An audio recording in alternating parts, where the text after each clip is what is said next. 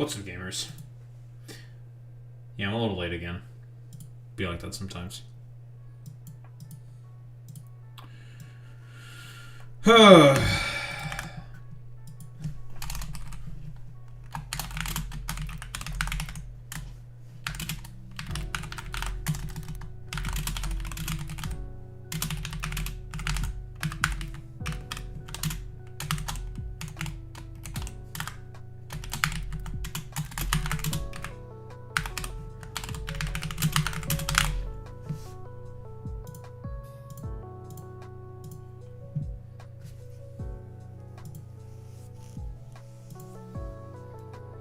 Lovely.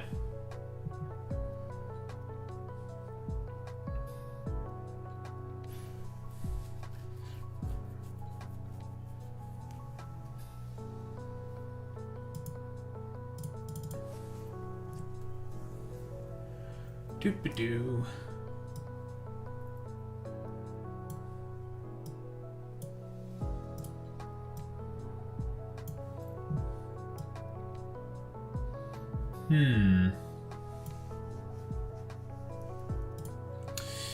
You know what I hate? I really hate the fact that I always have to be in such fear. You know?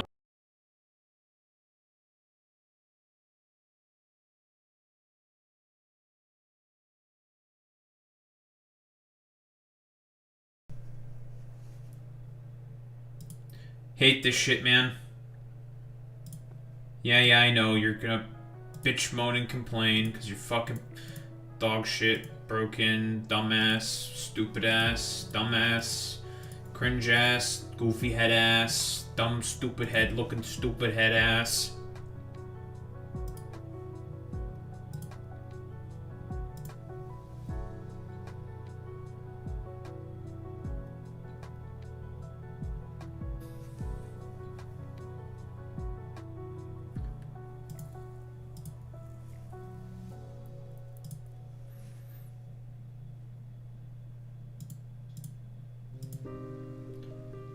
Ay. Hate when that shit happens, dude.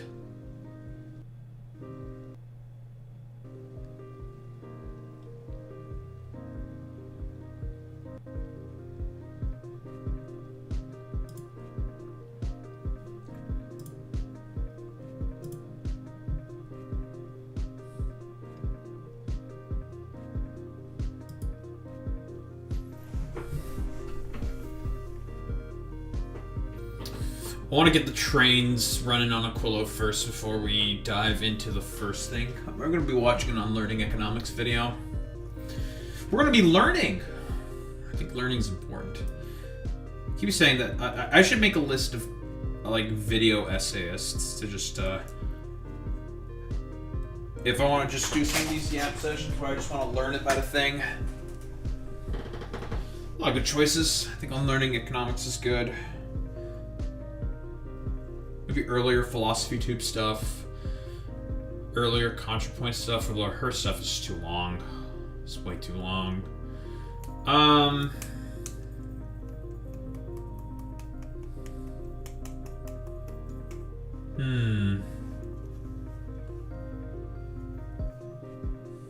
Jacob Geller. Sean, maybe, but Sean's also a bit too long as well.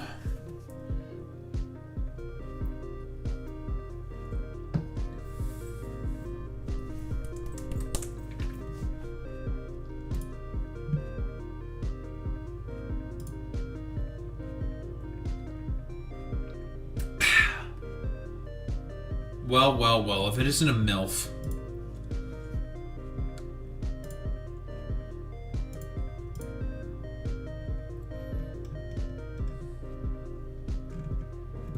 Yeah, being MILF.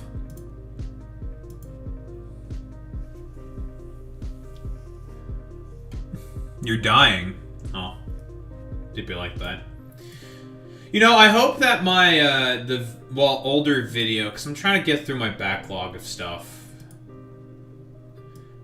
Because I talked about the Trump posting that racist AI Obama meme, quote unquote, of that Lion King depiction thing.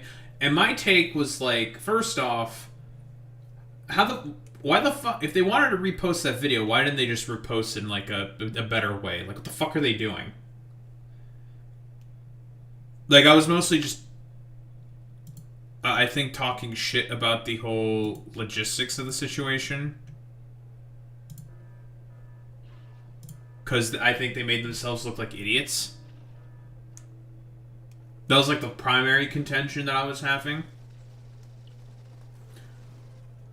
The other thing that I said was, yeah, it's not that I don't think that Trump is racist. Obviously, the administration is fucking racist. Posting shit like that. Because I feel like what I said is probably going to get, it could get very, very easily misinterpreted. But it's obvious what was posted was obviously fucking racist. Like, no shit. But, it's one of those, like, situations where it's like, I don't think the president maybe wanted, like, not wanted, I don't think he knew about, like, who was releasing that video for him or whatever, which is a problem in and of itself, because the fact that there's just other people that can just, like, release whatever the fuck they want on the president's main communication platform is bad, right?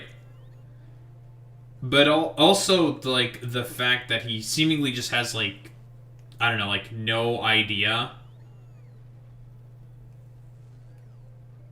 Not no idea. God,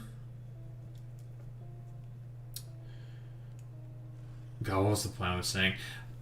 Right, I was talking about how, like, stupid it looked. Because it seemed like what he did was, for some reason, the guy recorded the video of the voter fraud. Because it clearly auto-scrolled down to the AI, to the racist AI video. Like, that's 1000% what happened for certain.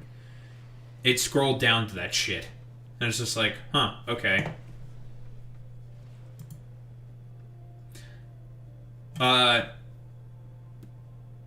So it scrolled down to that shit. I'm just like, why the fuck did you record it like this when you could have just reposted the original video instead?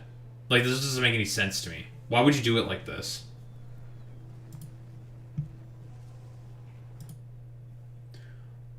And I also was mentioning about, like, how... Oh. I don't think this was, like, necessarily intentional to be put out in the way that it was. Does it make sense, kind of, what I'm saying here? What I'm essentially saying is the president is a bit of a dumbass. He's definitely racist. And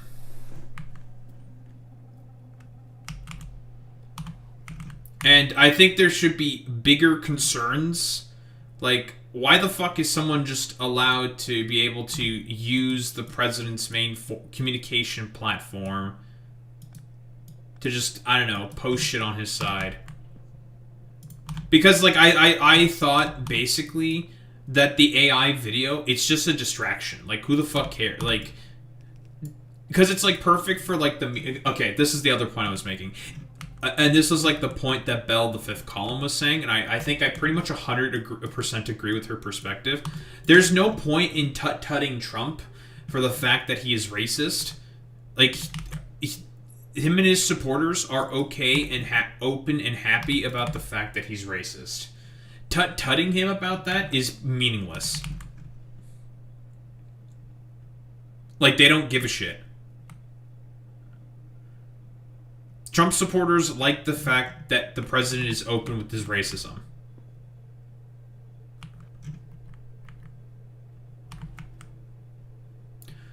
Which means doing the whole tut-tut song and dance is completely and utterly pointless. Who the fuck cares about that shit? That was my other point. I remembered what my other point was. Does it make sense what I'm saying here? Broadly speaking.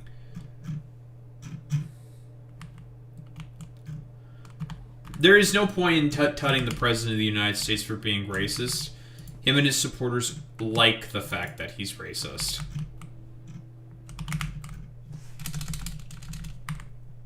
Like, they don't care about that shit. So being like, Mr. President, don't you feel bad for being racist? It's like, okay, and? Yeah, I like being racist. I don't care. Yeah, like, you get what I'm saying. They don't give a shit. So, like, being annoying about it is just pointless. I mean, your name is Willy Dildo, so I don't know who the fuck you're claiming is a degenerate, so...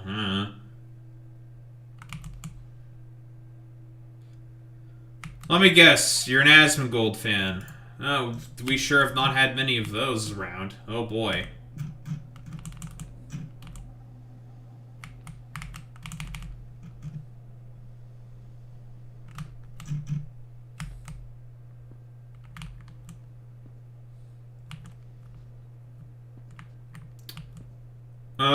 Okay, I made an extra fluoroketone. I had to fix some problems. What I want to do is get these trains up and running. Make some science.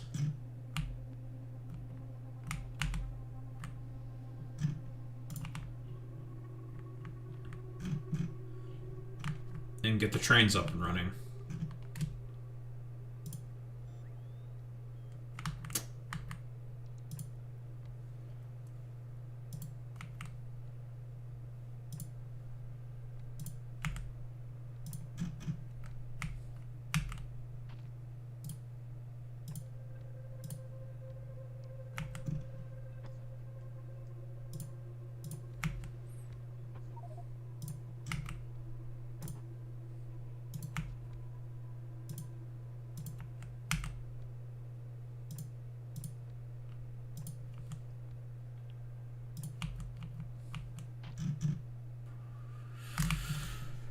Pipe. I'm just gonna run a pipe. Oh, we already have this pipe all the way here. We just need to get some water. Simple enough.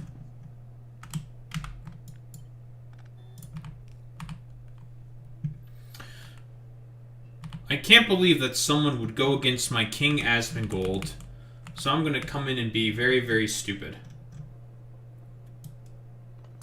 Really? Okay.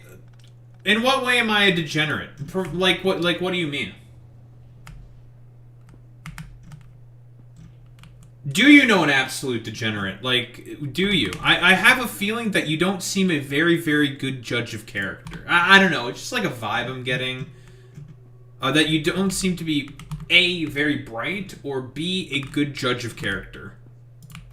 Just like, just kind of the vibe I'm getting here.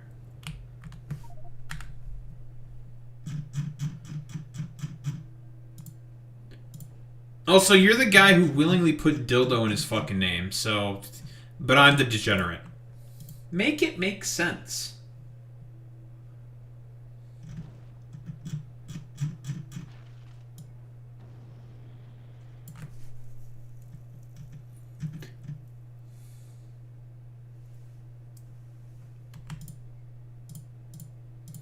And if I were to check my notifications right now and I see a comment on the fucking Asmongold Emiru video, I'm just gonna fucking ban you on the spot.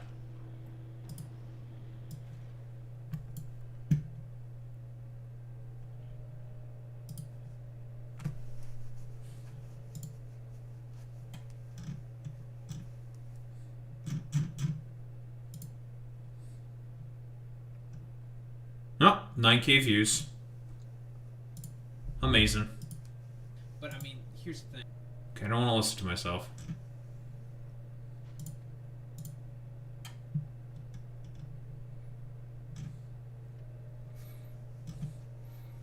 Would you look at that?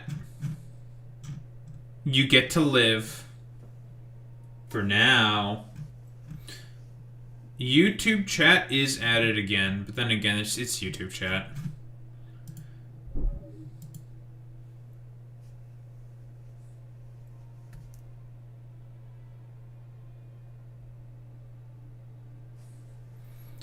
Okay, first off, who the fuck cares about getting ratioed to shit?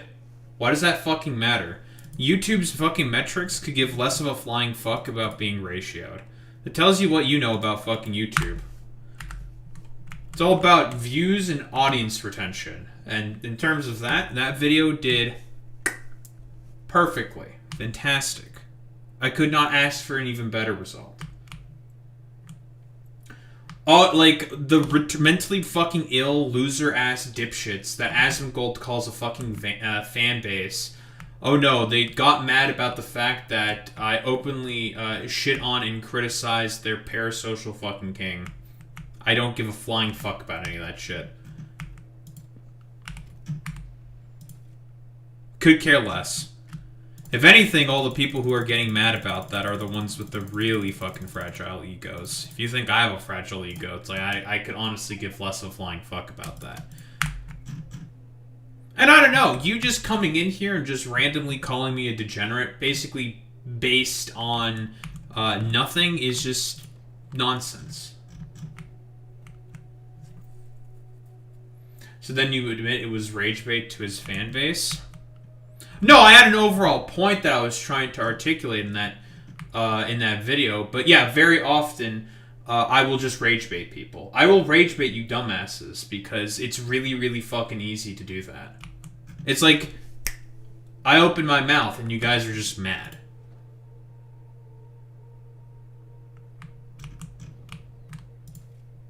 But then again, it doesn't matter. You guys will just be mad about literally anything. Like, I don't care.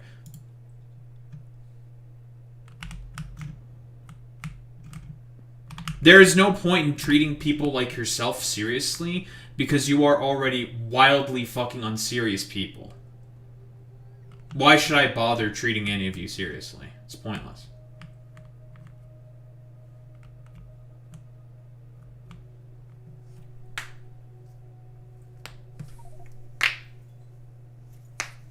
Watched a few of your videos before I came in here. You came across my feed for God knows why, because I don't even watch political content. It's probably because of the Asmongold videos, but you're not honest enough to fucking admit it. But that's fine. Also, you don't watch political content. Sure.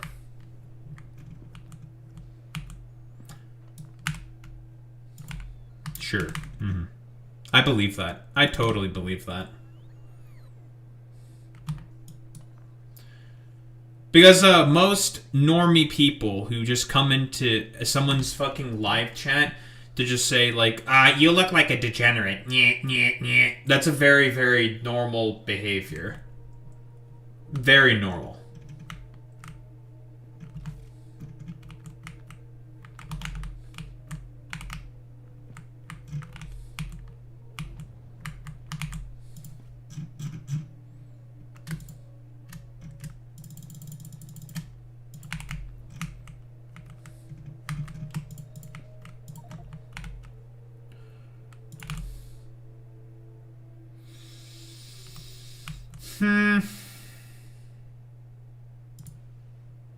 We'll just go 2 beacons each. It's fine.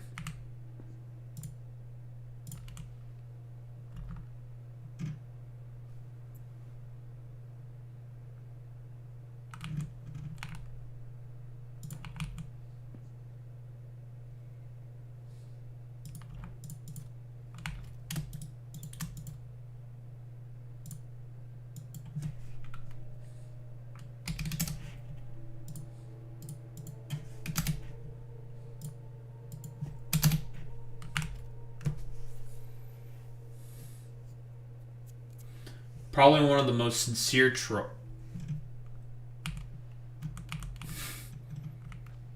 Okay.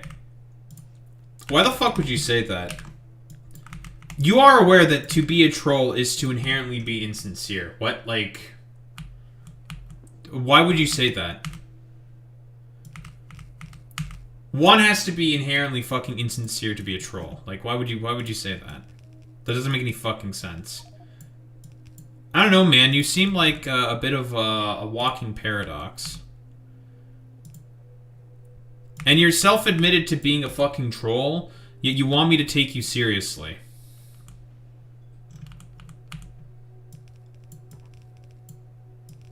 Like, why should I take you seriously? I have no reason. You're just a shitter in YouTube chat.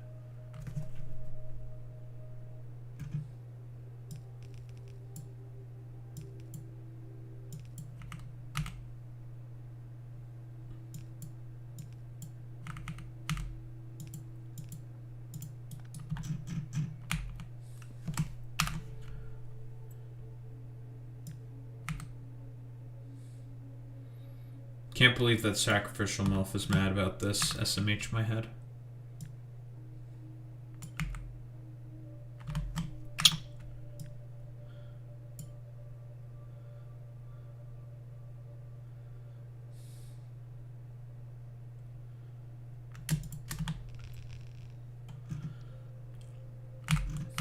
Should be good.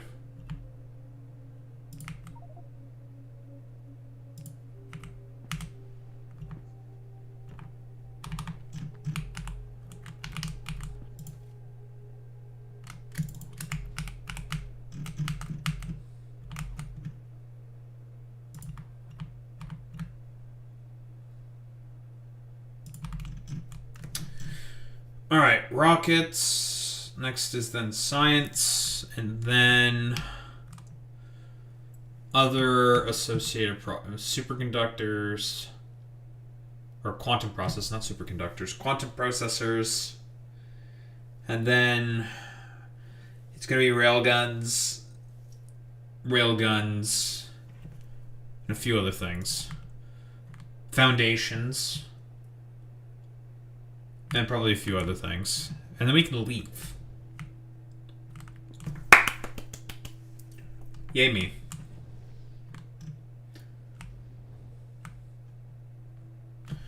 Not enough laundry so to get the mildew smell out of your upper lip, you dumb limp bush of a human being in YouTube chat. Damn. The aggression.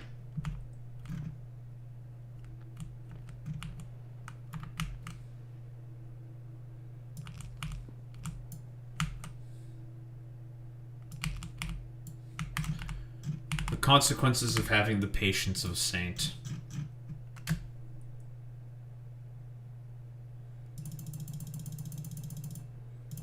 You'll argue to the sun burns out. Just gave my 2 cents. 2 cents. You did not disappoint. I mean, like, again, the only question that I would have is in like what respect, to be honest. Like, you're just saying a bunch of random bullshit. Like, again, you just came in here and said, like, obvious degenerate being a degenerate.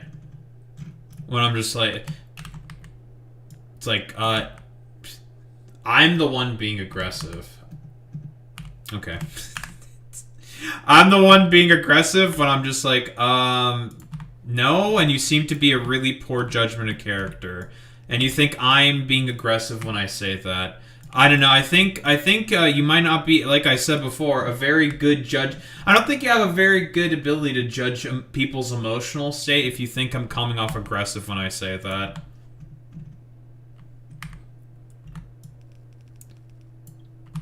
Like, are you sure you're not having some, like, parasocial issues or something? Or, like, some sociability issues or something? Like, I mean, you can go see a therapist about that. You can get some help for that. You know? Might not be a bad idea for you. I'm just gonna say. I'm just saying.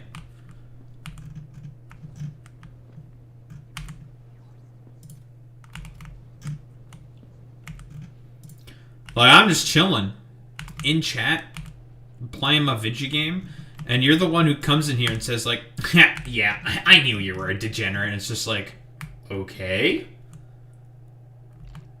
That's a very weird way of introducing yourself in a chat. Just by immediately calling the streamer a degenerate. It's like, alright. Go off, I guess.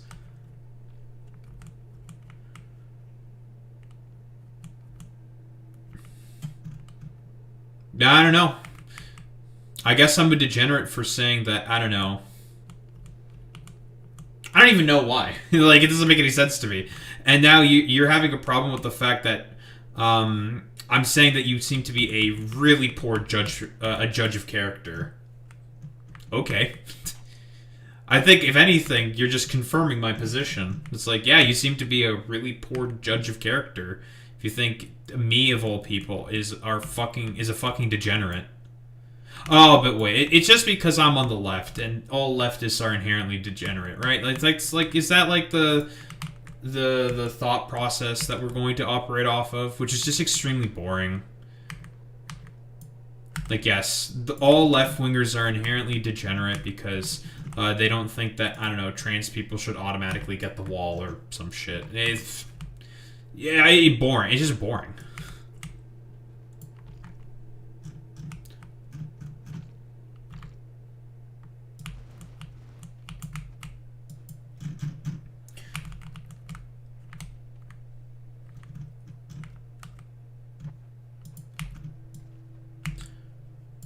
And then obviously we have to immediately retreat into being a fucking crybaby and saying like, well, you just don't like the fact that I'm pointing that out and you're being aggressive about it. It's like, am I? If you think I'm being aggressive right now, you're just kind of stupid.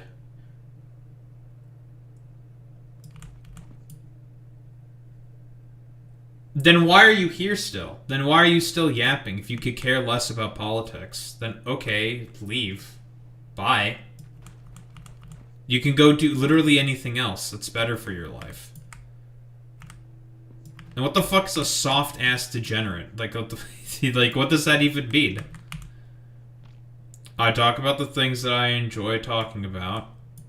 Those happen to be the news and other political topics. You're just coming in here and being like a fucking weirdo. That's a you problem. And also, I can guarantee you, you definitely do not care less about politics. Stop the fucking cap. Don't fucking kid yourself, buddy. Like, it is boring. Is that your entire personality as being a politics-consumed chud? Do you know what a chud is? I don't think you know what words mean if you think I'm a fucking chud. No, so yeah, I'm a giant fucking nerd and I talk about nerdy fucking shit, dude. That's what I do. Yeah. Don't know why you're saying this. I don't know why this is like complicated for some reason. It's a little weird. Alright, well, we can get the fuck out of here whenever we want now. Lovely.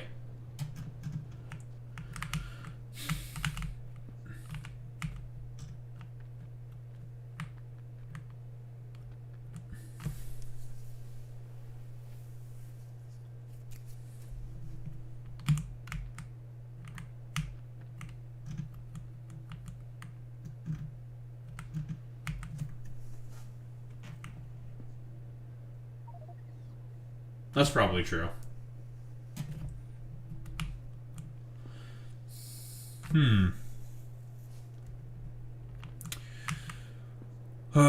This is the green, it's the blue, and this is the red.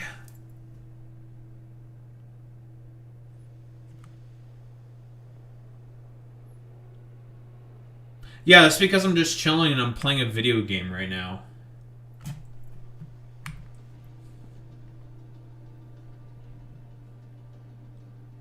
You're the one who's decided to come in here, just say I'm a degenerate for literally no fucking reason, and now you're just, I don't know, trying to, like, flail about and talk about how you're definitely an apolitical dude who's watched several of my videos and shit like this before. And politics is inherently a very, very nerdy thing to talk about. Most normal people aren't just not, like, don't just, like, randomly talk about fucking politics. I think what you may think is nerdy or not might have a bit of a warped perception.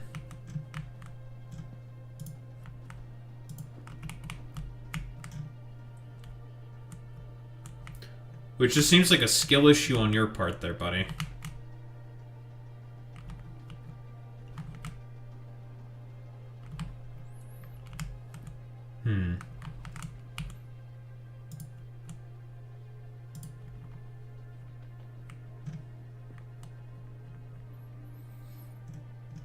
Also, I'm playing Factorio, for fuck's sake. This is like one of the most nerdy games on the planet. It's the autism simulator.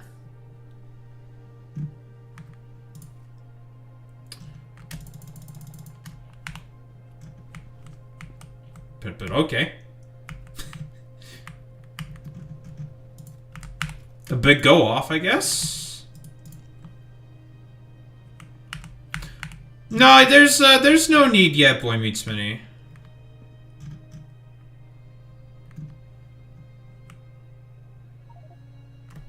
You believe you're some intellectually superior morality martyr, and it's pathetic. You sound dumb as you look, bud.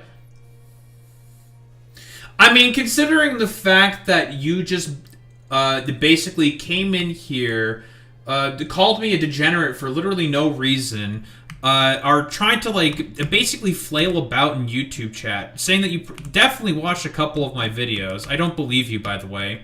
In order to just, like, I don't know, morally preen, bitch, and complain that you don't watch politics in a fucking obviously political channel where I talk about politics consistently, and that is pretty much, like, the entirety of my, content output, and you decided to come in here and be dumb, stupid, and annoying in YouTube chat about it. Like, honestly, and that you're, like, disinterested for this. Like, that doesn't make sense. Like, make it make sense. Because it's not making sense to me right now. Like, okay, then what was the point? Like, you could just leave. You have free will. You can make choices for yourself. Like, make it make sense. That's all I'm saying. Just make it make sense. I want the round, like the square peg that you're presenting to be circled right now. That's what I'm just asking for, something relatively simple. That's it.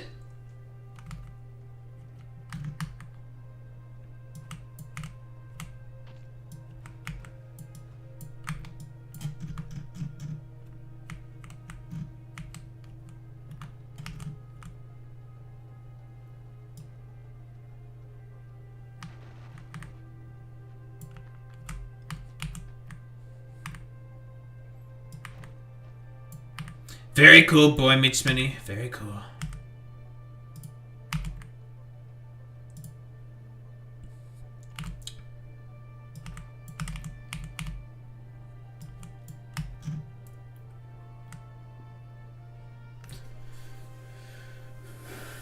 That's probably true, Sacrificial MILF.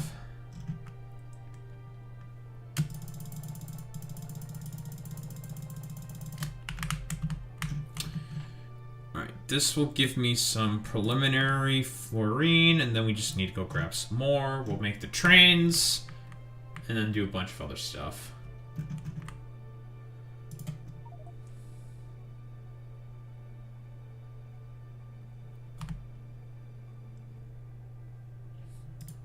Just ban me, I don't give a shit, I ain't gonna be back. Okay, like, I mean, if that's what you want, but I need you to know this, Willy Dildo. You've essentially just wasted, like, seemingly about half an hour of your life for no reason to try to, like, I don't know, like, moral-splain and just be, like, an annoying fucking weirdo. And you people basically, like, love to bitch, moan, and complain all the time about basically everything for no fucking reason. When I'm just, like, sitting here, I'm just, like, chilling, and you want to be, like, a fucking stupid, annoying bitch in, like, YouTube chat for no reason. It's like, that sounds like a you problem, but, like, why are you being just a fucking Karen? Like, okay, fine, get banned, dumbass. Boy Meets Mini? You know what to do. Get rid of the nuisance for being a nuisance for literally no fucking reason.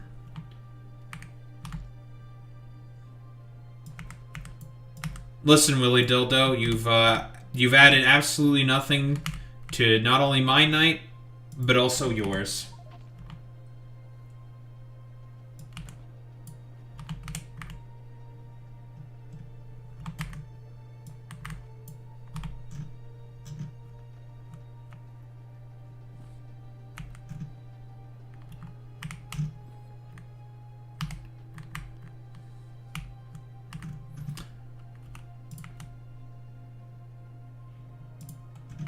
I was idiotic.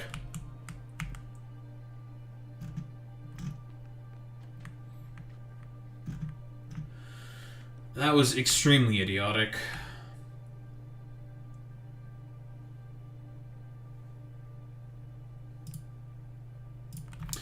Honestly, I don't even know what the point of all that was. That was just strange. Like, okay.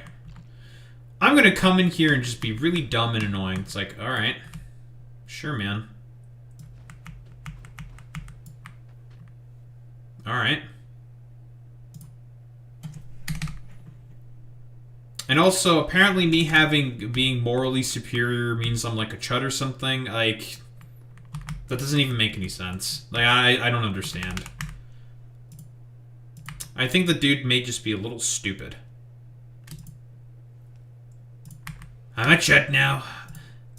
I'm a woke cishet, I don't know, super chud or some shit. How dare I be this woke in chud?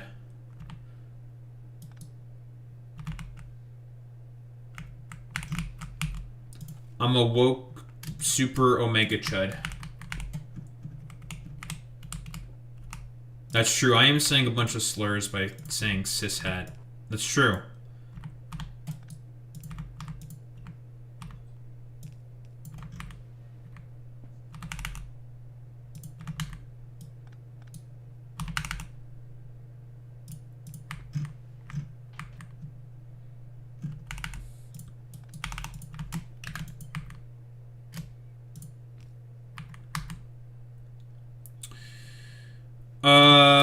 Okay, this is going to be...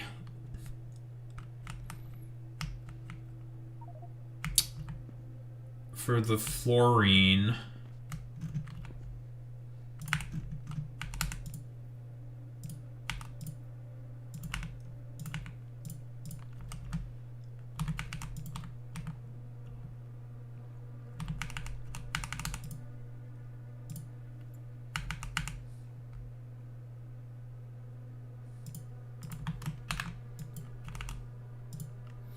I mean, did that dude want to say slurs? Probably.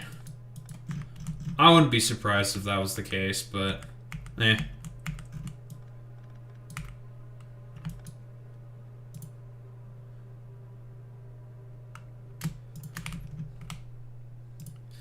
think really the only thing that annoyed me about that more than anything is just like... wow, that was extremely idiotic and pointless. Why did I even engage in this? For no reason. I guess because I got nothing better to do. I'm just setting up some fucking pipes. So meh. Whatever.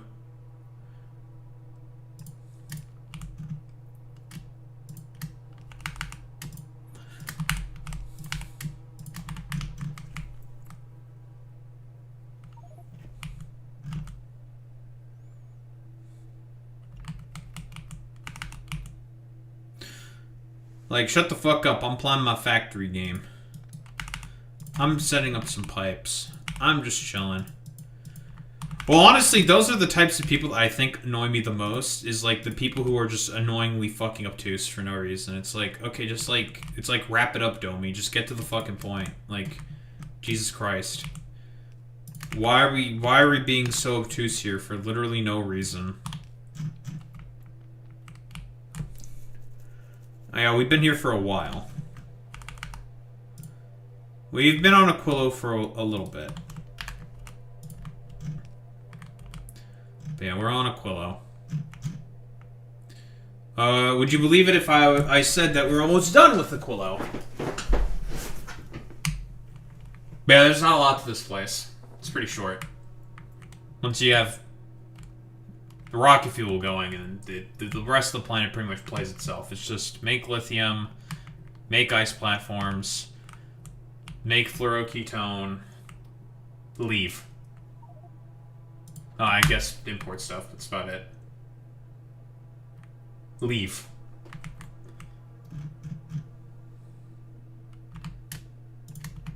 But yeah, there's not much to this planet. It's pretty short planet. But the stuff we get from here is very important. Aquilo is very short, but very important. Oh, did you ban that dude, Boy Meets Mini? I don't remember. Yes. Okay, good. The bot definitely still does not work. I still do not know why the bot doesn't work.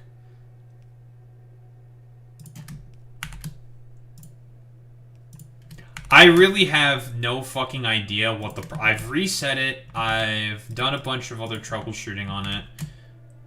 I tried to use the extension for it. I think it's just broken. Probably need to give it mod powers. Does it not have mod powers?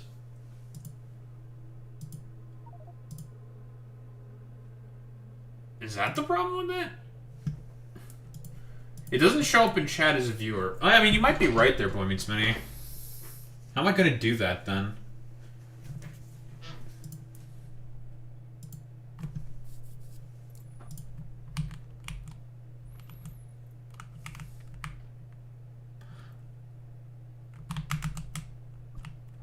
You are probably correct. No reason to assume otherwise. Yet.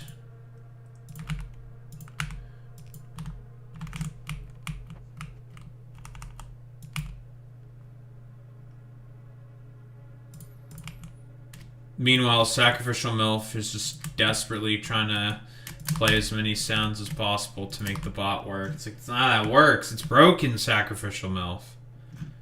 It doesn't work. As she continues to, like, desperately scramble to make it work.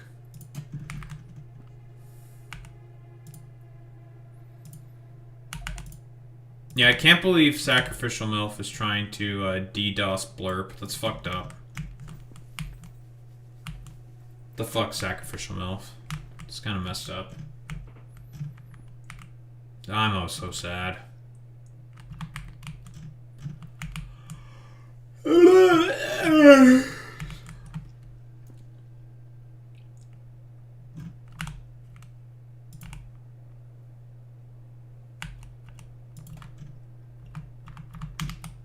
Boy Meets Mini has a Brahmin story. He's gonna talk about Brahmins.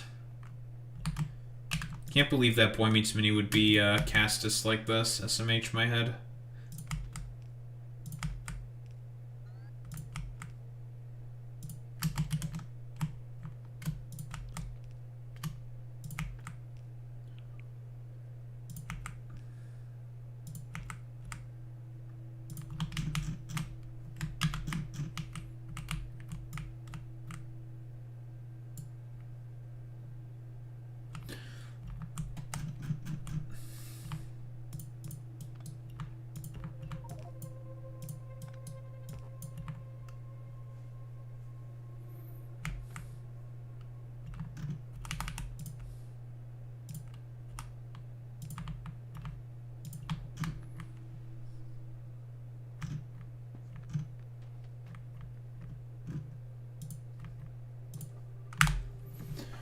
Grandfather and I were sipping tea, yapping politics on his front porch, and a loser with a saffron headband was walking through the neighborhood with a loudspeaker playing Hindu religious songs and prayers. Bro had a knife holstered too.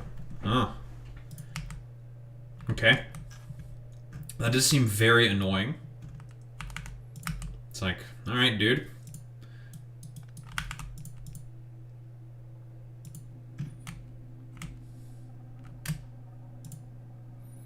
It's like, alright, man, go off, but you're kind of a loser. It's fine.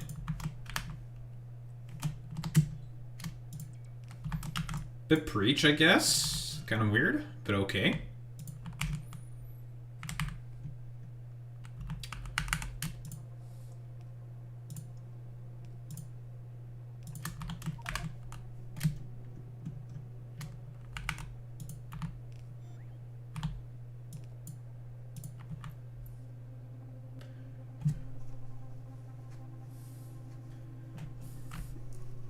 It was Zane the whole time. Wasn't surprised he's RSS. Like, I was legit scared he was gonna call in a mob or some shit. Luckily, my community watch man And the police arrested him. Cooler. It's true. They're also very antisocial fucking weirdos. Extremists tend to be.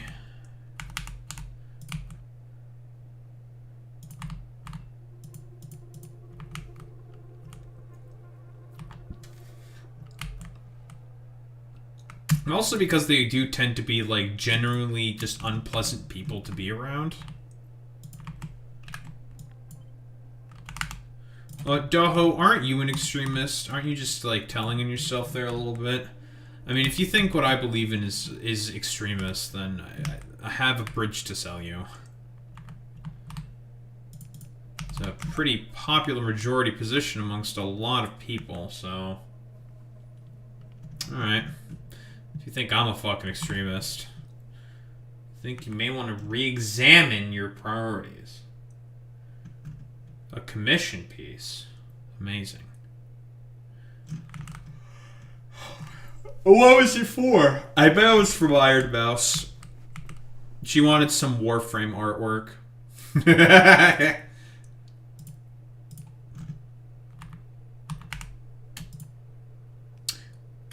Daho, why are you getting Zane's hopes up like that? Because I want to gas people up.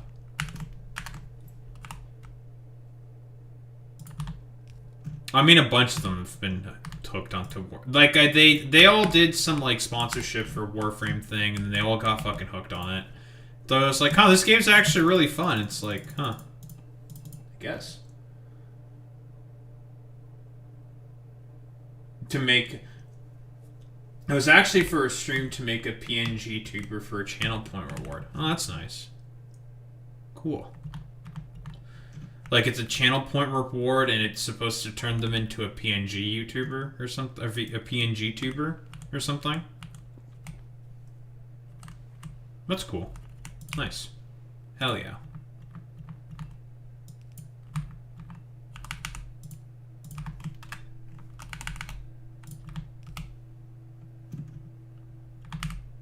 Wicked.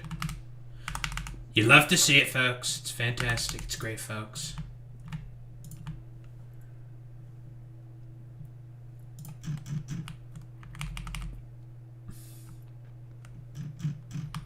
Okay, we're gonna get this fluorine going. We're gonna make fluoroketone, and then we're gonna start the video.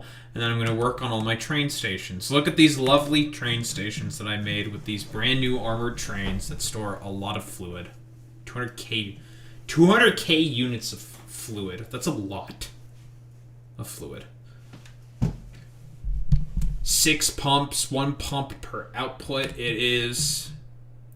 This thing is a piece of art with the new armored trains. It's beautiful, folks. Let me tell you, I've done a great job. Did a fantastic job, folks.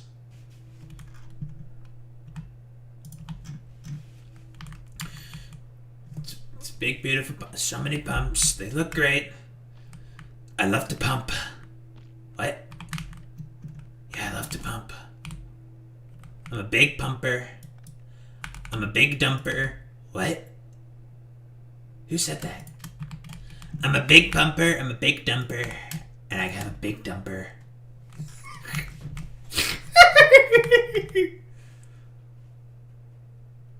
I'm like expecting like all the, huh?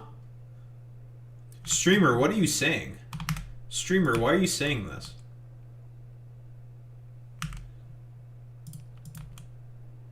I'm expecting one day for Trump to just be like, look at my big, beautiful pumps. They're so great. They're so big. They're so beautiful. They're so lovely, folks. Look at them. They're big, they're beautiful, and they're mine. Big, beautiful pumps. Big and beautiful.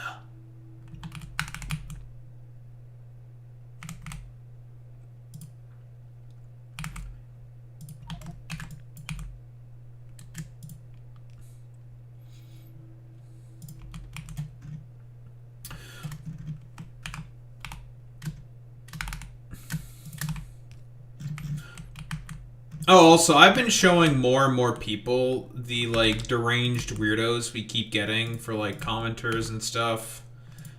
And I've had a bunch of people tell me, like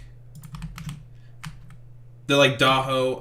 I think you get some. Unironically, I think you get probably some of the biggest fucking weirdos on the planet as commenters. I'm like, it's like, you know, glad to see that it's not just me. And yeah, we have been getting a lot of really, really weird people.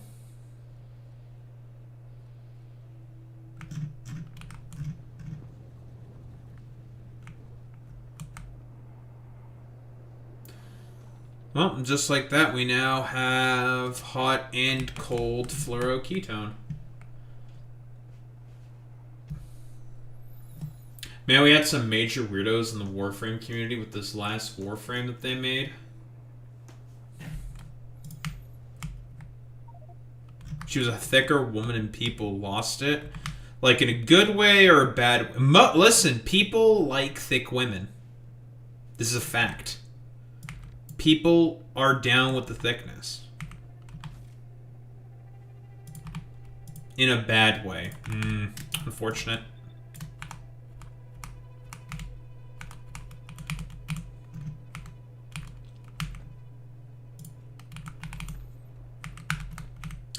You hate to see it, folks, when people are not down with the thickness.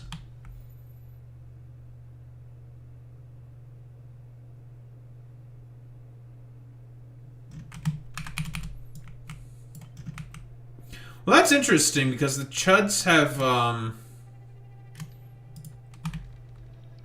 a bunch of them have been liking thicker women relatively recently. It's very interesting that they're starting to lose it now. I don't know, like, to understand the inherent contradictions and logic of the conservative is an effort in just sheer futility.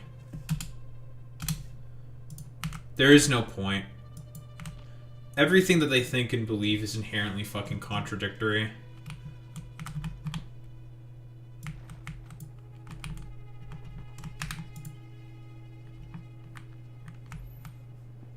Yeah, it's pure folly. There is no point.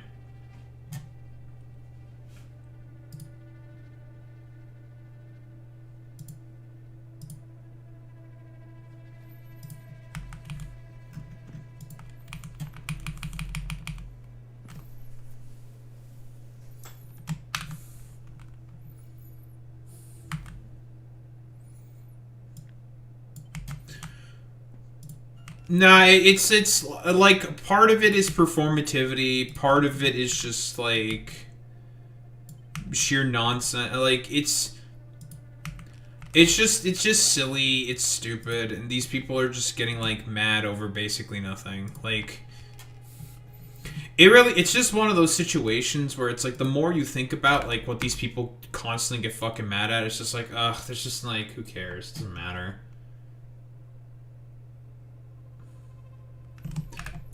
Oh, they're doing the anti-woke thing? Okay, so they're doing the most low IQ shit then. Okay, so they're doing the anti-woke thing.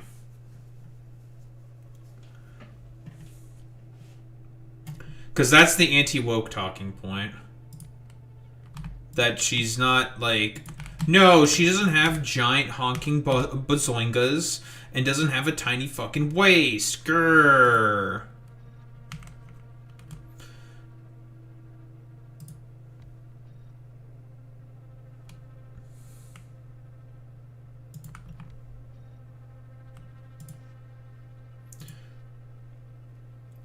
Well, that's because secretly all conservatives actually like thick men. That's a Pepe post. That's a major Pepe post right there.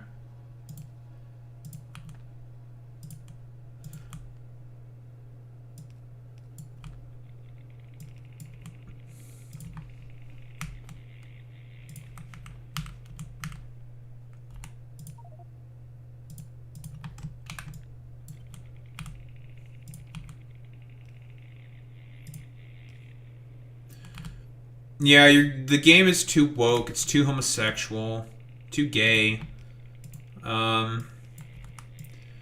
too homo-queer. .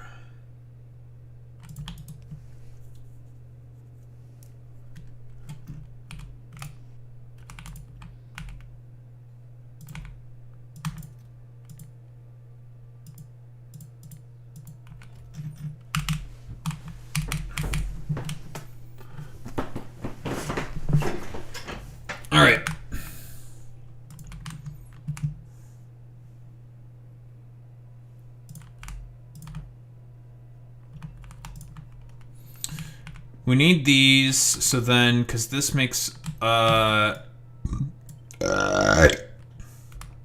excuse me.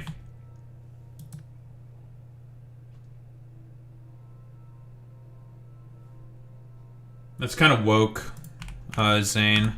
Why are you putting this, like, homo woke slop in my fucking goddamn chat? This is strictly a chud server.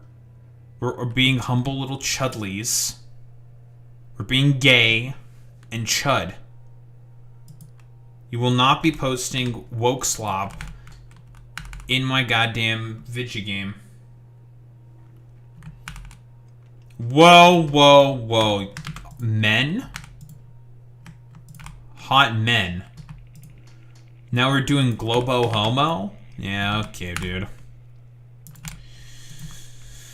Typical of the far woke, of the far left radical wokies. They're being gay and homosexual.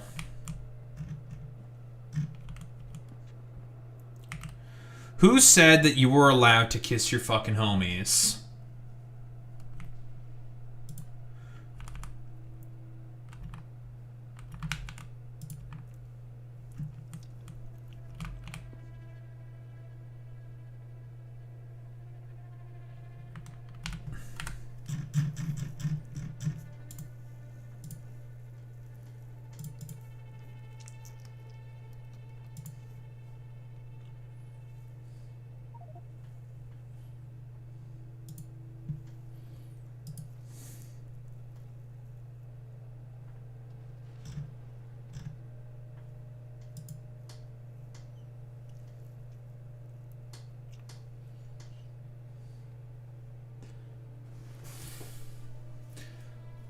Okay, well now you're just getting too woke there, and we're gonna have to ban you for being too woke and or homosexual, Zane. Sorry to say, but you're banned.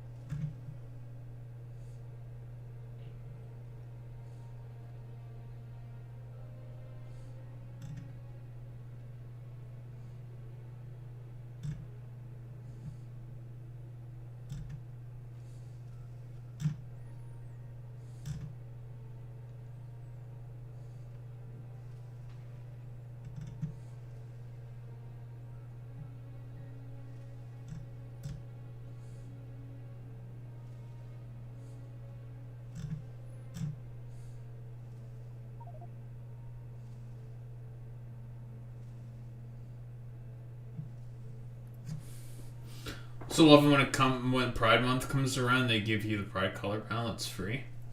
It's like the best one in the game. Listen, people like the homosexuals. They know how to color design and balance. That's just a fact. They're very good at it.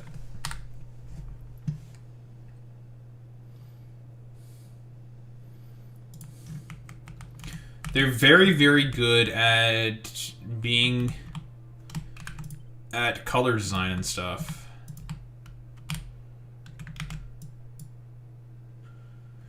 Okay, so that's going to be 40.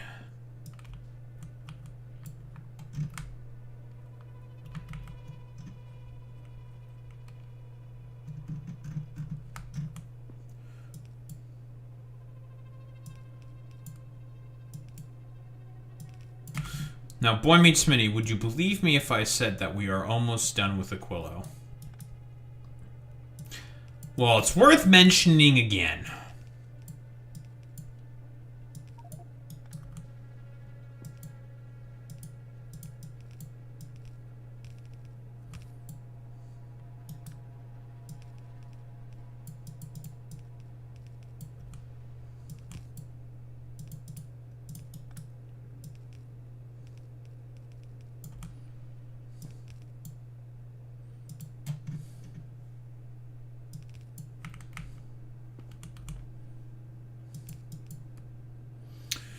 All right, wakey wakey. I need to get I need to get an idea on our fucking numbers here.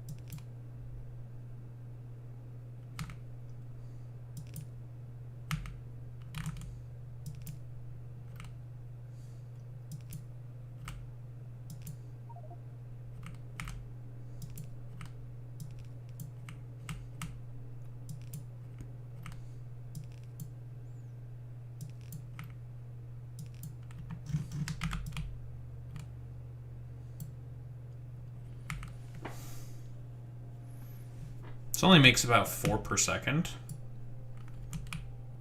In terms of hot fluoroketone. Okay, I'm going to cut that off for now, because we don't need it.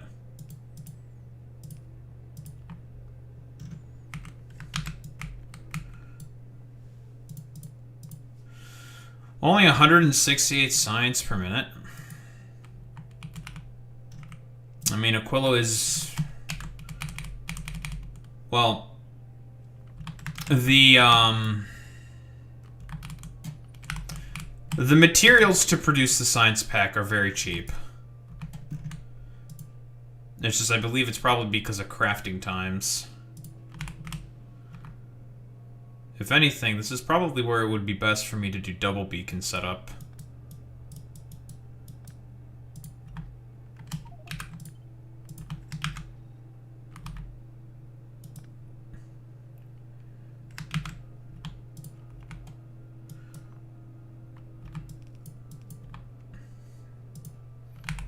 Well, we are about to get new, better, more useful beacons, so... I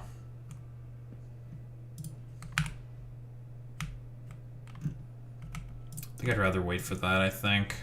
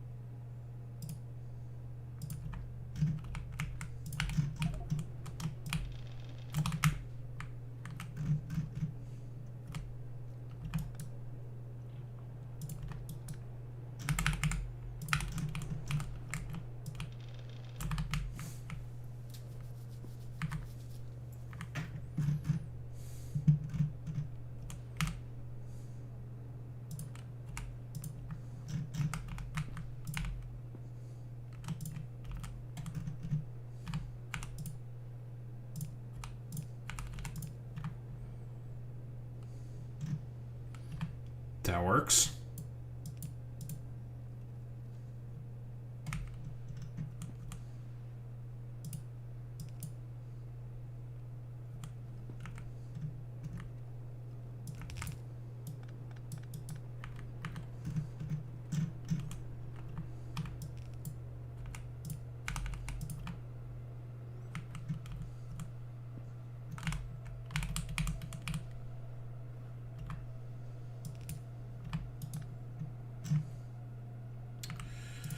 Ice.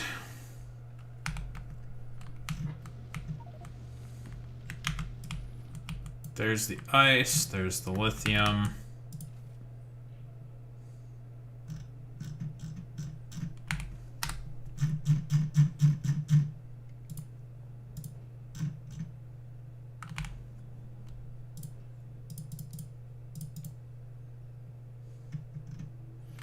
Head back to Paracelsin, get more pumps.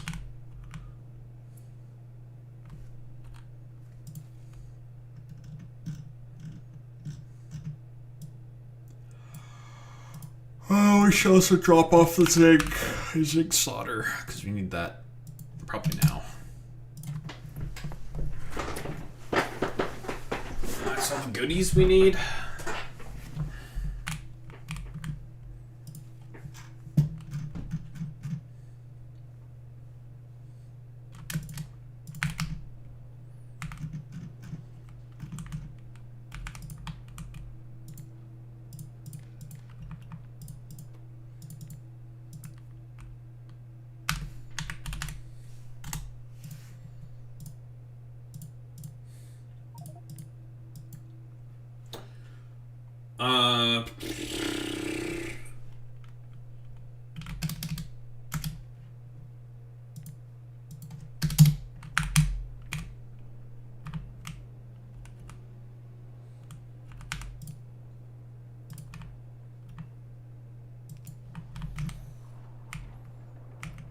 That's science.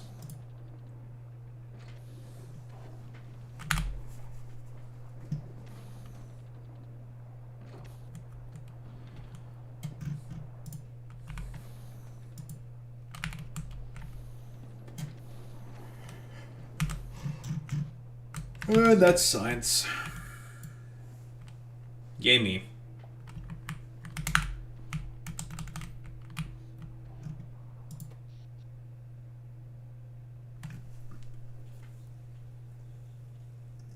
I can definitely double this, by the way.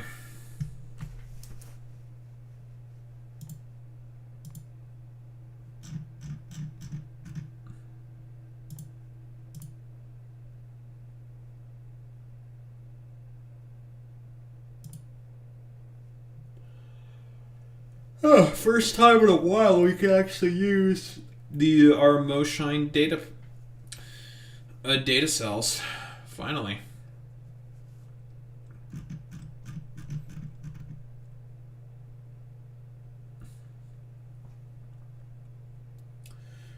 Then we just need to drop off 2,000 science packs at Ceres. So that the labs there could use them.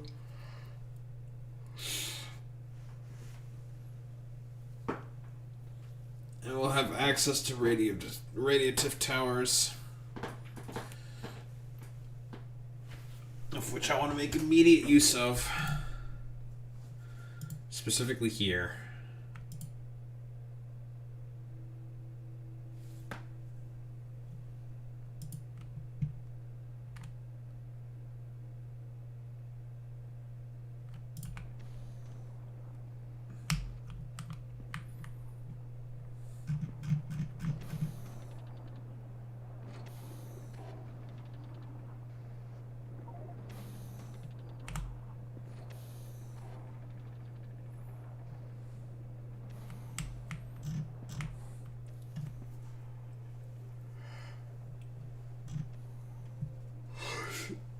Good night, Sacrificial MILF.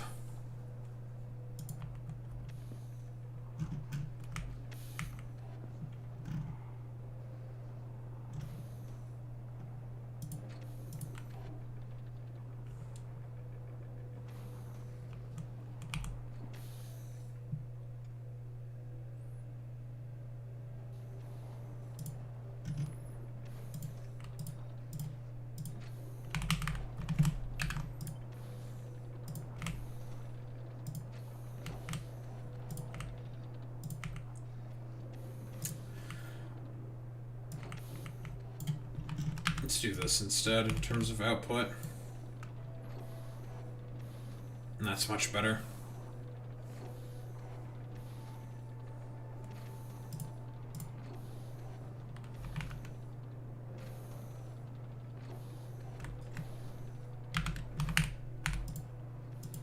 Let's go with 2.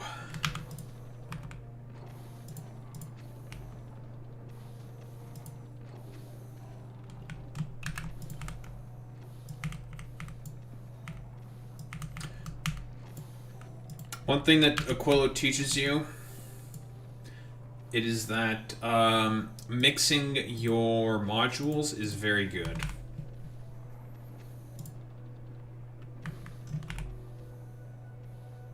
I'm okay with just sticking with 50% productivity, I think. We can put in some free efficiency modules in there.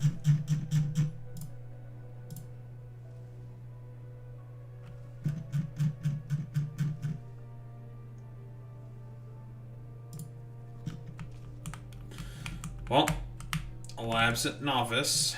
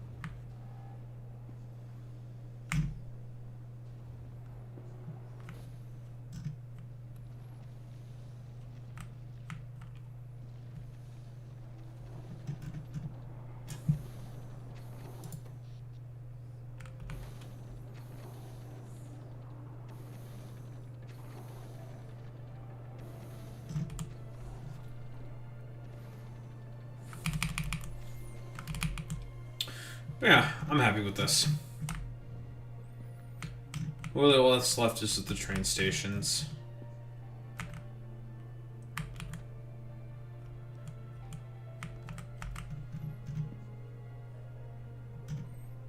And these jabronis need their water.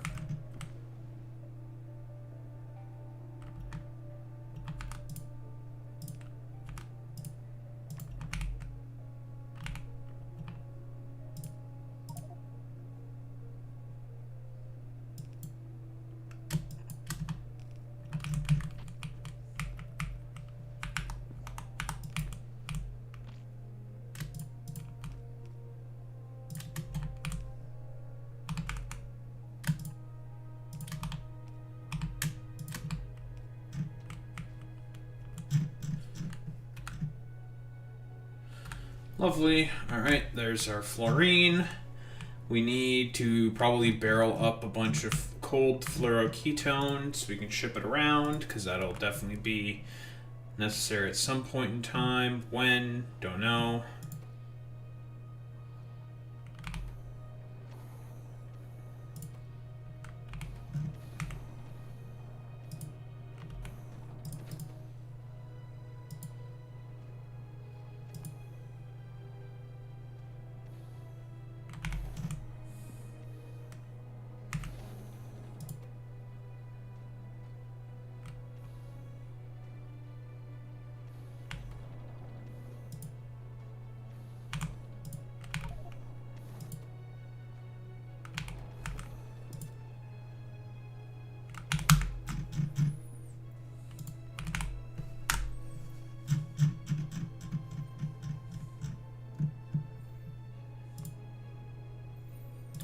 Lovely. You're just coming here in time to pick up your first cryogenic science packs.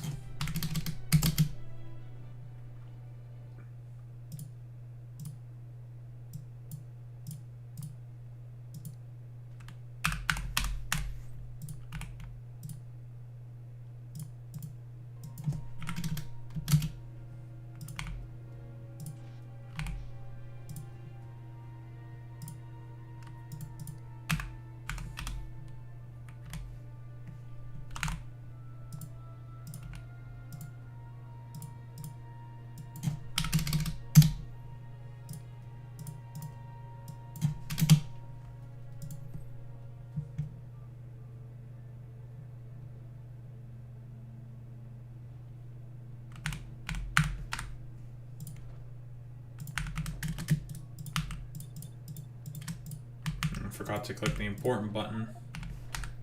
Oops. Nope, you're coming back to Aquilo. You're coming back to Aquilo. Alright, time for Paracelsin to now be back on the menu for you specifically as well.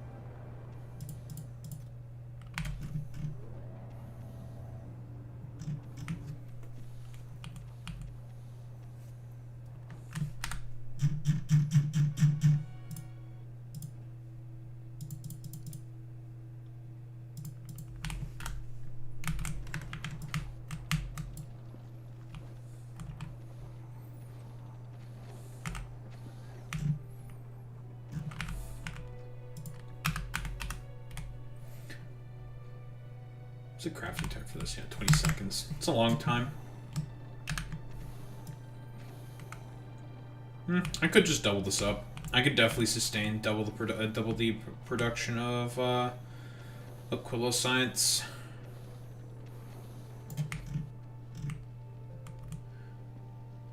Honestly, without much problem, I think.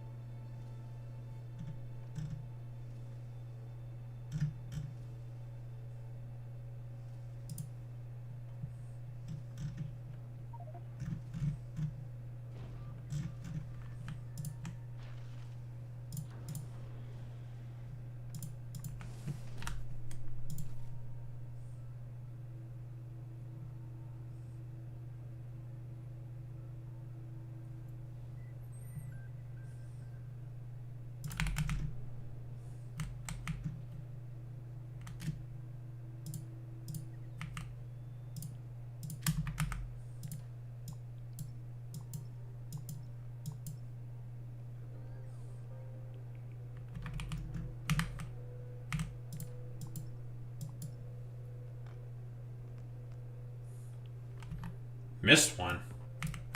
Missed what?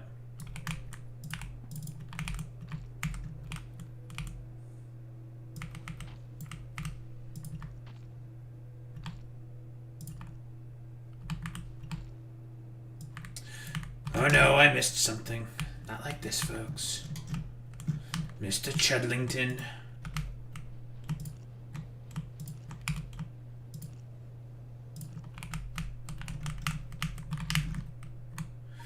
We missed a Chud.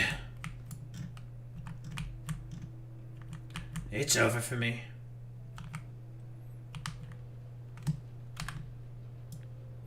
I'm cooked. These damn Chuds.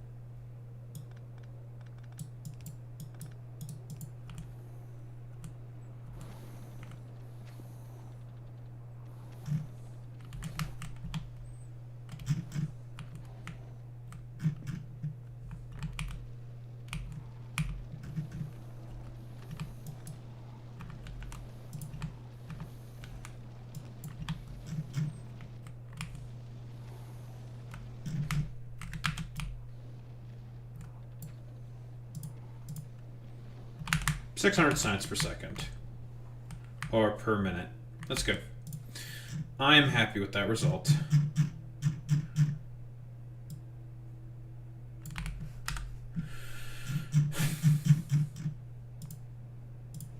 I forgot to drop off the efficiency modules. The level 4 efficiency modules. That's fine. We are going to have power problems.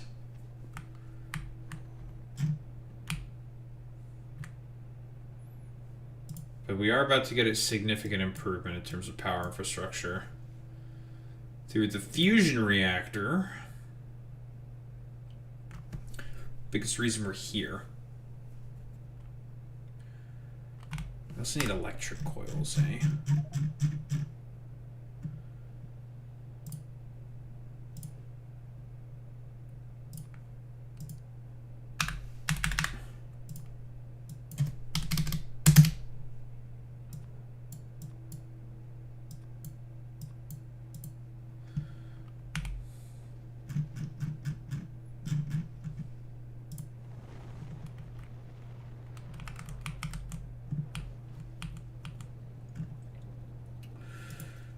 And we are operating at full capacity here. Lovely.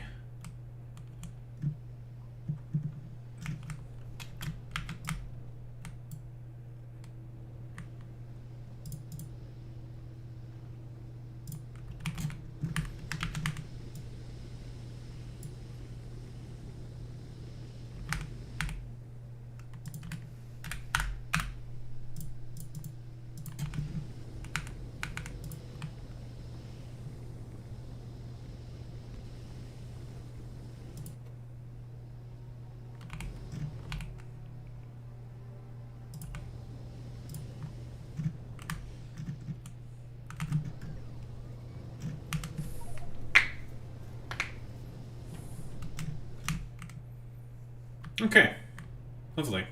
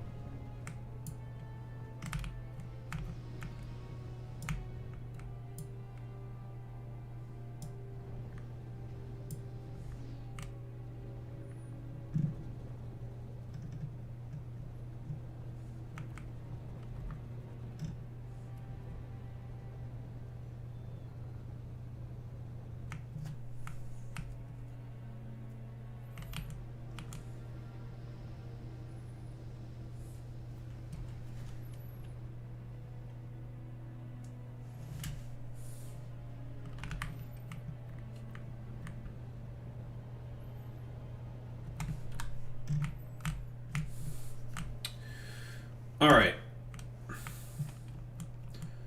Think we seem to be A-okay for now.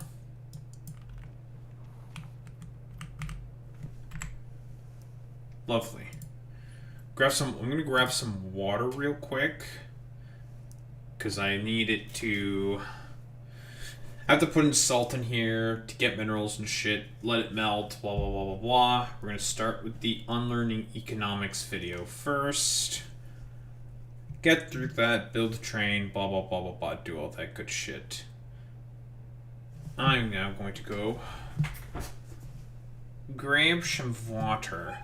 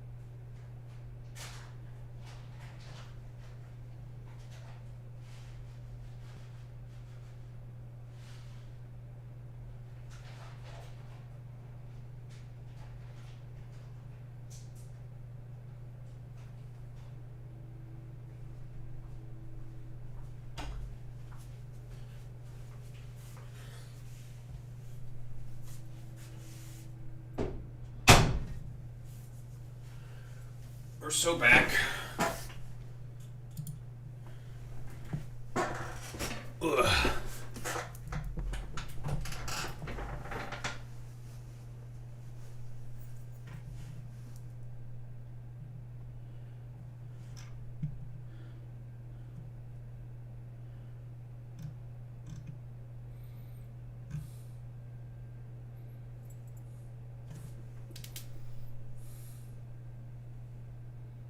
Oh, that shit instantaneously melted.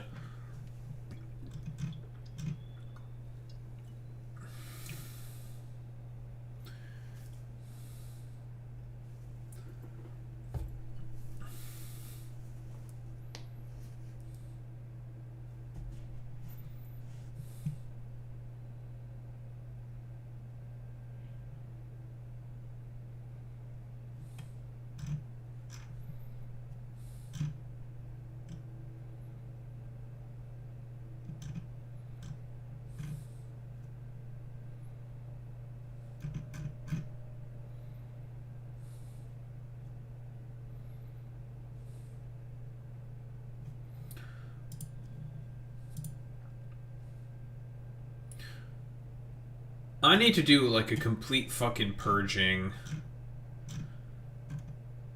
of the damn Twitter timeline. There's just too much fucking bot slop shit, dude. There needs to be a purge that needs to be done.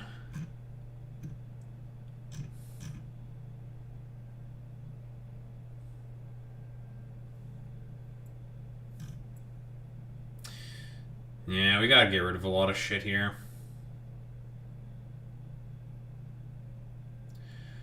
There is just way too much dookie pookie McBookie. Way too much doo-doo fart ass. And it needs to be taken care of. But where is that damn video? Worker democracy. Here we go. 58-minute video. Fun for everyone.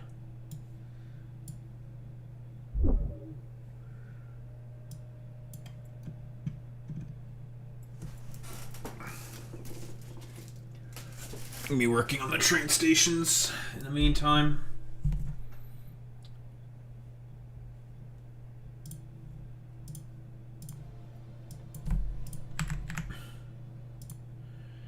Then we'll do the quantum processors.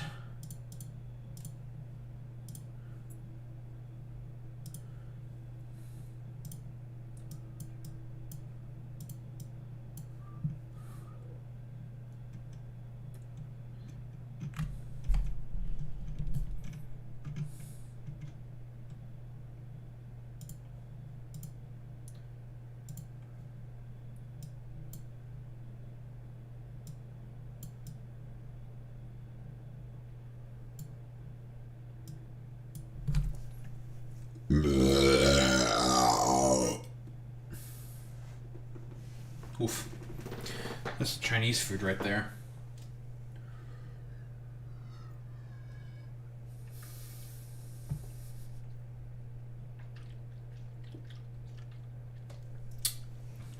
Alright.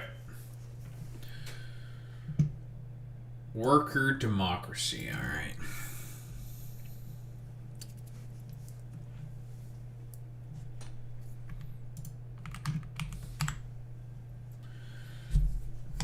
Alright, let's get started with this shit.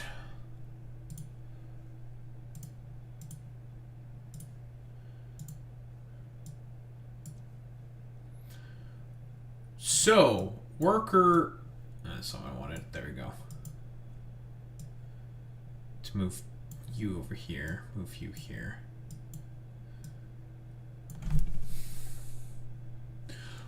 Worker democracy.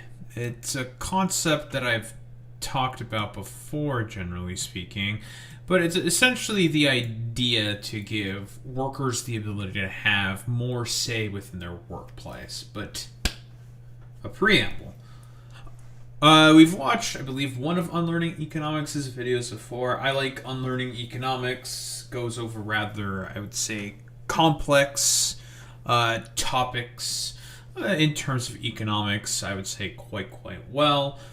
in terms of a leftist perspective. I believe he's done stuff on like MMT, a bunch of other like economics concepts, has a degree in economics, blah blah blah blah blah.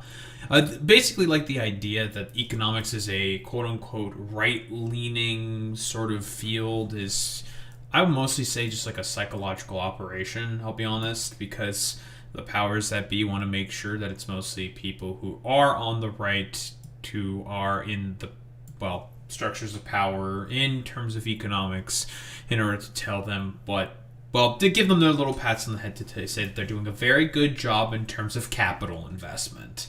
But that's not what this is about. Broadly speaking, I've talked about workplace democracy or worker democracy in general in the workplace, seeing it as a rather like satisfactory transition step from the current paradigm that we find ourselves under to creating more equitable outcomes in the workplace. Because let's be honest here, broadly speaking, a lot of people are rather unsatisfied and feel very alienated from their labor. That's a little bit of Marxism right there. But feel alienated from their labor because they feel like anything that they do to contribute to, their company, their corporation, what have you. A lot of people, generally speaking, feel like it ultimately just amounts to nothing, and they feel like they're not really contributing in reality. And this is a broader sort of concept that's gone over by Marx and Marxists saying, it's because you are feeling alienated from your labor. And when Marxists say this, what they mean by this basically is they say, because of the fact that you are contributing your sort of time and effort to essentially an unthinking, unfeeling system that does not fundamentally care all that much about you, you feel like you are not really a part of the general, I guess, like, broader sort of project that your corporation or your company is trying to achieve. Generally speaking, it's you feeling exploited without necessarily being able to express why you're feeling exploited. You just feel like you're not really a part of the team, I guess, for lack of a better term, because you have like this subconscious sort of idea in your head that your labor is ultimately amounting to nothing. I'm going on a little bit of a ramble here, and what I'm saying here may not be 100% accurate, but at least that's how I sort of interpret it at the very least. But worker democracy is a position that I have, broadly speaking, advocated for. I think it's a solid, like, transitionary step from the current, like, exploitative, very, very, like, a very exploitative sort of position. Yeah, let's say position that we currently find ourselves under. Your favorite porn star about their political views? The fuck are you talking about? I'm ignoring YouTube chat. Hello everyone. Today I'm going to talk to you about worker democracy, which is one of the more popular economic ideas to come out of the left over the past couple of decades. One of the most common criticisms of our existing economic system is that people have to work in jobs under authoritarian conditions in order to access resources and social standing. Modern workplaces are internally... I really like the sort of focus on authoritarianism, generally speaking, because if you just think about it for like 3 seconds, right? Like, generally speaking, when you are given, I guess for lack of a better term, orders from on high, from a bunch of bosses or executives or what have you, you really can't ask any questions or offer any input into any of those decisions. Now, whether you're like qualified or educated about that, it doesn't necessarily 100% matter, because again, not everyone who has a say within a democracy has the ability to be 100% properly educated on the topics that they're voting on or whatever, right? Like, a lot of politics and a lot of voting in democracy is just, I guess for like lack of a better term, a lot of it is just vibes, how you're feeling in a particular sort of moment. And a lot of people will make very, very complicated decisions based off of the vibe that they have. Generally speaking, about a particular issue, they'll feel like it's icky or something, or it'll be like, oh, I kind of get that, and I agree with, I don't know, like whatever the particular issue is at that moment, right? It's a little simplified what I'm saying here, but generally speaking, like, just because you're not 100% qualified for, say, to be able to have like the sort of absolute like granular sort of position on why it is good to have a particular sort of let's say take on a business decision or whatever, doesn't necessarily mean you should have no say whatsoever, because you can always like meet with your coworkers, your teammates, or what have you, have discussions about that. Maybe there's going to be someone that's more knowledgeable, they can teach you, they can help, and you can make like a better sort of more informed decision, right? I mean, that's like kind of the point of campaigning in a political campaign, right? Like to help inform people who may not be as informed to be able to make better decisions. Hierarchical, so people work for bosses and managers who are not directly accountable to them. The degree of monitoring and control exerted by bosses in the workplace would not be considered acceptable if done by governments. These jobs usually entail tedious, repetitive work which can take its toll on our bodies and minds. At-will employment means employees do not have a direct say in hiring and firing decisions, despite the huge impact these things have on their lives. The doors are locked. JLB Credit UK is no longer existent. Thank you, and good night, England. Managers and owners may make decisions regarding pay which favour themselves, rather than workers, or even the organisation as a whole. Giving workers democratic control of workplaces is one common-sense solution to these imbalances of power and wealth. If the workplace is governed tyrannically, then why not undo the tyranny directly so workers can collectively make decisions about how a firm is run? This could help to ameliorate these issues. Listen, it's all about maintenance of hierarchy and control. This is a very, very common theme that I myself have been consistently harping on over and over and over again. A lot of people within positions of power in, well, the workplace in this particular instance, are not doing this for the express benefit of, well, I suppose benefiting you specifically. The reason why a lot of these like corporations and executives make a lot of the choices that they do is simply for their own benefit. Because let's be honest here, does a board of executives or a board of directors or whatever the fuck have like really a accurate sort of idea for the shit that you are constantly going through in your day-to-day life, especially I don't know, on the floor of the job? Of course not. No. They would, I don't know, rather die than necessarily have an idea for as to what the best sort of decisions that can be made by certain people, or like, the workers, generally speaking, make every single day when they are working.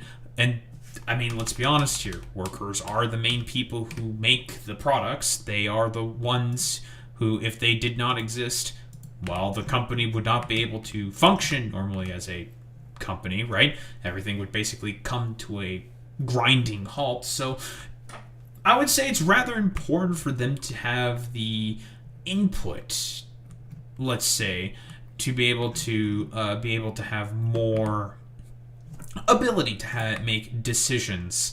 And I think it probably would produce a lot more sort of equitable outcomes. But again, like I've said before, a lot of corporations do the things that they do because of the fact that it is for the express purpose of maintaining a system of hierarchy and control.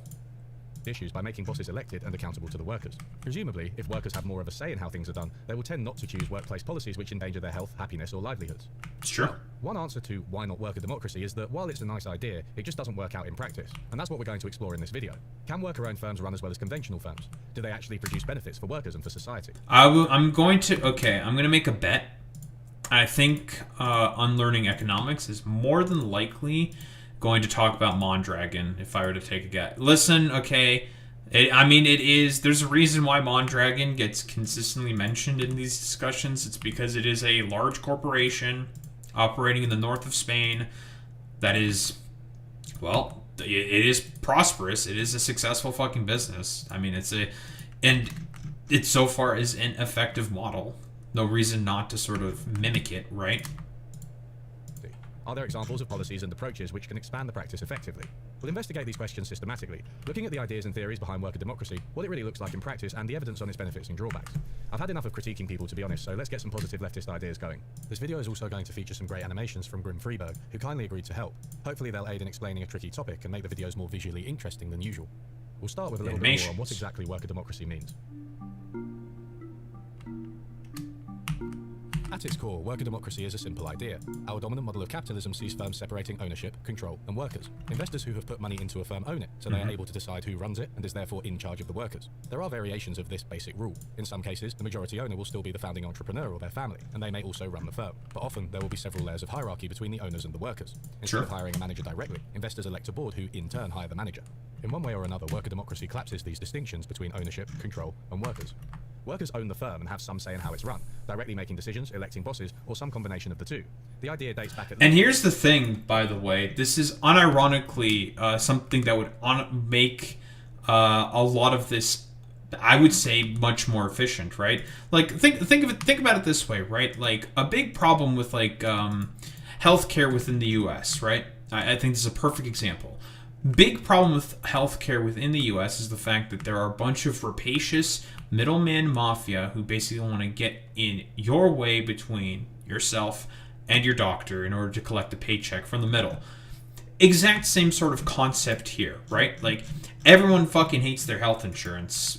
Well, I'm mostly speaking, I suppose, in the in terms of the United States of America here, but nobody likes, like, I don't know, like, what's some of the examples of health insurance companies? Like Cigna, I think, is one of them or something, right? I'm Canadian. We don't have, like, I don't know, medical insurance companies and shit like this, but nobody likes these, like, annoying ass, super annoying weirdo middlemen who constantly get in the way of being able for you to get to your doctor, right? Like, unless there's some, I don't know, weirdo out there that actually does like their health insurance companies, like the Democrats like to argue about sometimes. Stupid, but whatever. We all know that in reality, most people not particularly big fans of their health insurance companies and would prefer to do anything possible in order to avoid interacting with them. Very similar with, like, all these, like, middleman manager types as well. At least as far as the 18th century, but has become more popular in recent years. Although putting workers in charge is simple in theory, in practice there are quite a few ways an organisation can be worker-owned and run. You can think of worker democracy as an umbrella term which encompasses a few similar but distinct forms of organisation. So-called worker cooperatives are the clearest realisation of the principle of worker democracy, since they operate on a one-member, one-vote principle for the workers. But even this is an umbrella term, since levels of ownership and control can still vary within worker co-ops.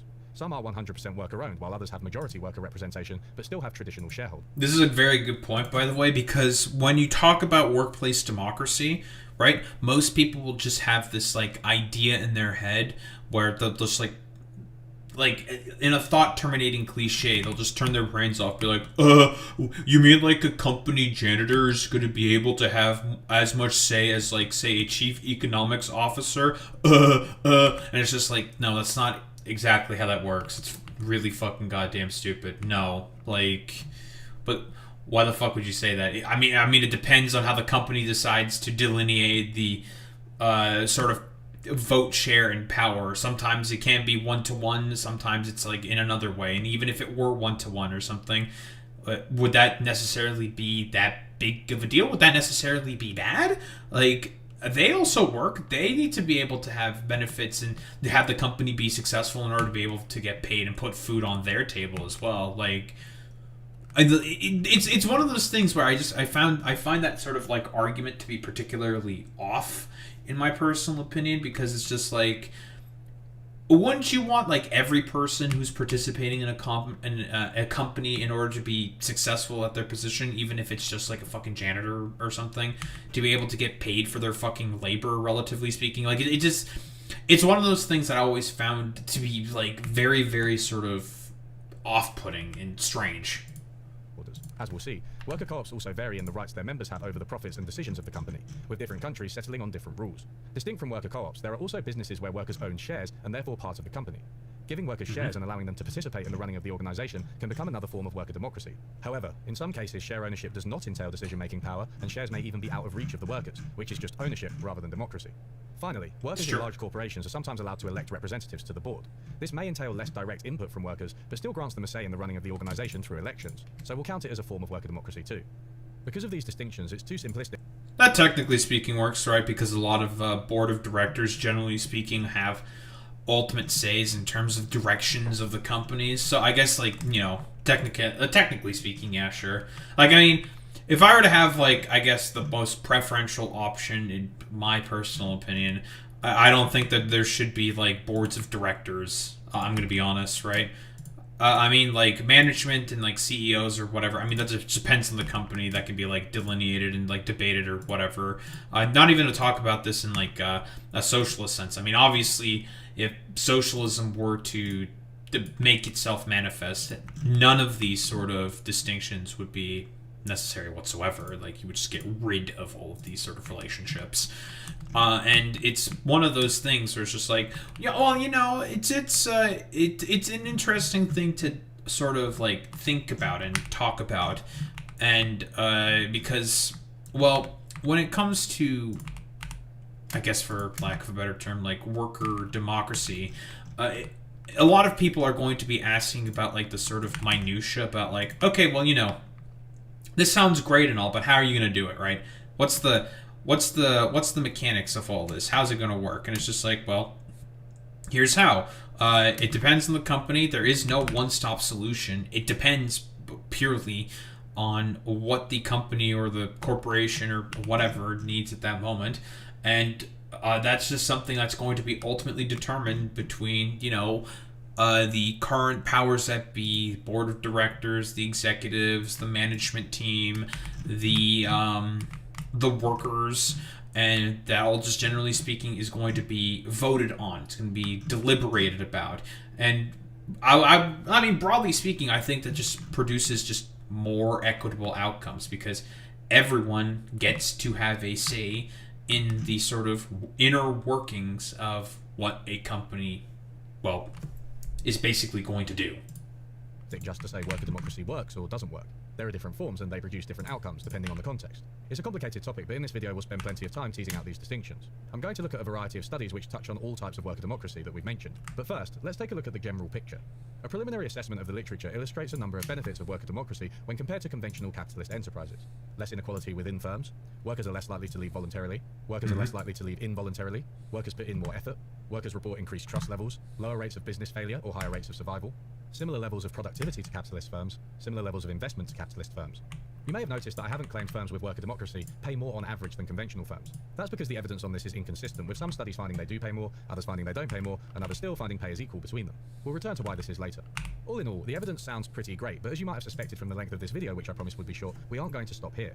The evidence on worker democracy is a bit of a minefield, and I frequently see people make mistakes.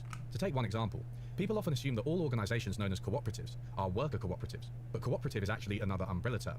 You see, cooperatives are just groups of people cooperating. Please subscribe to my Patreon for more insights like this. The cooperation can be between workers, but it can also be between other groups or organizations. Consumer co-ops exist, where consumers have a stake in the business and can participate in its decision-making. Credit unions are... Ooh, that's very interesting. I think that's actually a really good thing, to be honest.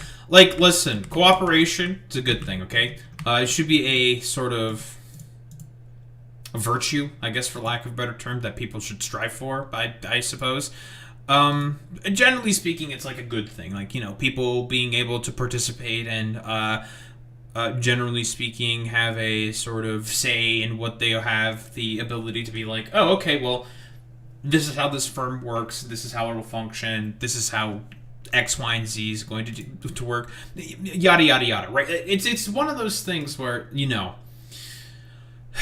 it's like Unlearning Economics said himself. Like, a lot of people are just going to be like, well, you know, it's just going to be the forehead thing. The same forehead sort of, I was going to say, like, thought terminating cliche, where it's just like, oh, you know, it just means that everyone is equal in this, like, sort of exchange. Well, and that's not necessarily how that works 100% of the time.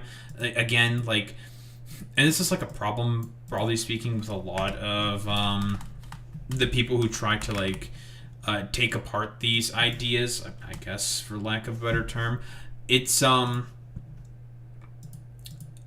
lot of people, just broadly speaking, I would say, just have like no idea about how certain, like, they'll have like an idea in their head where they're just like, oh yeah, well, this thing is like this, so it inherently always has to be like this, when broadly speaking, it's a lot more complicated. Essentially what I'm like getting at here is thought terminating cliche, right? Like, a lot of people are just going to be like, oh, well, I hear of this particular term of this word, so therefore it has to always be like that. When it's just like, well, that's not 100% how that works. They're a good example of a consumer co-op, as the customers own the bank and can elect its directors, as well as being entitled to a share of its profits. Traditional businesses and farmers also often form assembly groups, which are often referred to as co-ops. However, the businesses themselves are not internally democratic. They just group together like a kind of congress for businesses to increase their resilience and market power. Many of the studies... That's really common, I believe, throughout the United States of America. There's going to be a bunch of co-ops, I believe, right? I think, for a lot of farmers within the United States, right? And I mean, a lot of it is because it's going to be bought out by like all the bigger firms and shit like that. A bunch of because if you're like, because I'm trying to remember, there's like this one guy who's always like a part of the farmers union as well, who always like talks about how much Trump's tariffs basically has sucked for fucking farmers, right? I forget his fucking name, but basically, like, there's always this like collection of farmers where they all basically get to have a say in being able to be like, well, this is how much we're going to produce, this is what the rights that we want, this is like how X, Y, and Z is going to work, you know, shit like that. You'll see, including some of those I summarized earlier, are of co-ops in general, not just worker co-ops, so watch out for this when you're looking into the topic. For example, when researching for this video, I used a helpful document compiled by Rose Wrist, which summarized quite a few papers about co-ops. Rose I Wrist? recommend the document to anyone interested in the topic. I found that in a few cases, Rose had not distinguished between the different types of co-op. I messaged him privately suggesting that he could clarify this, and he said, yup, that makes sense. I'll revisit my definitions to make the document more accurate. That's the whole story. This is just how adults communicate with each other. Take note, YouTube. Worker co-ops are actually in the minority of co-ops. It has been estimated that there are a total of 800 million people in co-ops across the world, but that only 100 million of these are in worker co-ops. There's a lot of those, I think, right in India, Boy Meets Mini. I think you've described some of them to me before, right? That there's a lot of farmer co-ops that exist within India, right? And that's how a lot of those tend to be organized. I probably through like a caste distinctions, if I were to take a bet, right? Yep, the world's biggest dairy co-op is there. And it's, I mean, like, again, like, it's as Unlearning Economics himself said. That doesn't necessarily mean it's going to be a bunch of the workers being able to always have a bunch of say in, you know, how much gets produced, what gets produced, yada, yada, yada. It can just be like a collection of farmers, a collection of people who are going to be able to sort of, like, represent themselves. In any case, from now on I will largely focus on worker-owned and run firms. So if I use co-op, it means worker co-op unless specified otherwise. I'm also going to use terms like firm, enterprise, business, company, and even organization interchangeably. I'll use capitalist and conventional firm interchangeably too. The most important thing to remember is that the main point of contrast in this video is between organizations which are run based on capitalist principles and those which have at least some degree of worker ownership and control. This is what I call worker democracy. Throughout the video, we're going to recruit policies which will expand worker democracy in sensible and pragmatic ways. To help keep track of this, we'll be putting them in the policy bag as they come up and summarizing all of them at the end to remind ourselves. Now, I want to ask a simple question. Not pragmatism. What drawbacks do we think worker democracy could have, and why? Early theories of worker co-ops argue that they would be more prone to failure because the lack of leadership and clear profit motive would produce underinvestment, inefficiency, and opportunism as workers line their own pockets. Ultimately, worker co-ops might just degenerate into capitalist enterprises to stay profitable and overcome their own inherent limitations. I've said it before and I'll say it again. Democracy simply doesn't work. I'm not going to spend too much time on these theories because it's fair to say that most investigations have concluded they are wrong, or at least limited, to use the academic word for wrong. At best, they identify possible tendencies which can be easily overcome with good institutional design and with people not being morons. I mean, this is, I think that's pretty much the case for, like, literally any sort of, like, policy, right? Like, let's be honest here.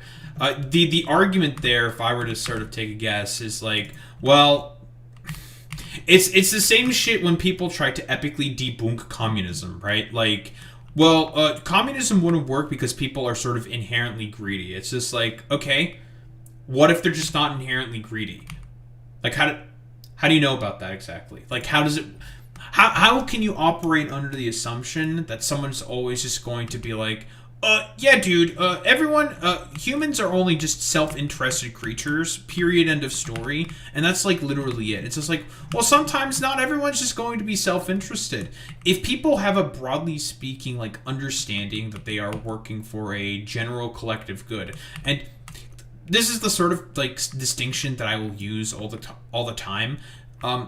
There's a reason why humanity is the top of the food chain on Earth, right?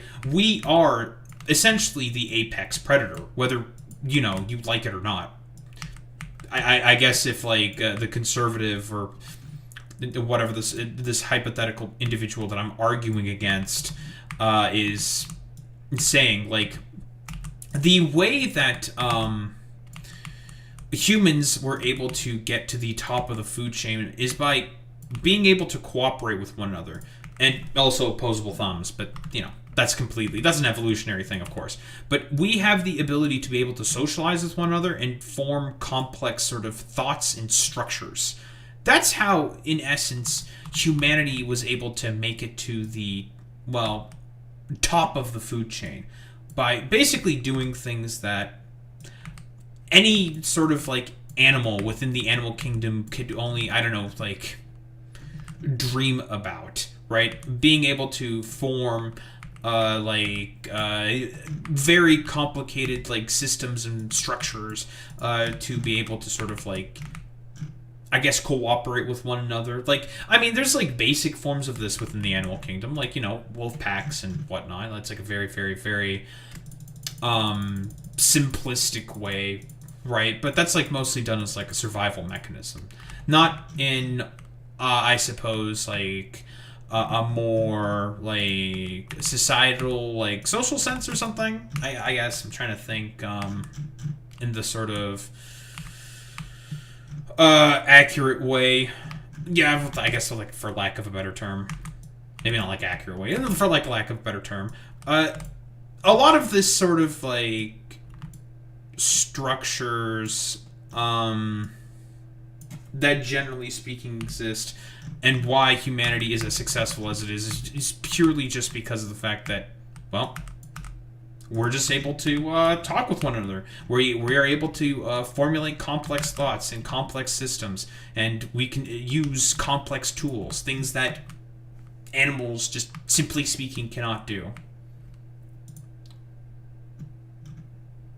I was going to say hello, Hedoni. Hedoni?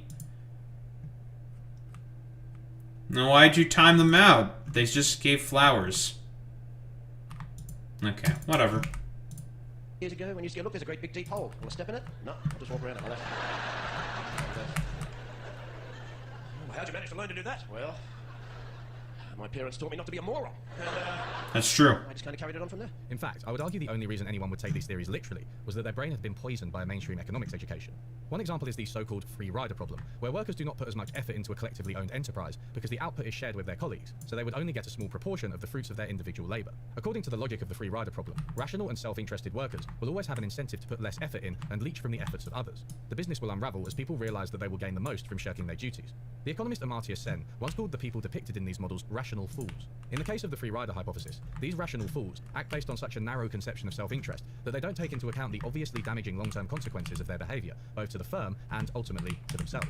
Normal, reasonable people, sure, different to rational economic man, are usually happy to put efforts into a collective endeavor that will deliver benefits for them in the long run, even if that means foregoing some short-term gains. This is a really, really great fucking point here, right? Like, because, like, think about this in terms of the, unironically, current economic paradigm that we find ourselves under, right? As we are speaking right now, there are attempts to basically organize war within Iran. For what purpose exactly? Oh, the interests of a very select few military-industrial contractors, obviously Israel as well. And broadly speaking, these are very, very unpopular positions. Like, nobody, politically speaking, actually likes this or thinks it's rational to be doing this, right? Or even, like, climate change, for example.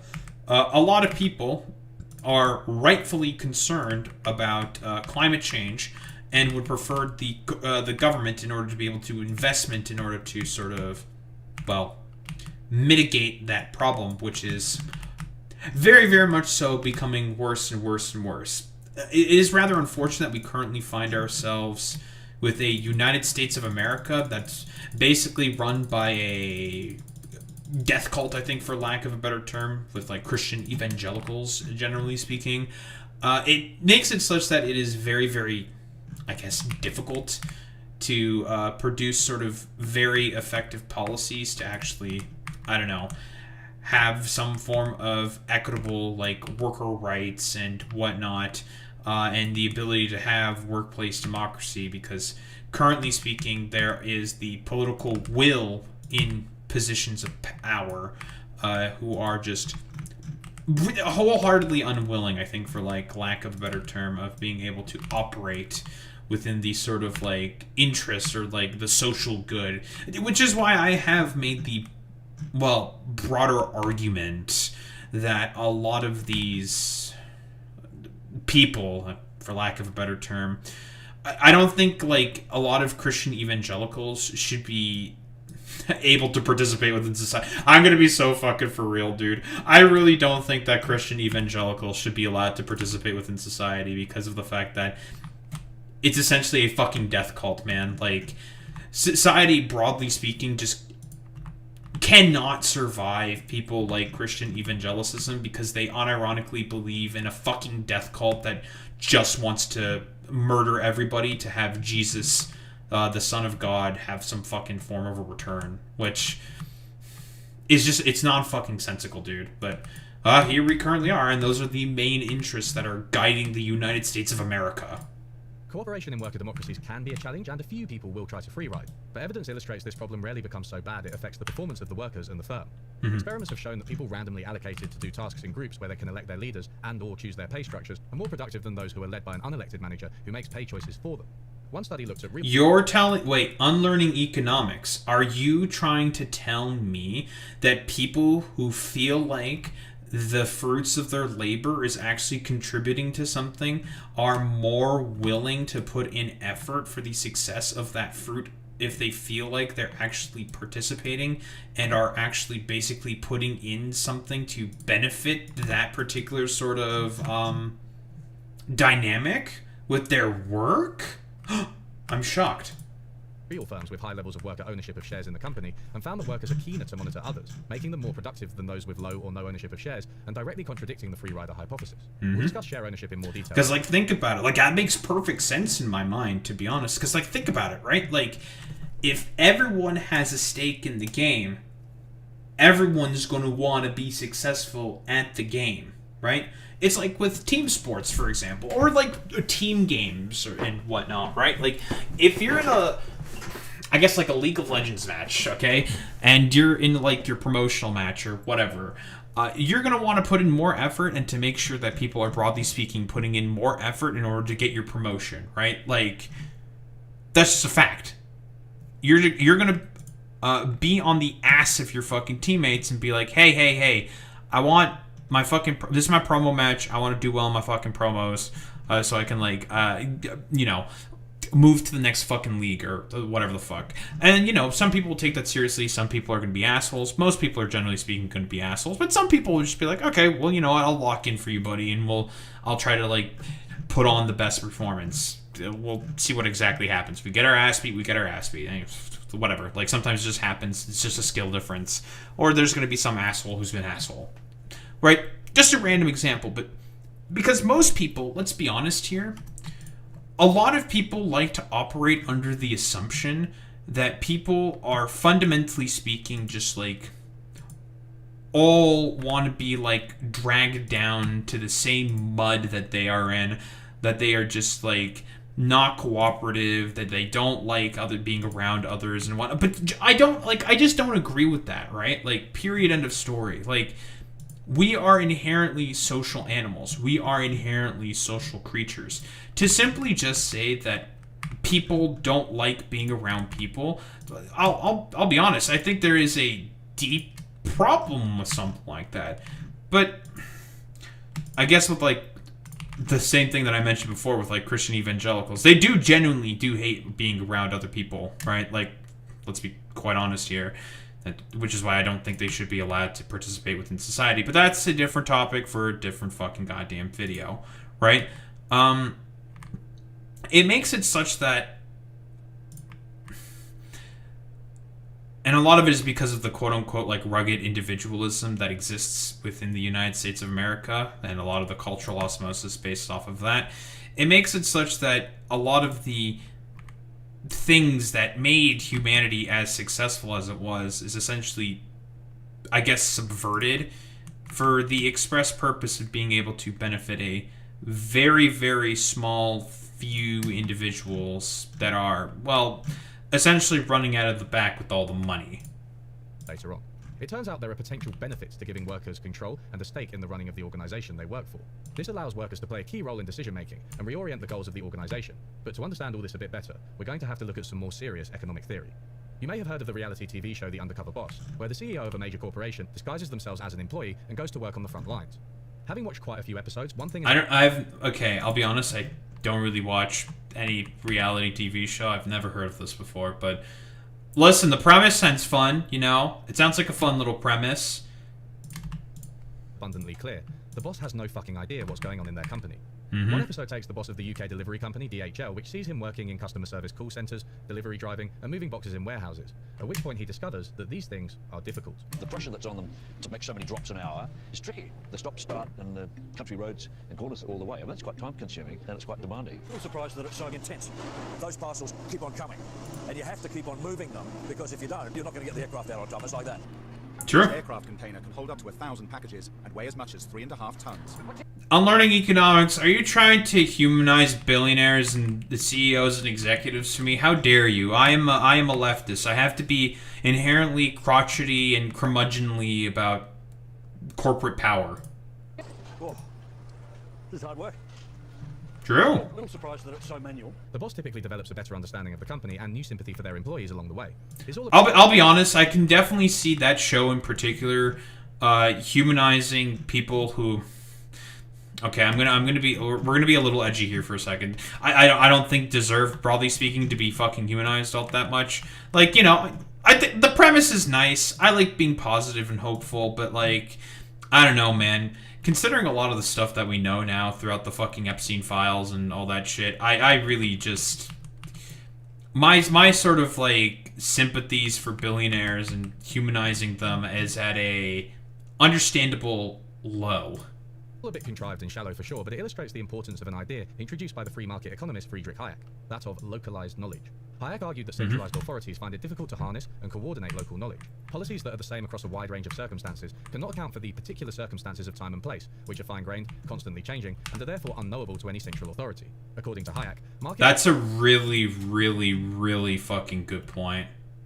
Right? Because here's the thing, if you operate a business in like a particular location or whatever, are you going to have like 100% like knowledge for everything that's like going on in the local economy? Are you going to have an understanding of like all of the local regulations of that, I don't know, town or city that you find yourself headquartered? No, the fuck you're not. You're not going to have any idea. You're not going to fucking know, right? Like, inherently speaking. So... the idea that like the large multinational sort of conglomerate is going to always have like a perfect like accurate analysis into all of this is just like very silly and fucking nonsensical. Needed to coordinate activity among millions of individuals with different knowledge, preferences, and operating in different contexts. Centralized authorities simply do not have the ability to know what is going on in the economy and respond to it in real time, as this would require voluminous information and countless decisions to be made every minute. Although I don't fully agree with Hayek's conclusions, his diagnosis of what he called the economic problem was completely correct. Modern economies are unbelievably complex, partly owing to localized knowledge. Hayek was focused largely on how markets solve the knowledge problem, but the anarchist James Scott took his insights a little bit further. In his masterpiece Seeing Like a State, Scott uses meticulously detailed examples to show how a top-down organization in general fails to capture the complexity of social and economic life. Anyone who has worked in a formal organization, even a small one strictly governed by detailed rules, knows that handbooks and written guidelines fail utterly in explaining how the institution goes successfully about its work, accounting for its smooth operation are nearly endless and shifting sets of implicit understandings, tacit coordinations, and practical mutualities that could never be successfully captured in a written code. This ubiquitous social fact is useful to employees and labor unions. The premise behind what are tellingly called work-to-rule strikes is a case in point. When Parisian taxi drivers want to press a point on municipal authorities about regulations or fees, they sometimes launch a works or rules strike. It consists merely in following meticulously all the regulations in the code routier, and thereby bringing traffic throughout central Paris to a grinding halt.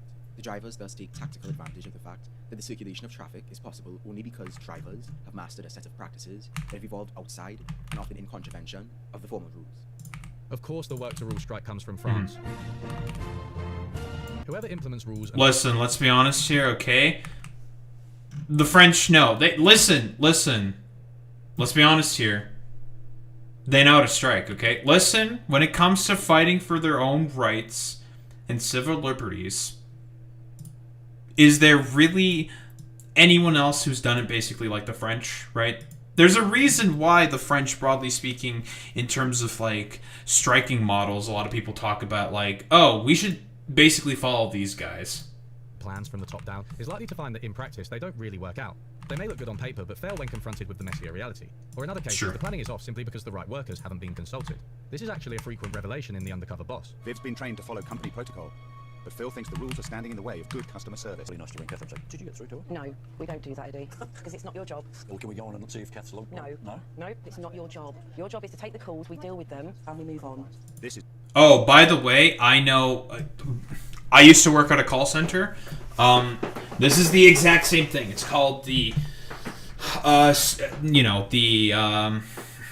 SLA, right? Yeah, it's very fucking annoying. Service level agreements, right?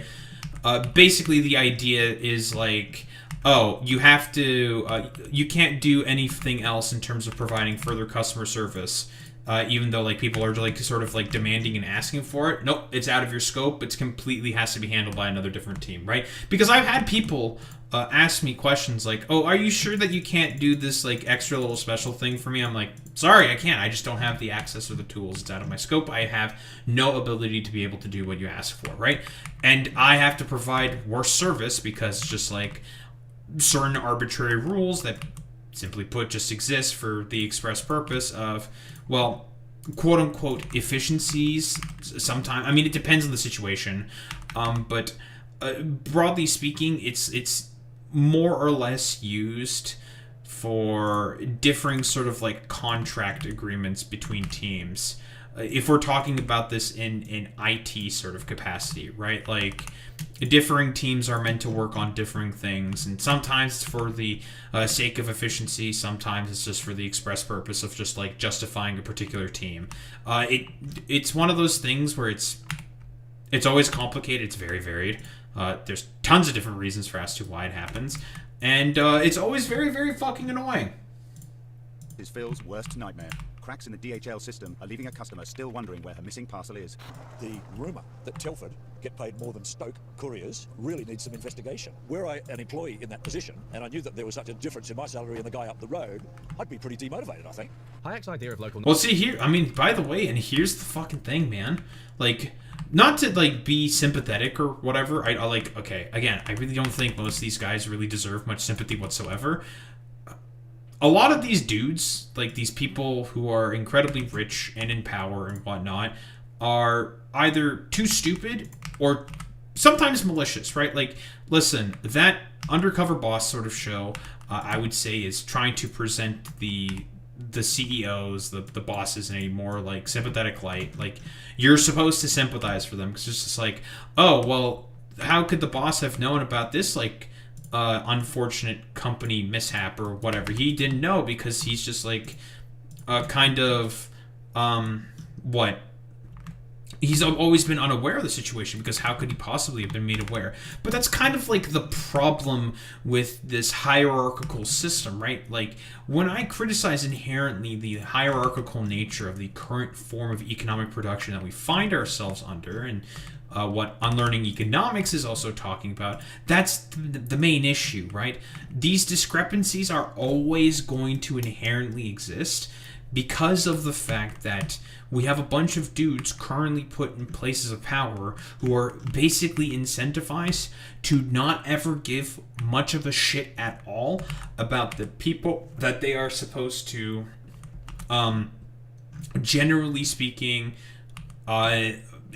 exploit, I suppose, for like lack of a better term, right? Like, and that's the issue that most leftists are talking about. It's like, yeah, that's That's literally the whole problem. That's why people on the left, generally speaking, when they are talking about, economic coercion, hierarchical systems, because, I mean, the left is an inherently anti-hierarchical sort of, like, structure, right? Like, Marxists, communists, generally speaking, right? Like, not to be, like, let's not be ridiculous here, right? Like, the Marxist-Leninists are an aberrance, okay? They are outside of the norm. I do not actually think that they are on the left, but that's, again, story for another fucking goddamn time. The thing is with the left, generally speaking, ideologically speaking, it is meant to tackle these distinctions specifically, and mostly is meant to criticize and go after the fact that, again, well, why should a guy who I have never interacted with, who barely I've ever seen, if at all, be able to have all of the sort of, like, ability to be able to have say with what what gets produced, how much gets produced, and where it gets fucking produced. Why should that guy, who I never see, I never basically have interacted with, why should that dude be able to have, like, way more power and ability to make decisions than I do, the guy who basically has to clock in every day in order to work at this place, in order to make money to be able to live? Like, it doesn't make any fucking sense, right? Knowledge extends to the workplace. Those who make decisions about a traditional capitalist company's policies are different to those who follow the policies. In addition, those who manage the company are often different to those who actually own the company. There is a lack of cohesion between these groups in terms of both their knowledge and their interests. It follows that there are two main benefits of worker democracy. 1. Workers can harness their collective knowledge to make the running of the firm more effective. 2. Workers can use their political power to make sure the organization is run with their interests at heart. Let's learn a little bit more about the evidence surrounding these benefits. 3 countries with well-established worker cooperative sectors are Italy, France, and Uruguay. Each have unique features which help them to thrive. Uruguay. Seeming contravention of crude economic theories. In France, there are 2,000 worker co-ops employing about 46,500 people, which is more than most countries, but still well under 1% of all firms. Co-ops operate across a variety of industries, but mostly in construction and manufacturing. French co-ops take large initial financial contributions from members, which helps them to finance investment. The vast majority of workers... Very similar to that of, like, unions, right? But that's, like... Okay, not exactly like unions. That worker dues are, like, a monthly sort of thing. Okay, nothing like unions whatsoever. I guess it depends on the union. Whatever, you know what I mean. Because are full members, while the rest are likely to become members after their probationary period. Employees get access to at least 25% of the firm's profits, and each member gets 1 vote, no matter how much money they originally put in. French co-ops also legally have to abide by plowback rules, where they must invest a certain proportion of the profits back into the business. In theory, this helps them to avoid underinvestment, though in practice, they often invest more than is required anyway. The Italian case is similar to the French case, with member contributions and plowback laws ensuring co-ops are relatively well financed. But the Italian cooperative sector is slightly larger and is concentrated in the north. Italian co-ops are exempt from corporate taxation if they save their profits, and are also required... I wonder what the reasoning it is for the north being more cooperative, right? Because generally speaking, the northern parts of Italy, that's the richer parts of the country, I believe, right? Well, I believe so. I find that to be particularly interesting. To invest 3% into umbrella organisations which aid cooperative development. This is one reason Italian co-ops seem to have the clearest social mission and are responsible for many social services in some areas. Another interesting legal feature of Italian co-ops is the Marcora law, which enables workers to use their unemployment benefits to buy out a failing business and turn it into a worker co-op. This is exactly the type of law I would like to see spread across the world, since it's difficult to argue against. If workers can rescue the business, then great. If not, the outcome is the same as it would have been in absence of the law. That's actually a really fantastic point. That's also something that I believe that Unlearning Economics has talked about in differing discussions, right? That he's had before when it comes to a lot of, like, arguing for the favor of workplace democracy, right? Like, the idea is just like of, well, because currently as it is right now, if a corporation goes busts, it goes kaput, you're out of a job, there's nothing you can fucking do about it. All of the time, money, and investment that you put in order to benefit that company, it goes boop, goes nowhere, right? Complete boop, poof, just poofs away. Nothing you can do about it whatsoever. And, well, I guess for, like, lack of a better term, that really fucking sucks, because guess what? If a business just decides to randomly go out of business for whatever reason, could be I don't know, like, economy just shits the bed and you just get particularly hit hard by that or whatever, right? Like, or maybe like your sort of like business idea is out of style and you weren't able to sort of like adapt to the new environment. You know, whatever. There's a ton of different like hypothetical scenarios that I can just like come up with like randomly or whatever, right, in my head. In like the United States of America, generally speaking, there's no recourse besides, oh, well, your business went out of business. Well, you're taking it on the chin, and there's jack shit you can fucking do about it. And broadly speaking, I mean, you can make, like, I don't know if there's, like, arguments one can make in particular kind of, like, courts or something. I highly doubt that structure sort of exists within the United States. But basically, if a business goes kaput, it goes kaput, and there's nothing you can fucking do about it. Period, end of story, right? Like, duh, doy, very obvious. Generally speaking, a lot of the idea of the Italian model here, Marcuse, I don't remember the name. I'm really bad with names. Of the like Marcuse model, it basically makes it such that it's like, okay, well, you know, a bunch of workers basically just got fucked over. How about instead of just making sure that they get even more fucked over than they normally would when a business goes belly up or whatever, we essentially give them a second chance. Because here's the thing with all the like CEOs, right? If a business goes belly up for a CEO or a billionaire or whatever, there are a lot of differing bankruptcy titles they can claim in order to try to basically save their asses, right? Like, I think the most common is like Chapter 11 bankruptcy, I think, if I recall correctly. Anyone can correct me on that in particular.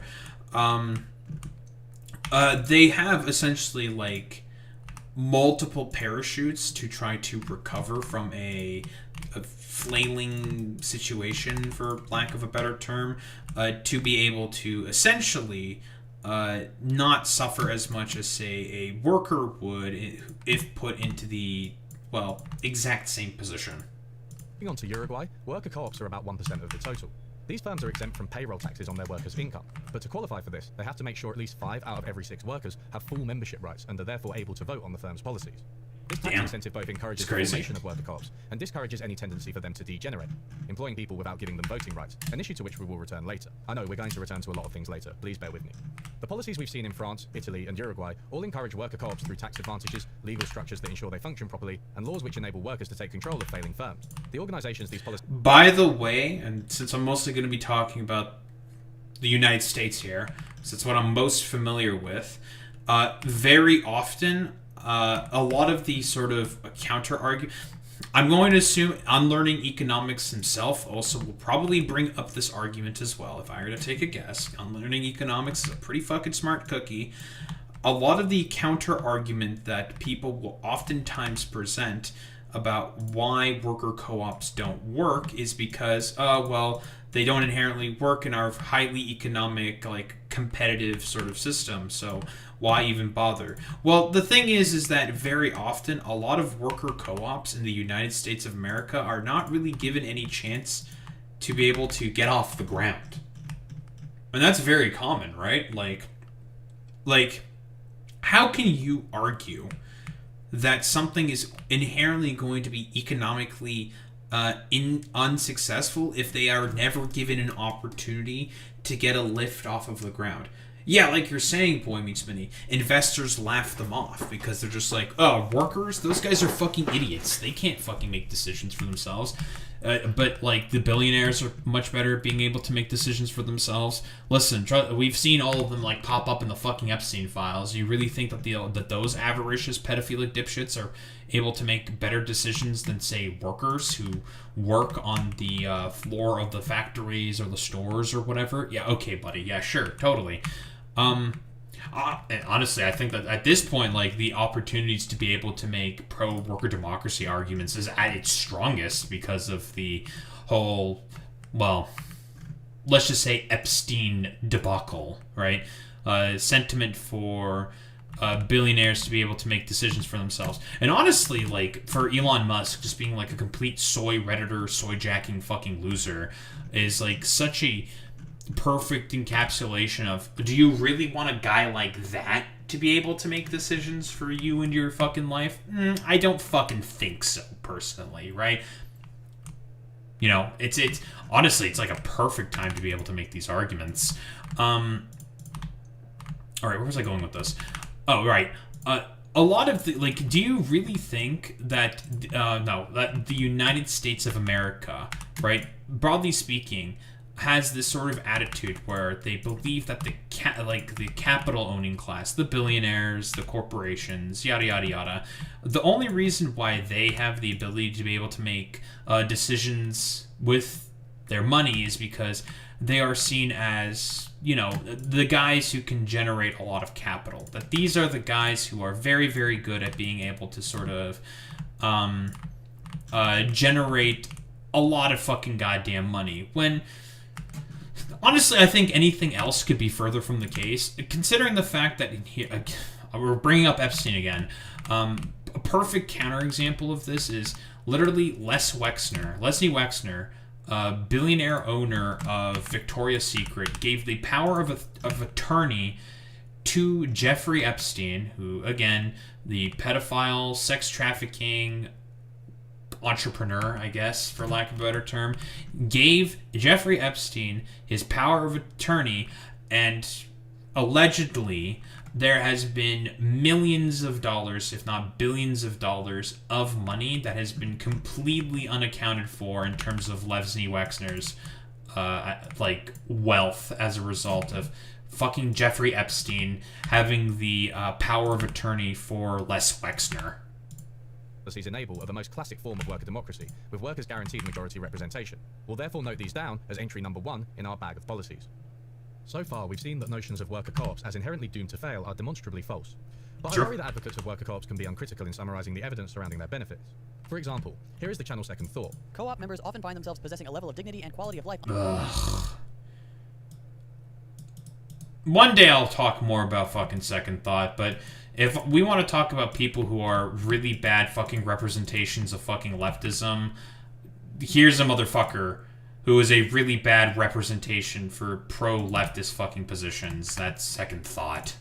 Unattainable by traditional employees, along with high job stability and opportunities to develop new skills. And membership is open to anyone willing to accept certain responsibilities, regardless of discrimination they may face elsewhere. On top of all this, worker co-ops can be more stable than profit-driven corporations, reliably staying afloat in times of economic turmoil, which have become worryingly common in recent years. And here is the channel Loner Box, in what is otherwise a very critical and highly recommended video on the subject. They are currently the fastest growing enterprise on Earth. Profit isn't their primary aim, which allows them... Back before Loner Box decided to get completely fucking cucked by DGG. Guys, would you believe it if I said that Loner Box actually made some pretty good fucking video essays? Yeah. Flex more effectively in economic downturns. They're less likely to fire workers during economic downturns. They're more effective at fostering social trust and commitment amongst workers. When companies are fully worker-owned, they're a third as likely to fail as traditional firms.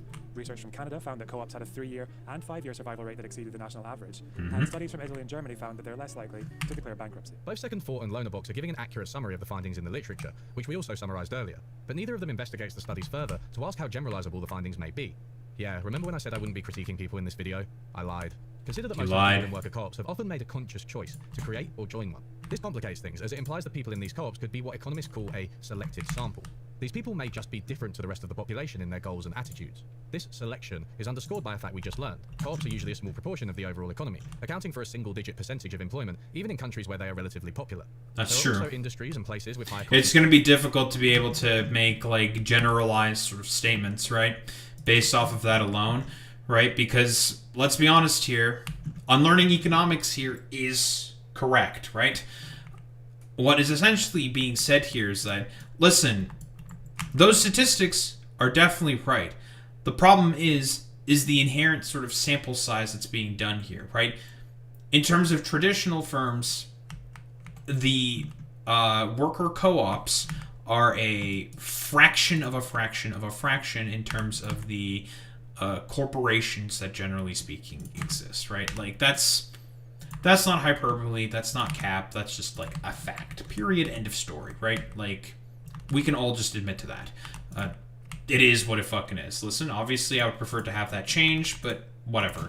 So to make like generalized sort of statements saying that, oh, inherently speaking, certain firms are going to be better than that of like traditional firms based off of this data, it's like, well, okay, to be able to make generalized conclusions like this is going to be inherently flawed because of the fact that we don't necessarily have enough of a fucking sample size in order to be able to, well, make those sort of like distinctions and arguments, right? Broadly speaking. Concentrations of worker co-ops, which makes it difficult to know whether the observed advantages and disadvantages of those co-ops just stem from their location, workforce, or industry. One Uruguayan study looked at firm survival rates and found that co-ops do have an advantage overall, but it's driven entirely by the service sector. They didn't have a disadvantage in any sector, they just perform the same as capitalist firms outside of services. Co-ops may deliberately target industries where they are more likely to succeed, as one paper explains with reference to a number of worker co-ops in the USA.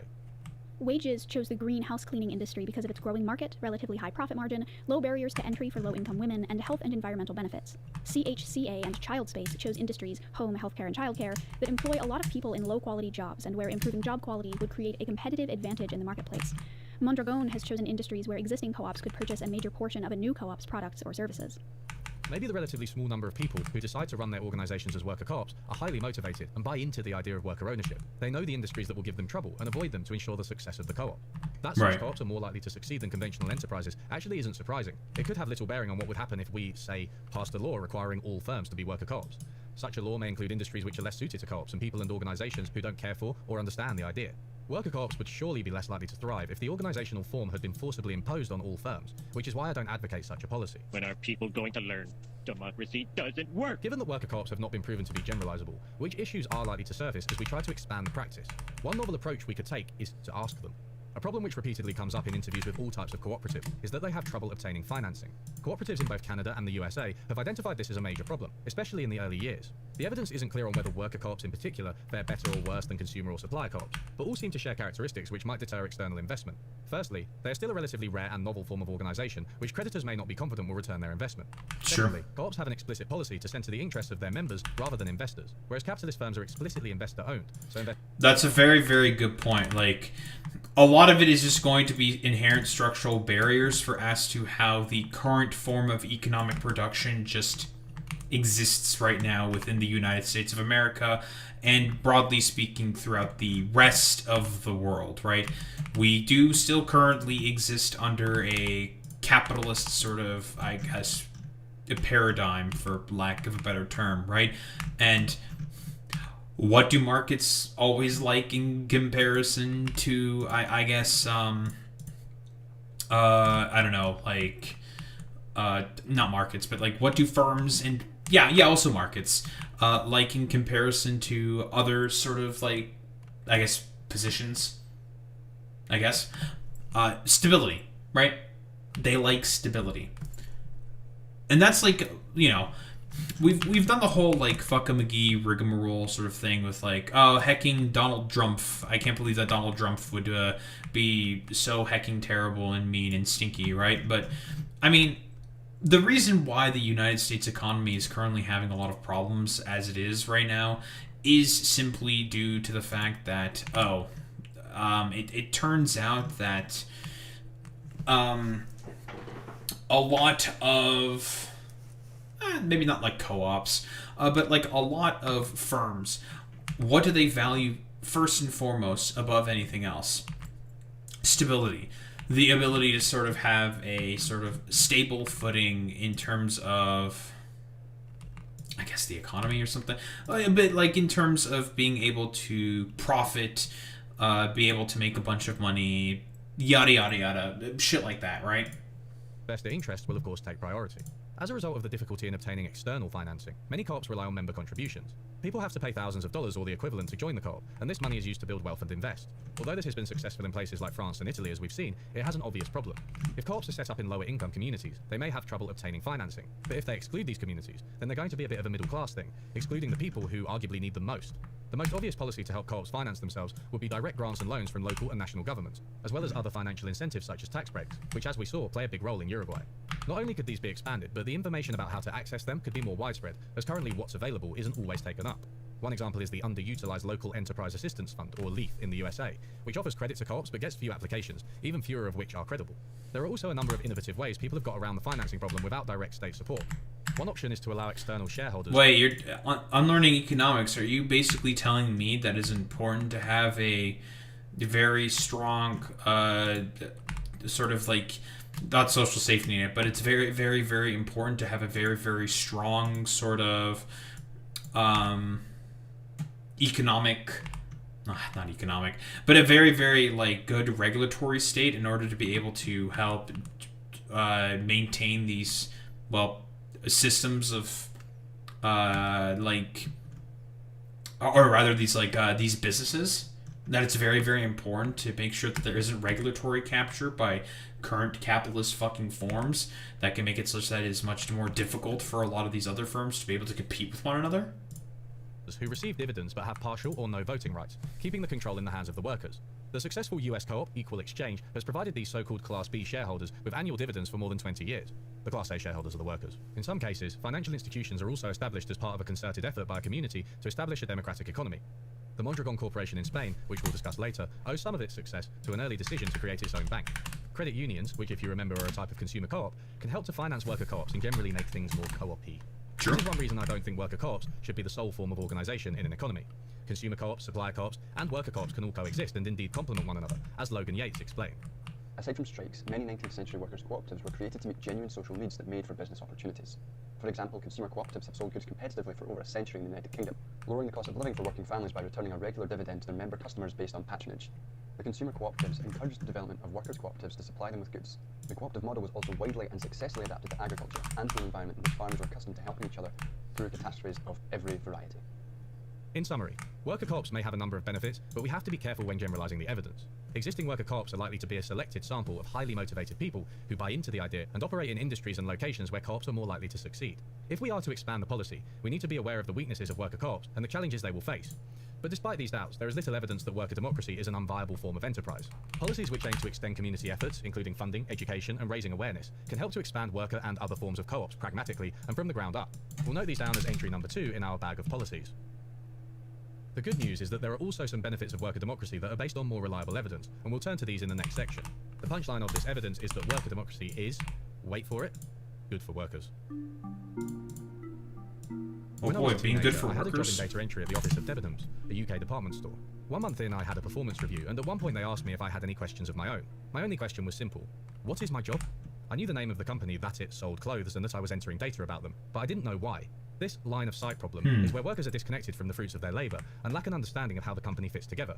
Marx, of course, would have just called it alienation. Once I was informed I was writing data for the Debenhams website, I naturally took a look at it. As a result, I understood much better how terrible the website was and how futile my efforts really were.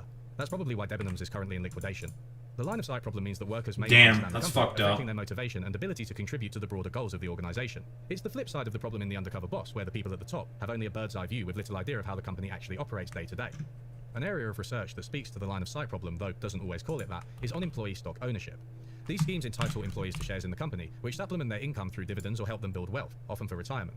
In the UK, USA and Japan, stock ownership seems to be the most widespread. But these stock options may give workers ownership without giving them control. In some cases, they even entail what's called phantom stock, which doesn't give employees actual stock but ties their pay to the company's performance. Many studies have found that employee stock ownership by itself can boost the performance of a firm. I do have to say, like, this idea that, okay, because I've also been given, like, stock as well by, like, differing sort of firms that I've worked for before.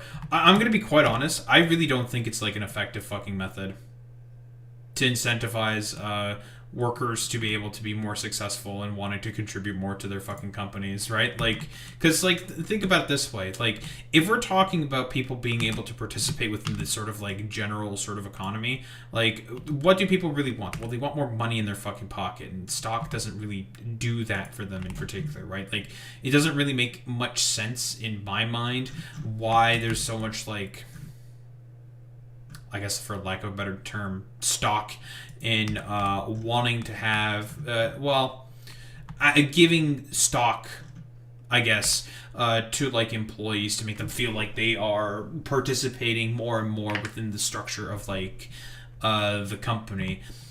I'm not sure 100% if there's like some form of law or regulation that basically says that, oh, well, the reasoning for as to why employees are generally given stock by a bunch of different corporations, right, in like certain worker contracts or what have you, is purely just due for the fact that, well, the corporation themselves gets a bit of a benefit here for, generally speaking, being able to give a bunch of, I guess, like, stock for their employees, right? Like, because if I were to take a guess, and this is just a random shot in the dark, my assumption is that that is the main reason for us to why a lot of corporations, generally speaking, rely on the structure of, well, we just give our employees a bunch of stock for a company, and it makes them want to participate more and more and more in the success of that company.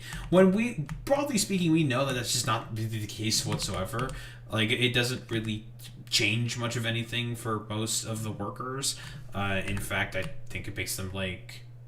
Yeah, it's carrot and stick, but I honestly would argue, Boy Meets Minnie, that, yeah, it's mostly stick and there's not a lot of fucking carrot, right? Like, it's one of those things where it's like, well, in practice, it's supposed to be a carrot and stick model. But when in reality, it's mostly stick and there's not a lot of carrot, right? Like you're saying there. Increasing its productivity and survival rates slightly.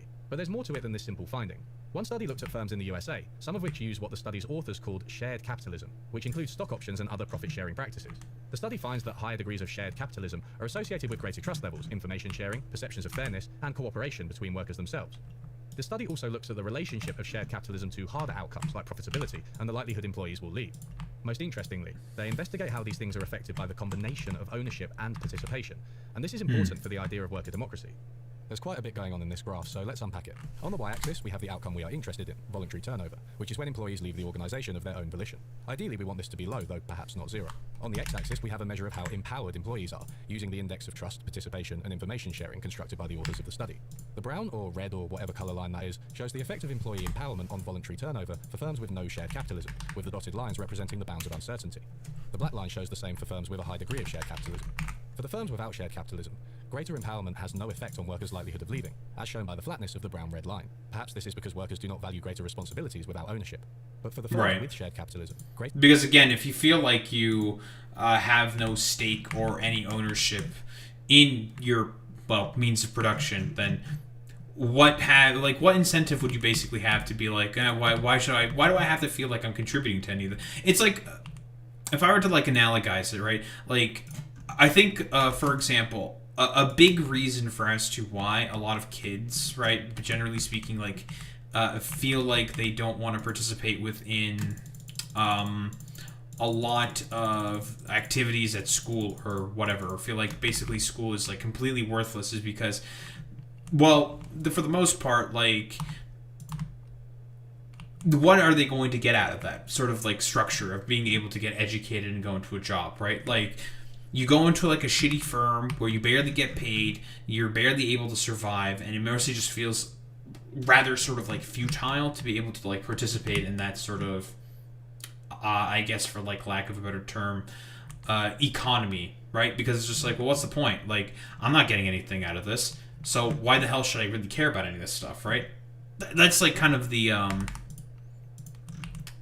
I was gonna say vibe, but that's like kind of the it's all about like people inherently wanting to be more inherently participatory with these systems that they engage in with, well, every single day. And, well, a lot of the reasons for as to why, and I think this actually is a really, really good explainer for as to why a lot of people, generally speaking, feel like they don't want to go back to their work and have like shittier sort of like working conditions, right? Because a lot of these just people just feel like, what's like really the point of me like participating in this sort of like economy or whatever, when in reality, like, I'm not getting really much benefit out of this besides like things that are very, very marginal and right around the fucking edges.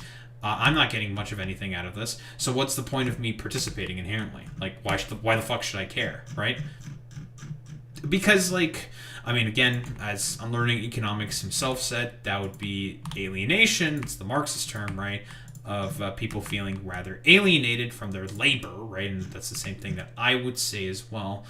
But it could be just as simple as just, dog, like, the economy sucks. No one feels like they're getting anything out of being able to participate within said economy.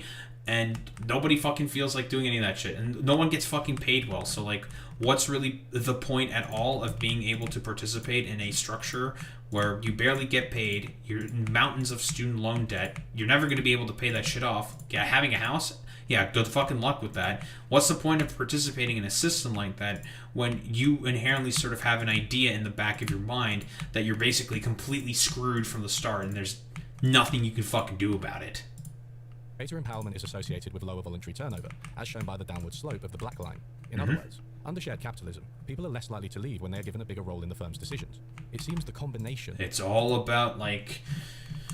and this is the broader sort of theming that Unlearning Economics is probably going to be consistently talking about over and over again, and that I should be mentioning more and more myself. It is about systems of hierarchy and control. That is the big problem that, generally speaking, people have, right? The fact that it is a sort of unrepentant, rapacious, the hierarchical system that we find ourselves under, when in reality, most of human history was not guided by these rapacious, like, ridiculously uncontrolled hierarchical systems, right? We are a cooperative species. The reason why humanity was successful to begin with was because we are able to cooperate with one another. Going back to that first point that I brought up, the reason why humanity is as successful of a species as it is because we are capable of, well, engaging with complex thoughts and ideas. We can operate with tools, but we are also able to collectively come together as a collective species in order to work together at shared goals. So then, why on earth does our current economic model not have that exact same fucking distinction? It's almost as if there are certain people within power that have made it such that, oh, these are economic distinctions that are significantly more important to be held, and that is, oh, there has to be a certain hierarchical standard that must always be maintained, when throughout most of human history, it's something that just, broadly speaking, didn't really happen all that much. Of ownership through shared capitalism and of control through empowerment produces lower turnover rates than either one on their own. Merely owning stocks is not enough. You have to be able to take part in the running of the organization to make the ownership meaningful. The authors comment. Our interpretation is that employees may react badly to shared capitalism when they are closely supervised and not given the tools to improve performance. We want you to be inspired by the shared rewards, but we're still going to keep a close eye on you. In this case, the shared capitalism may be seen primarily as shifting financial risk onto employees. In addition, a measure of the firm's profit... That's such a good fucking point, by the way. And that always happens all the time with all of these fucking firms, right? Why accept any of the responsibilities for any of our terrible positions when there is a more, let's just say, quote-unquote, willing class of people who, guess what, don't have much say within our sort of firm, within our sort of, like, economic distinctions that we find ourselves under, and basically have to suck it up buttercup because, guess what, they gotta be able to put food on the table. The return on equity does not seem to be negatively affected by employee ownership and control. Other studies have found similar effects, though of course I've simplified the findings slightly. One question you might ask is, how does this study account for the selection bias we were worried about earlier? Well, that's a good question. After all, it could be that firms which are generally more labour-friendly are just more likely to have shared capitalism, and it's this labour-friendliness, rather than the shared capitalism itself, which is driving the lower quit rates of employees. If that's the case, this isn't great evidence in favour of worker democracy. Well, every firm in the shared capitalism study was from a list of the 100 best places to work in the USA, so it's fair to say that every firm in the study has labour-friendly policies and a happy, motivated workforce. It's instructive that even among the most labour-friendly companies in the country, worker democracy is associated with better outcomes. Expanding share ownership rights and combining them with participation rights may be a practical path to worker democracy, especially in countries like the USA, UK and Japan, where they are already more common and where ecosystems of worker co-ops like the ones in continental Europe are less prevalent. This was... I believe also, like, I mean, this is like kind of a little bit of a tangent here, but I believe in Japan, Microsoft in Japan has been doing pilot programs into 4-day work weeks, and those have been producing a lot of very interesting results, right? More overall happiness amongst the workforce, more overall sort of energy amongst the workforce. They're willing to work harder because guess what? They're just more rested and relaxed and are able to, well, do more work as a result. In fact, the logic of former Shadow Chancellor John McDonnell's proposals in the UK for the 2019 election. We'll note this down as entry number 3 in our bag of policies. A second approach to account for selection is to look at individual workers who change their employment between different types of firms. One study in Uruguay looked at pay and measures of inequality between what the study calls capitalist firms and worker-managed firms. This graph shows the mean to median pay ratio for capitalist firms over time, depicted in grey, and worker-managed firms, depicted in black. Wonder what happened in 08. The average pay in the organisation is skewed upwards by those at the top, and doesn't reflect the pay of most workers. You can see that the ratio is above 1 for both types of organisation in every year, so those at the top are always paid more, even in worker-managed firms.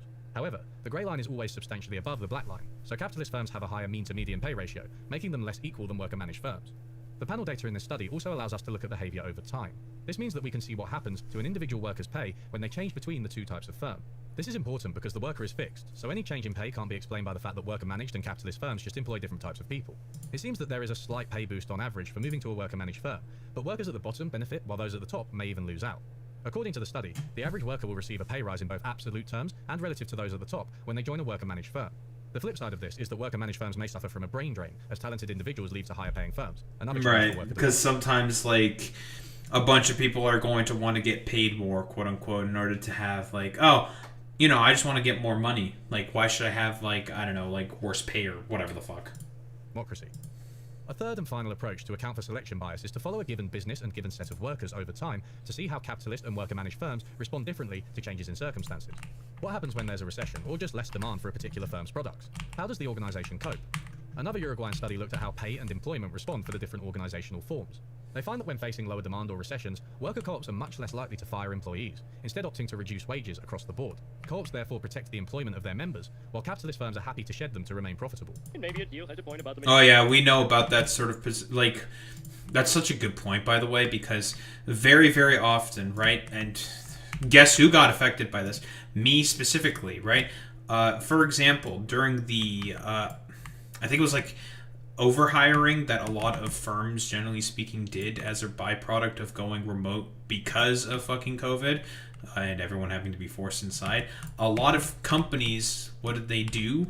They overhired for a lot of differing firms and positions. Now, the reason why they did this is mostly because there's like, well, this is a completely new environment that we have like no idea how to sort of, well, compensate for and cope. So why don't we just hire a ton of people to make sure that we cover all of our bases? Yeah, you know, like, you can, like, be like, I mean, I can understand that sort of position there. Like, they have no, like, COVID is a completely new thing. It's crazy. It's wild. A lot of changes are basically being forced upon, like, firms for the express purpose of, like, well, there's a pandemic, there's a disease that's just like going around and just killing a bunch of people, blah, blah, blah, blah, blah. And no one can, broadly speaking, participate in the wider economy because, well, there's a global disease that's just ravaging the world right now, right? Like, not much you can really do about that one. And it's one of those things where it's just like a lot of firms did a lot of overhiring. And then when COVID started to, well, dissipate and go away, as it inevitably did, a lot of these companies, what did they do? They started immediately shedding all of the extra hires they did as a byproduct of, oh, the unfamiliar environment that they were basically forced in, right? And it made it such that probably hundreds of thousands, if not millions of people's jobs just got instantaneously evaporated, owned within a couple of seconds. In my firm alone that I used to work for in the past, I believe 75% of its Canadian team for its networking team, let's just say, got basically canned. 75% of them. It was, I think, about a 16-person team. It was 12 of them gone instantaneously. the vast majority of like all the Canadians got, yep, it was 75%. Yeah, it was that much, Boy Meets Mini. And that was the first team that I was initially working for. It was called the Network Data Team, that I was initially working for when I was hired by this, well, large multinational IT conglomerate. It was where I was working before, right? And the first set of people was our team that went first. And it was one of those situations where it's just like, well, damn, like, not to say that, like, workplace democracy would have helped necessarily in improving that situation. I have no idea, right? Like, this is we're talking about a corporation with, like, about 500,000 people working in it, right? It's a lot of fucking goddamn people, right?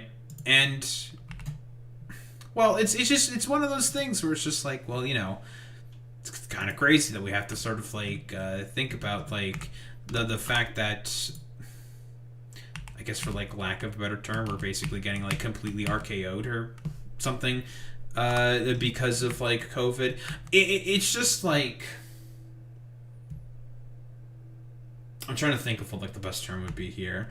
It's just unfortunate that there's also a bunch of other reasons why this happened to begin with, but it was just unfortunate that basically a bunch of people probably did not really necessarily deserve it and were doing good jobs in their own right, basically just got caught in the wave of, like, a bunch of companies downsizing for the fact there's, like, partially thinking that they were compensating for the global wave of inflation, which also fucking happened, but were also sort of compensating overall for the fact that they just did way too many hires in their minds of all the fucking goddamn, like, workers they felt like they basically grabbed way too many of when they did their hiring sprees back during COVID. I'm kind of going... I'm rambling here a little bit, but basically, like, a lot of people just got...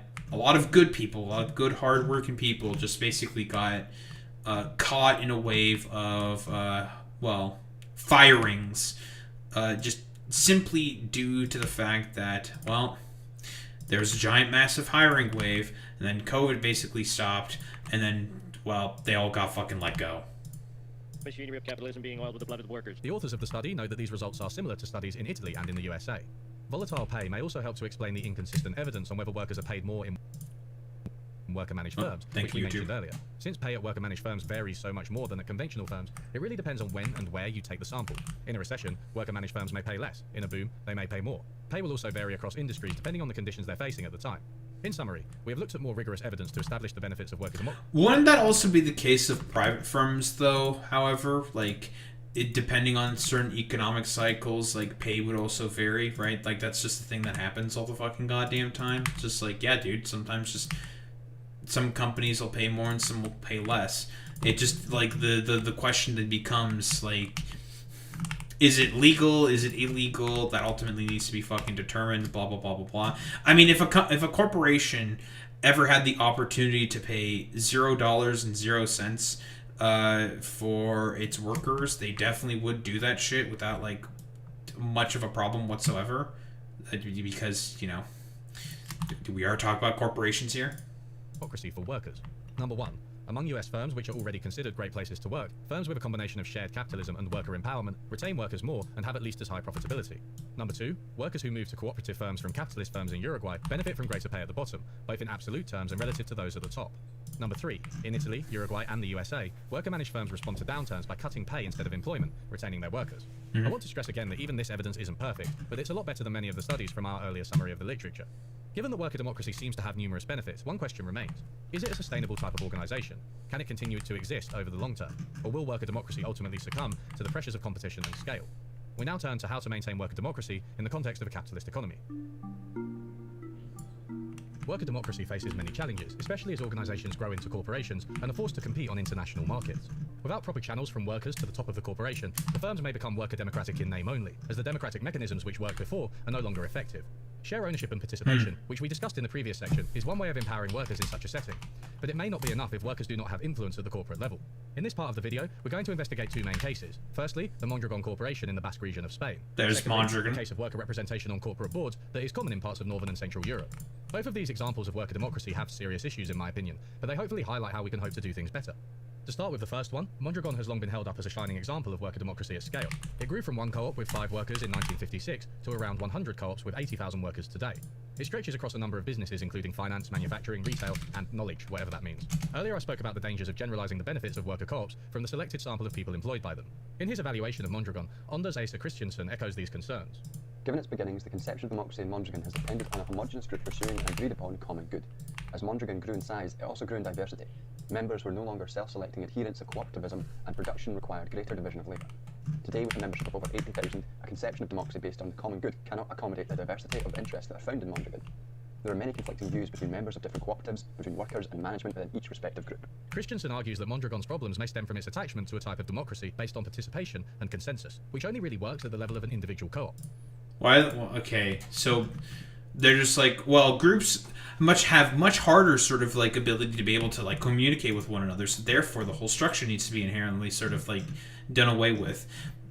Wouldn't that necessarily sort of like depend on the sort of like structure? Okay, I'm probably not as like familiar with like how like Mondragon sort of like necessarily runs its firm in comparison to that of other sort of like corporations and whatnot.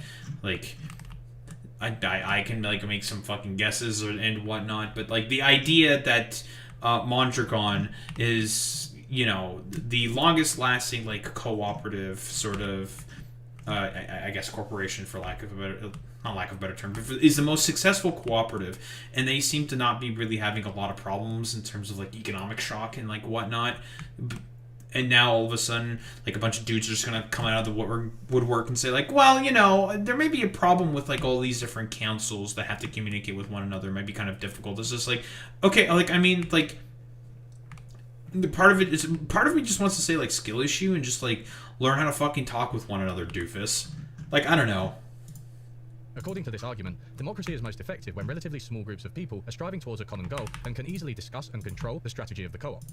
Yeah, like, why not just have it, like, operate at fucking scale, right? Like, why not have, like, bigger goals in mind? I find this, like, argument to be fucking ridiculous. Like, why can't, like, why does it have to only be at relative scale? Why does it only have to be, like, for, I don't know, like, say, voting, for example, if I were to take a guess for maybe what, like, this individual Christensen might fucking think, right? In terms of the problems of worker co-ops, you know, not everything is like about voting. It just isn't possible in a corporate environment with tens of thousands of workers whose interests, values, and knowledge all diverge. The current system at Mondragon deals with this by having the individual worker co-ops elect representatives who form a congress and in turn elect a governing body, which itself elects a president. There are clearly several layers. Oh, wow. So you're telling... Okay, you know... Guess what fucking system this is sort of similar to? The Soviet fucking Union, right? Collections of workers would have a elected sort of Congress. Okay, it's not 100% like the Soviets, right? But would have an elected Congress, a governing body who are representing the interests of the workers in that particular area or that particular fucking segment of the economy, and they would, be the representatives of the sort of, I was going to say corporation, but be the representatives for that particular segment of the economy for the Soviet Union. Crazy. Of hierarchy, separating the workers from the governing body, who are only accountable to the Congress of elected representatives rather than to the workers directly. Members have complained that they are not listened to, and in one case, fewer workers said that they felt they were part of the firm than those at a comparable private company. It seems that the worker democratic model has come under strain owing to the pressures of international competition, the challenges of scale, and poor policy choices. For example, one of Mondragon's long-standing boasts was that it never laid off workers. Instead, they would relocate unproductive members of one cooperative elsewhere or reduce pay during hard times, in line with the studies we saw earlier. However, over the past few decades, Mondragon has seen a steady growth of contract workers who do not count as members of the organization and therefore do not have democratic voting rights. In 1997, members were 56% of the workforce. By 2007, that number was 29%. After the global financial crisis in 2008, no members lost their jobs, but thousands of non-members did. As a result, members have gone up to 40% of the workforce simply because so... Well, that seems like a particular problem then with just the hierarchical sort of structures and nature of sort of like capitalism. Now, obviously, sometimes you gotta do forehead what you have to do in order to survive, yada, yada, yada. I always see that particular excuse as like, honestly, basically as cope. I really don't like that sort of excuse, to be quite honest. The reason why a lot of corporations will still tend to corporation, right? And it is about maintenance of a particular like system of hierarchy and control. Not to say that like Mondragon is like the worst example of this. Obviously, there are worse firms out there, and Mondragon obviously still has all of its fucking problems. But if ever given the chance to try to shirk responsibility and try to find workarounds that still benefit those at the top, a company or a corporation will always do that at every opportunity that it can. So many non-members were jettisoned from the organization entirely, rather than because membership has actually been expanded. In a move that seems strange on its face, Mondragon has also opposed strikes and collective bargaining agreements from unions, sometimes banning them as a condition of joining. On paper, you wouldn't expect an organization that is worker-owned and run. At most, you'd guess unions would become irrelevant, but they're being actively suppressed. There have also been work-to-rule strikes of Mondragon over the past few decades, a sure sign that the institution has become rigid and unresponsive to the workers. It could be argued that having non-members is a necessary consequence of expansion. Damn, if rights aren't constantly fucking fought for, right? I can only assume, right? And people become essentially complacent, it will always sort of like devolve back into the same sort of like hierarchical structure that Mondragon was mostly meant to, you know, take on and sort of be a critic of. Not to say that like Mondragon is supposed to be like the avatar of the I don't know, will of like all workers everywhere, for example. But I mean, it's the same thing with like civil rights, right? And like politics and whatnot. Like, if you're not constantly fighting for rights at every single turn and every single opportunity that you can get, they will always like inherently just disappear into nothing. As you have to cut costs and compete, but in Uruguay, which if you remember requires 5 out of 6 employees to be members by law, no such degeneration into conventional forms of employment has been observed. So perhaps some of these anti-labour practices are just bad policy choices rather than absolute necessities. Despite its problems, Mondragon still has a number of things to boast about. The majority of workers, members or otherwise, say they would rather work there than for a non-democratic organisation. As of 2014, the ratio of the highest to the lowest salary in Mondragon is about 20-1. This is a sizable ratio and far from its original ratio of 3-1, but it is still much lower than the average Spanish ratio of CEO to worker pay, which is 143-1. In any case, Mondragon needs to evolve. As Christensen points out, Mondragon's elections are not really competitive, since there is no party competition at each cooperative, a system Christensen likens to elections in China. Representatives do not bring radically different approaches or compete to attract workers, and changing this would help to make democracy more than just a fig leaf. My question would then be, why does that necessarily matter, right? Like, sure, that could potentially be an issue. I don't disagree with that. But sometimes it could just be because they all have a bunch of sort of like broader general sort of consensus with the positions, right? They can just be like, well, it could just be because it's like, oh, broadly speaking, everyone is just kind of in agreement with the sort of positions that are being sort of like represented by the presidents of the fucking co-ops, right? Competition for representatives is one idea for maintaining worker democracy at the corporate level, though it makes more sense in organisations that are already co-ops and therefore have elections at the level of the individual firm. Our second example is electing worker representatives directly to corporate boards, which can apply to all types of firms, including conventional ones.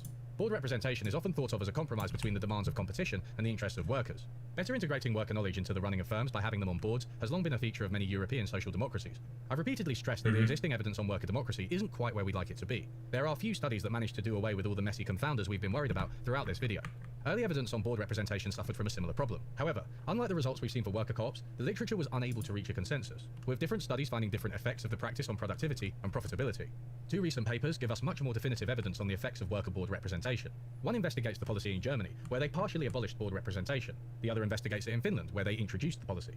As we mentioned at the start of this video, your typical capitalist firm, shown on the right, has the shareholders elect a board, who hire and supervise executives, who in turn manage the workers. In the German variant... And obviously we know why it is a problem for shareholders being the main guys who elect the supervisory board.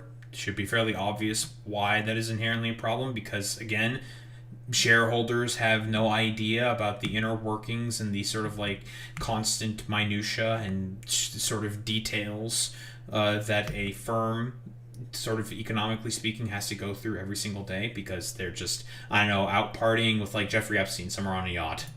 Shown on the left, the workers elect a minority of the top-level board along with the shareholders. Germany has a reputation as being quite labour-friendly, and this policy, along with stronger unions and a bigger welfare state, is considered a major part of that. A paper by Jaeger et al. Uses a law change created as a last-minute compromise between different political parties. This meant that smaller firms created after the 10th of August 1994 were no longer required to have worker representatives. The number of workers on boards therefore dropped substantially compared to the older firms, which had to retain the policy. By comparing the older firms to the newer firms, the study found that worker representation did not seem to increase workers' wages, while it slightly increased the level of investment. Similar results were obtained in the study in Finland, where the policy of worker representation was introduced rather than partially abolished. Again, the effects of this on the outcomes we are interested in were small. Worker representation in Finland created a minor reduction in redundancy and firing and an increase in subjective job quality as judged by the workers. There were small increases in capital investment, firm survival, and productivity. Why are the effects from both Germany and Finland so small or even non-existent? The answer is simple. Minority worker representation is not a policy with much bite. In the Finland study, they included interviews with worker representatives who were clear about this. Management has, in fact, already decided the course of action at the stage when I become aware of it. At that point, it is virtually impossible to influence the big lines anymore. Maybe you can say your words and negotiate on some details. I have a feeling that I cannot influence the company's decisions. Things cannot be influenced before decisions are made. They are only information about decisions already made. Historically, social... Oh, whoa, you're telling me that basically, if ever given the opportunity or the option, if a sort of, shareholder, the quote-unquote, can just make a particular decision that's not going to be beneficial to that of the workers, and they'll only just focus on their own particular interests instead of the benefit of that of the worker. Whoa, I'm shocked, guys. Social democratic parties in Germany actually opposed minority board representation as giving too much away to the interests of capital. Knowledge sharing and worker-friendly policies are already features of both countries. Perhaps board representation is a reflection of a political environment with more cooperation between labour and capital, rather than a policy which has drastically shifted the relationship in favour of labour. Recall my original reasons for advocating worker democracy. 1. Workers can harness their collective knowledge to make the running of the firm more effective. 2. Workers can use their political power to make sure the organisation is run with their interests at heart. It seems that minority board representation only manages the first of these at best, and it illustrates the limits of worker participation without sufficient worker power. Going back to the undercover boss, the show culminates in them changing policies and gifting individuals they met during their time as a worker. The idea is that because of their exposure to the workers, the boss will now implement better policies, not unlike the rationale of minority board representation of workers. Television is television, but I'm always struck by how stingy and individualistic the bosses end up being with their gifts. They tend to shy away from structural changes, preferring to give the workers they met a holiday, while the broader solutions they do offer are limited at best. Well, I mean, we all know why that's the case, right? Because, first off, I assume the show, and not that I'm having contention here with unlearning economics here. I'm not. Just to be rather clear. It's because in reality, with like a lot of these with shareholders, with bosses, they want to maintain their position within the hierarchy, broadly speaking, right? They want to do everything possible in order to maintain their own positions, their own power, and, well, shit like that. Duh, obvious, forehead. Whoa, Daho, thank you for saying the extremely, extremely fucking obvious. Very, very fucking cool. All right, and we can all, broadly speaking, acknowledge why this is, generally speaking, the case. Because, again, the gravy train is good, it's beneficial for themselves and also the shareholders, so why interrupt that at all whatsoever? If they are the main guys who can benefit from all of this, they generally speaking will, right? Like, it would be against their active sort of like class interests. There's that fucking Marxism bit coming in all over again. You're telling me, Daho, that, not workers, but like the bourgeois will do basically everything possible in order to maintain their own interests at all times, every single time? Oh, what a shock. Tough to do this job with back pain. Oh yeah, and they will never give into like systemic sort of like critiques, and will do basically anything to maintain their own power at all costs. You'll see a lot of people hobbling around on the ramp whether they've got busted knees or busted backs, but you know, you just keep on trudging. What I'm going to do is arrange for a physiotherapist to be at the hub twice a week to begin with, We'll see what the demand is like. So guys would really appreciate that. Will Hey, dickhead, why don't you reduce the amount each worker is expected to deliver in a given time? Maybe by hiring more workers? You know, stop the back pain from occurring in the first place, instead of slapping a plaster on what is a chronic and debilitating condition. One more, which is my favorite. On learning economics, are you telling me that at any point in time, a band-aid solution that can be put on a fucking gaping wound, if that is always an option that these people can choose, they will always choose that every single time? No, what a shock. As this is the only thing the boss gives this woman, who he clearly doesn't like. It's pretty clear to me that you need a team of people that will break the rules that you are currently constrained by. What I'm going to propose is that I send you off to the reputedly land of customer service excellence. You go across to Phoenix, Arizona, where our call center is there, for a few days. Bring back some ideas. That's really nice. Alright, I think this guy was particularly stingy even by the standards of the show. Bro, imagine your fucking reward for bringing up problems with your fucking firm is like, you know what? We're gonna send you to Arizona. Honestly, if I were her, I'd be like, what the fuck is that, bro? Why the fuck are you sending me to Arizona? A blighted fucking goddamn wasteland. What the fuck is that, dude? Summary. Workers need proper political power. Just knowledge sharing and exposing bosses to their plight is not enough. Representation of workers on corporate boards is certainly fine and doesn't seem to produce negative consequences, but it should be boosted to majority representation to have more of an impact. Ironically, because again, who are the majority that represents the fucking firms? Oh, it's the workers. One could probably use this policy too, but then they'd have to stop suppressing workers. We'll note majority board representation down as entry number 4 in our bag of policies. I'd also be willing to accept minority representation as a stepping stone in countries that currently... Dog in the bag. Throughout this video, I put 4 types of policy into the policy bag for expanding worker democracy realistically and pragmatically. Number 1, expansion of funding and law changes to encourage the formation of worker co-ops, learning from successful examples such as those in France, Italy, and Uruguay. Number 2, expansion of community-led efforts which include and encourage worker co-ops, as well as complementary organizations like credit unions through funding, education, and awareness.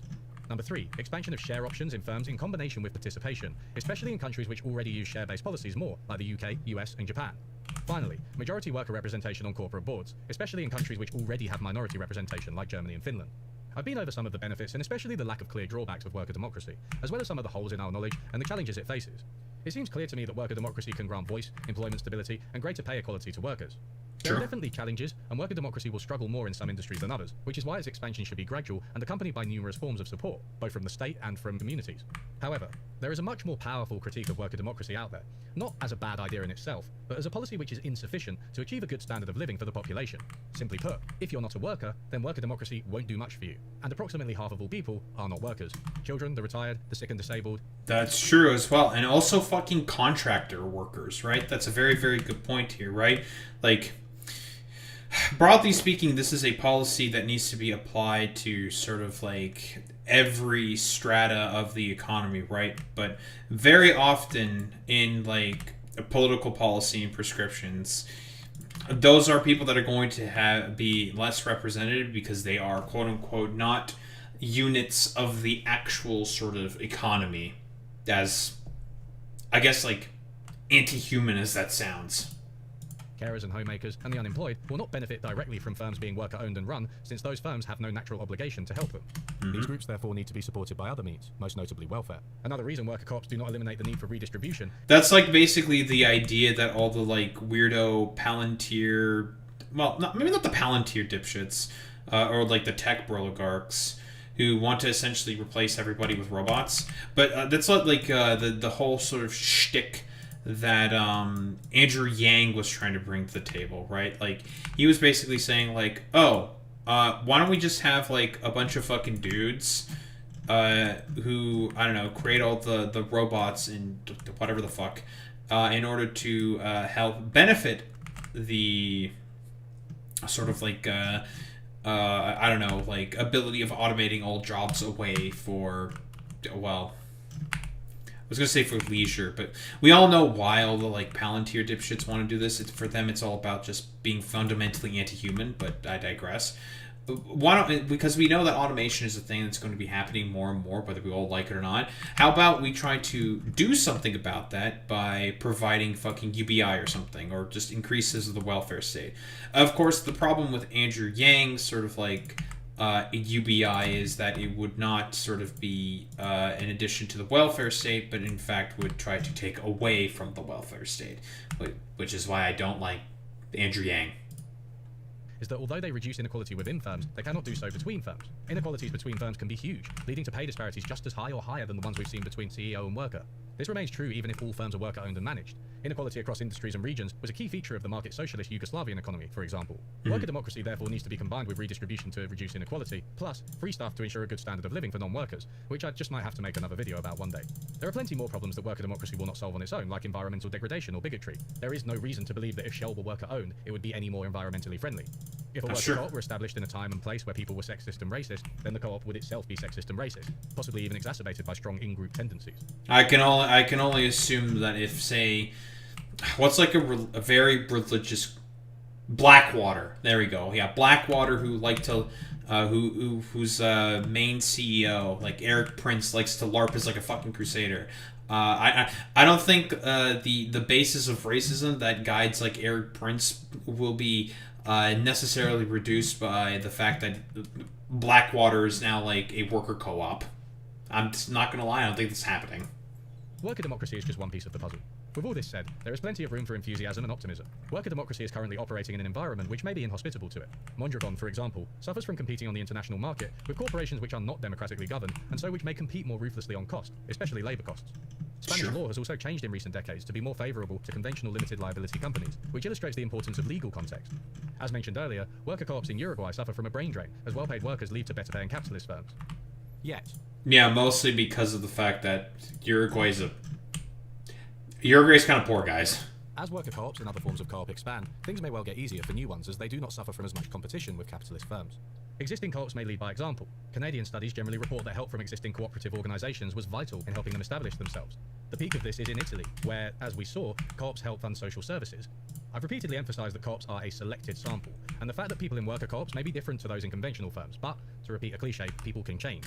One study found that people in all types of co-ops, that consumer, supplier, worker and more, report that their work has made them trust others more.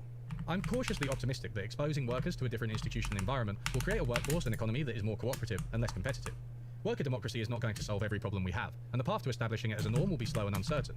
But there are plenty of reasons to be for it, and despite some challenges, few clear reasons to be against it. People should have a degree of control over and participation in their lives.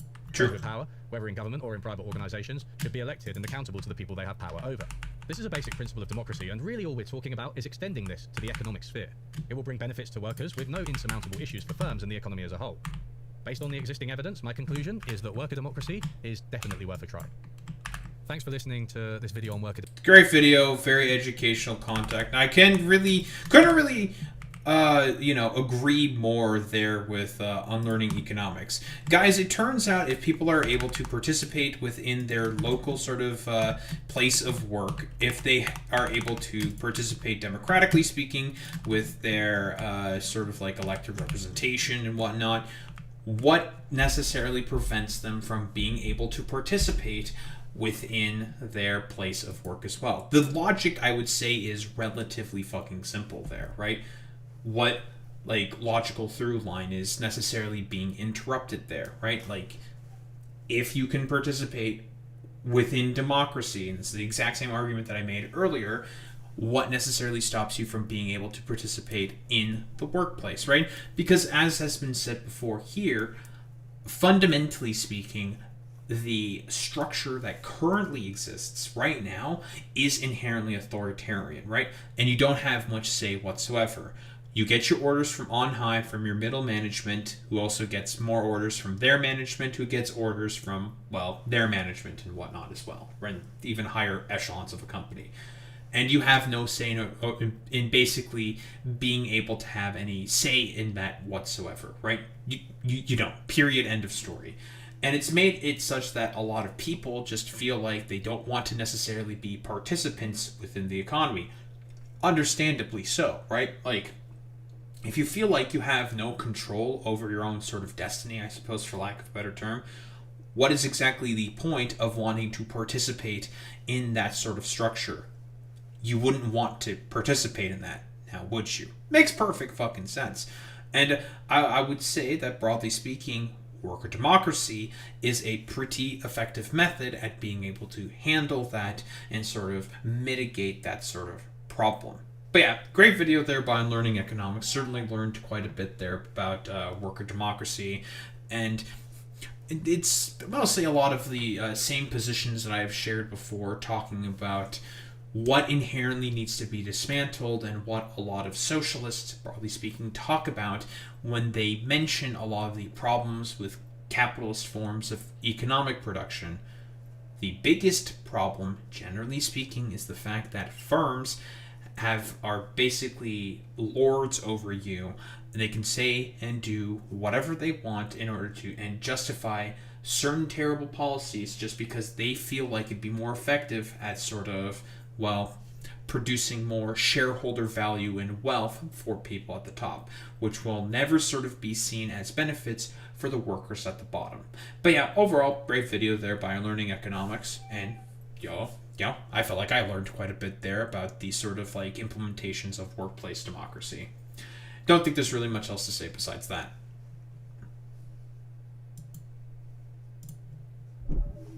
Nice meme.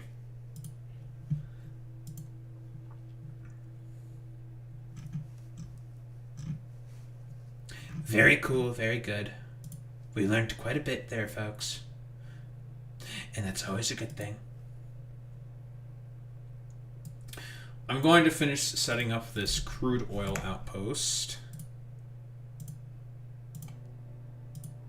And then we will yap about fucking dew on head. Poo on head. Dookie on head.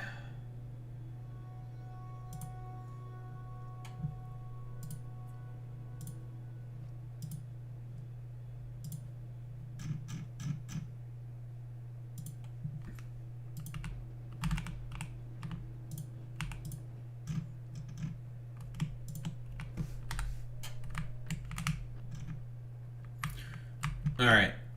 First time we've seen these things in a while, but there are oil patches in the ammonia ocean of all fucking places. So I'm just like, you know what, for fun, why don't we also use a bunch of oil rigs on Aquilo? We'll have the oil be outputted here and the water be inputted here.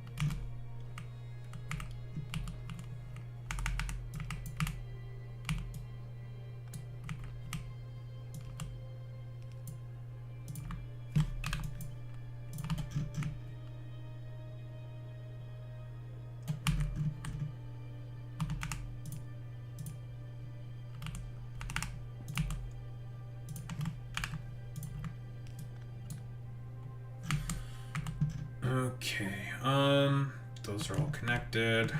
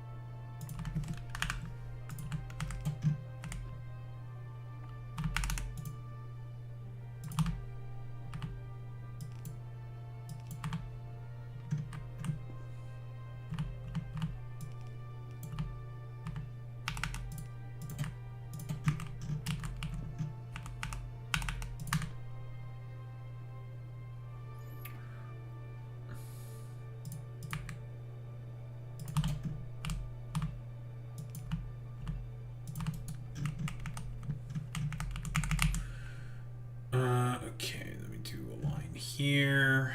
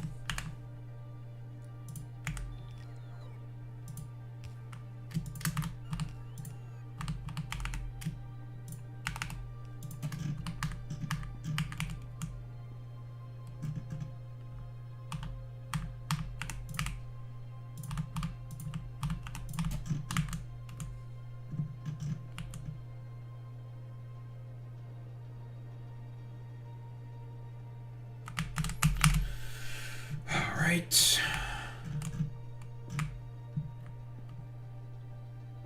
One more row. That'll be all the oil input.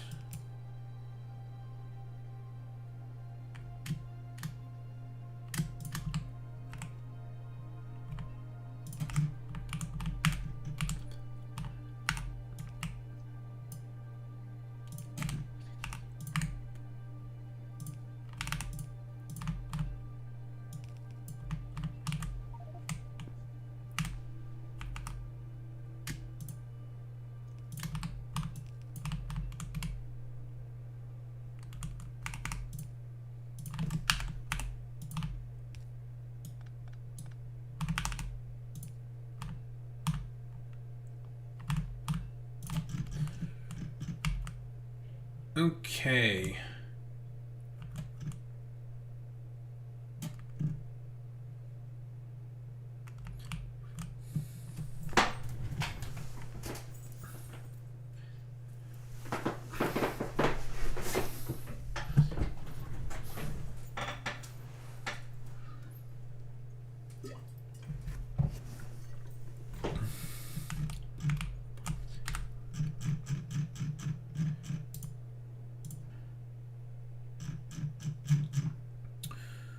Oh, lovely. We have cryogenic labs now in the Void Dragon. Pumps. Did we drop off the pumps? Yes. Going to Paracelsus first has been a massive boon here for Aquilo. These zinc pipes have been fantastic. These zinc pumps, the pipes, the storage tanks, all of them have been pretty much 10 out of 10 no notes. Excellent, great, fantastic. Can't complain. Very, very good for me.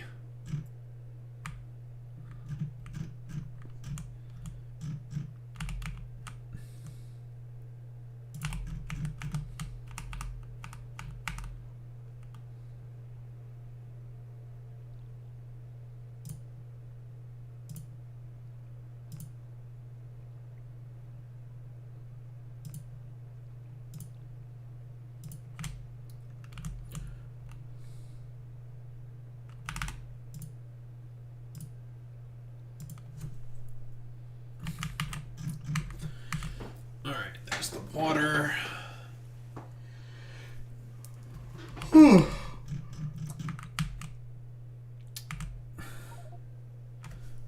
Pipes all connected. Now for the water.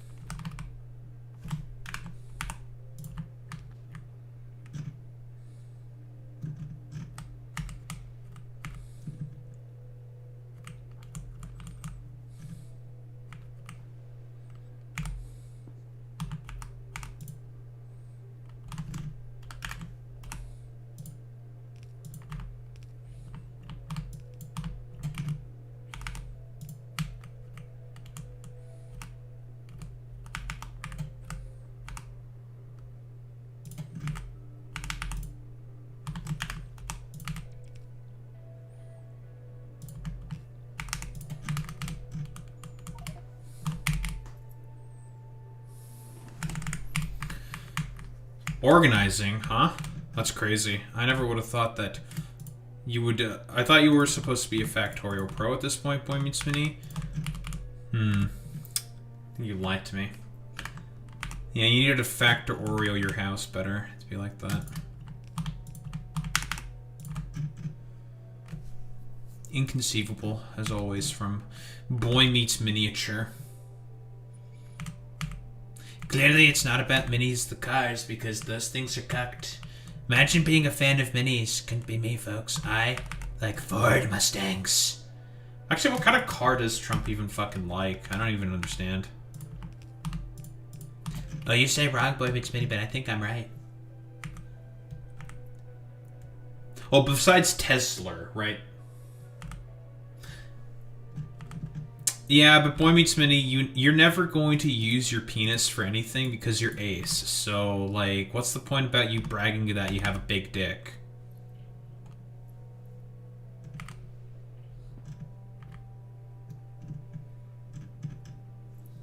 Why would you brag about that when you don't use it anyways? Think about it, think about it, think about it, think about it, think about it, think about it. Of what use is you having a big dick when you don't use it for anything?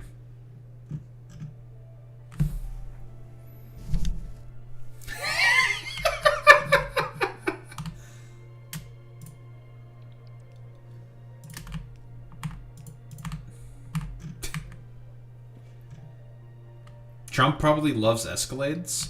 No, he loves Tesla. I love Tesla.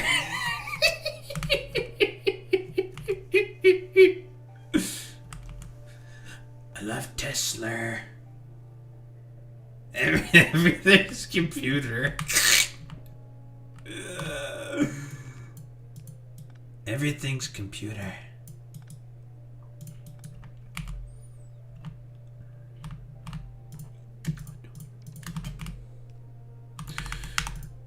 I want to make sure that but listen, for the next thing that we're going to be talking about, because normally I'd be more or less dumb streamed there.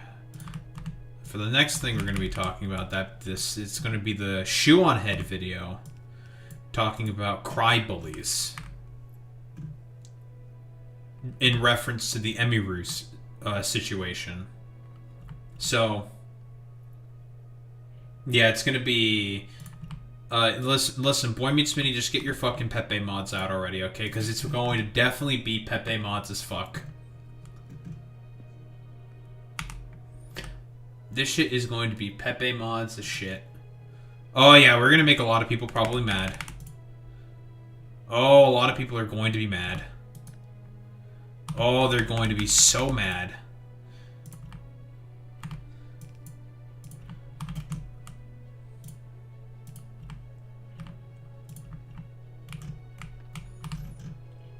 They're gonna be so mad, and it's gonna be great.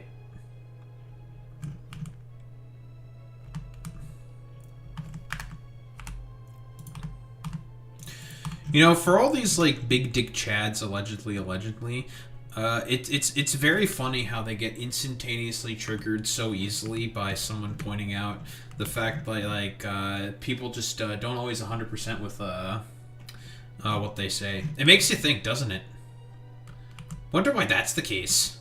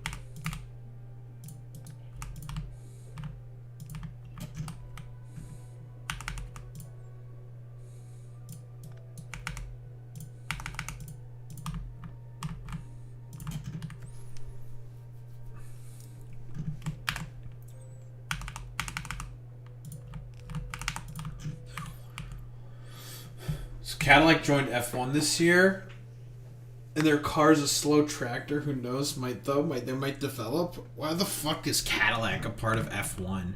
Is there like some economic incentives for car companies now to like join F1? Do they want like Saudi petrodollar bullshit or some shit? Like why is there such an increase like interest from all of these like differing firms and shit and fucking racing?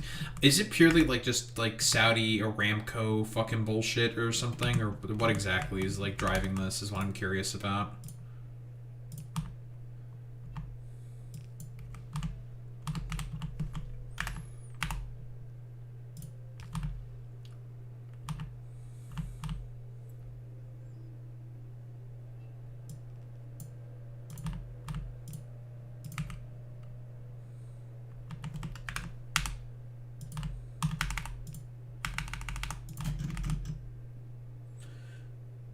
That's all of them, I think, except one.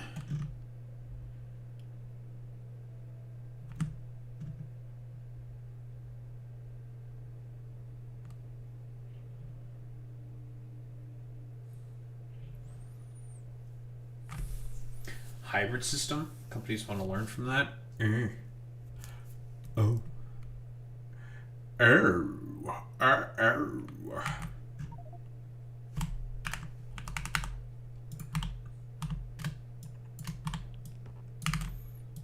You too can also make F1 eco-friendly. Let's go.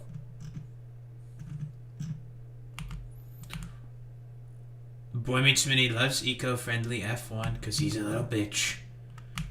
No, we have to only have gas guzzlers on the road because that's what we want.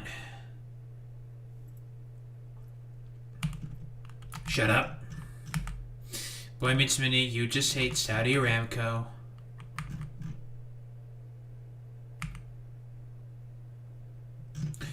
Boy Meets Mini, why do you hate Saudi Aramco so much?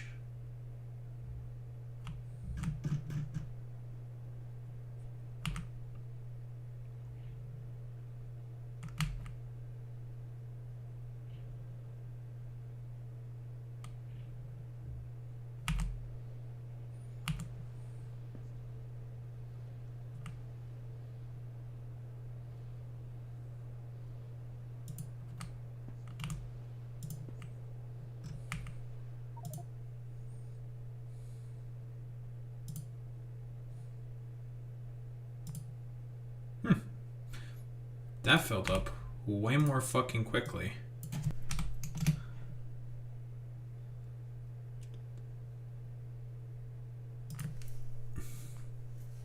Wait, no. Water is equal to this.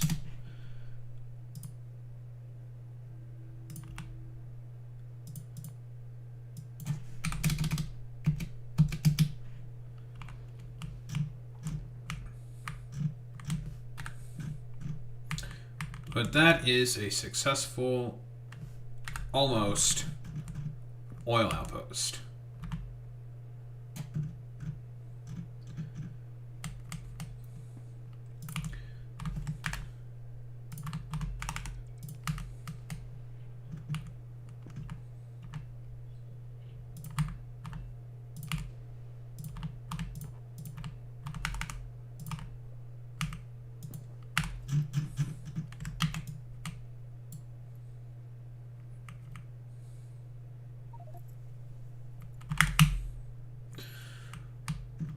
And we need to also connect the oil rigs as well, because fun for everyone.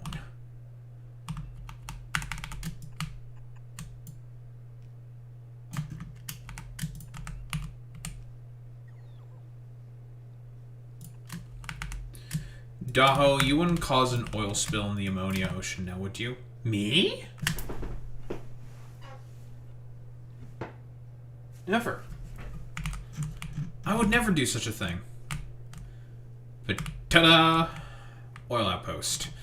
All we need to do now is to make the fluorine outpost. And then we will be continuing with our Aquilo fun.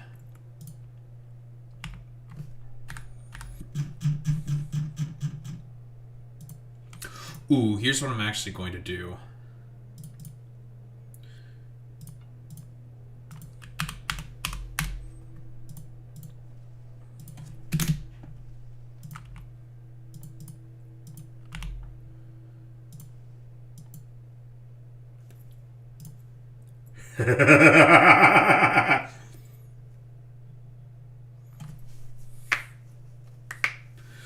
We're going to make radiative towers, and we're immediately going to start shipping them here to Aquilo. And it's time for us to now replace all of this useless ass fucking heating pipe with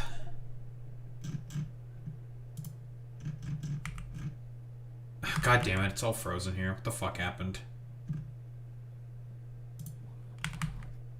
Yeah, but with these things instead. What's going on here, huh? You know, I order.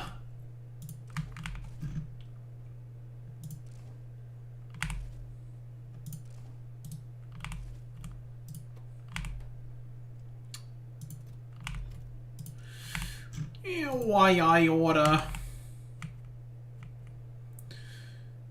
Well, the bots can't do anything because everything's fucking frozen. Why is everything frozen? I don't know why everything got frozen here. Well, we're gonna have to come down here and be like, oi, asshole, what's going on here?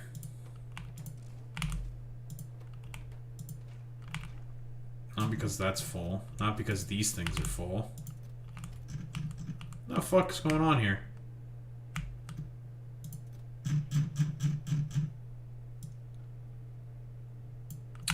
We just run out of solid fuel. That's crazy.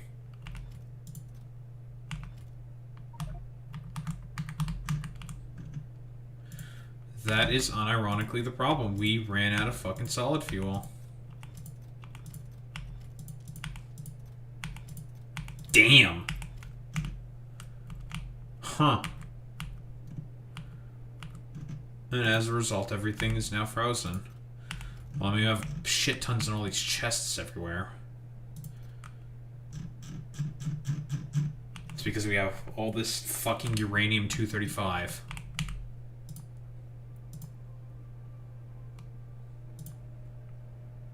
That I don't necessarily want to get rid of.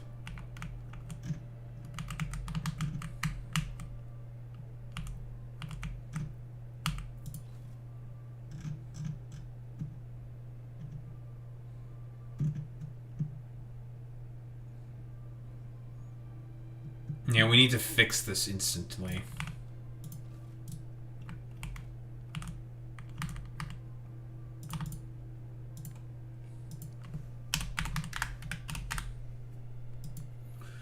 We do really, really need to fucking fix this.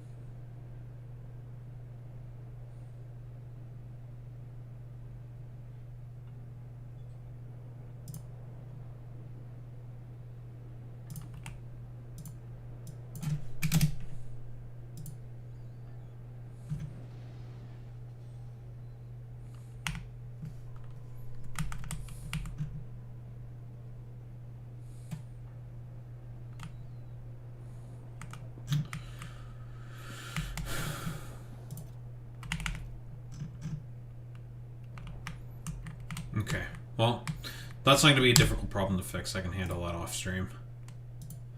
We just have to go around and just be like, oi, assholes, wakey wakey.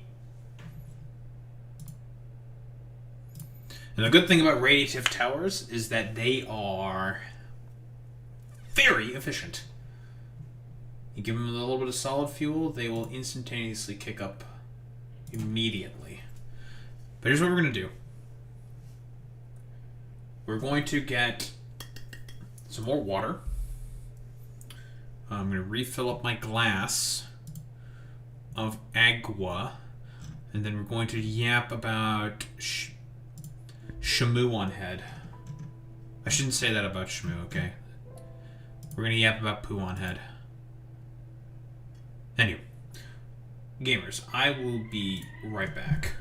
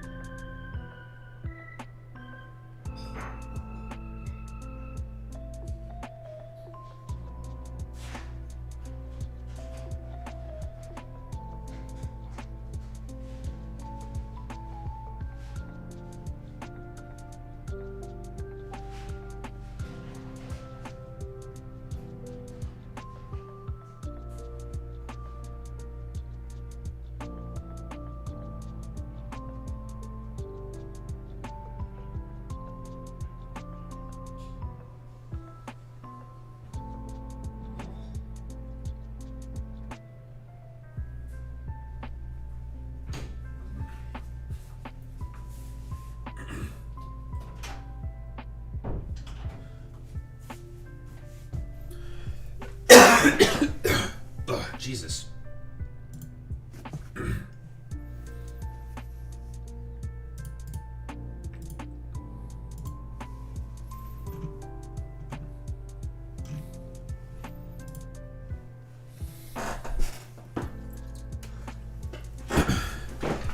Alright.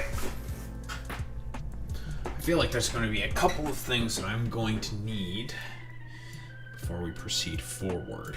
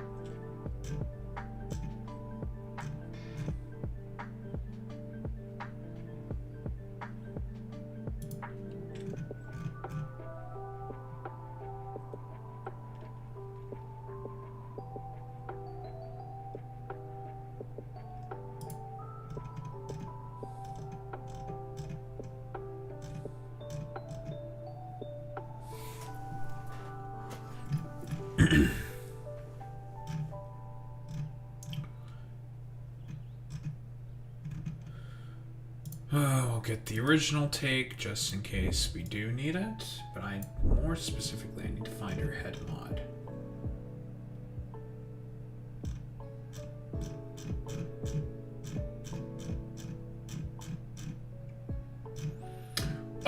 Do we know, can I get also links to multiple other big streamers that are not Hassan saying fuck ice please and thank you?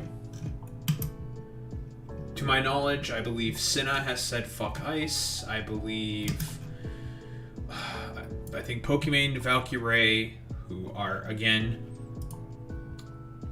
are streamers within the immediate orbit of Emiru. Cutie, although, like, she's not that she's not within the orbit, specifically, of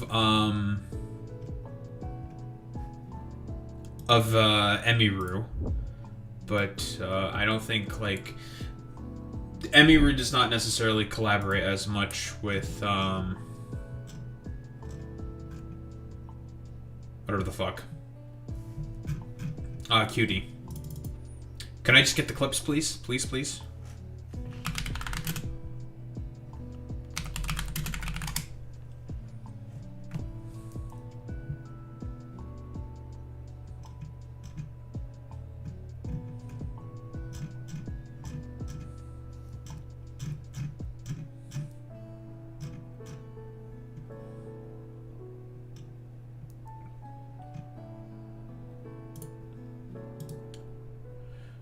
Alright, there's the Cineclip.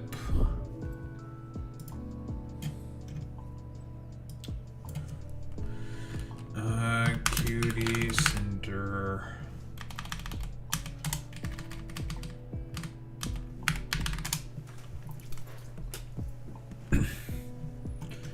Stop giving me Anthony Fantano saying fuck ice a bunch. Stop it.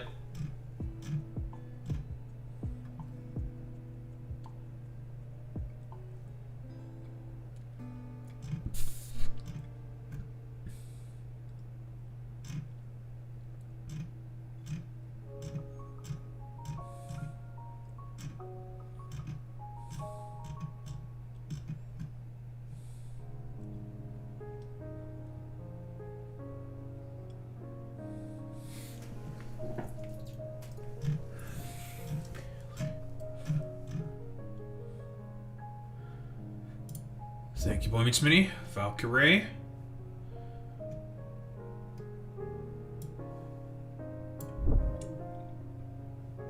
Trying to find Cutie Cinderella. I think Your Rage has also said fuck ice. Basically, give me any of the big streamers. I'm talking about the big ones that aren't Hassan saying fuck ice. I don't think Charlie has said specifically in a tweet, but he has had videos that we have gone over talking where he has said fuck ice. So we will also get Charlie talking about ice. That's a big one right there.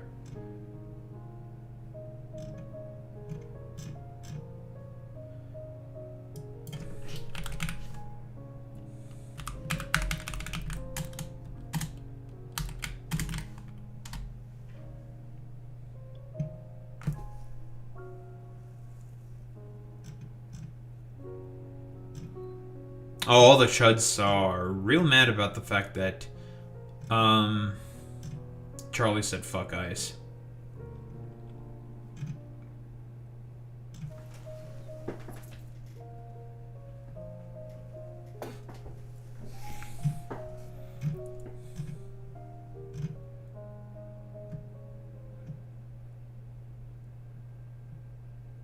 Oh yeah, Charlie also did sue U.S. Immigration. I completely forgot about that because he had some visa problems with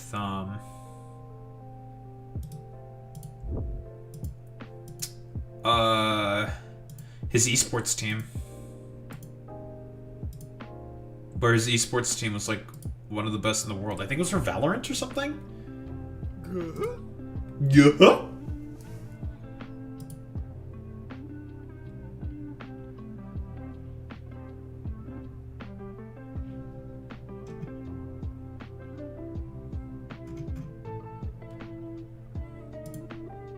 Good.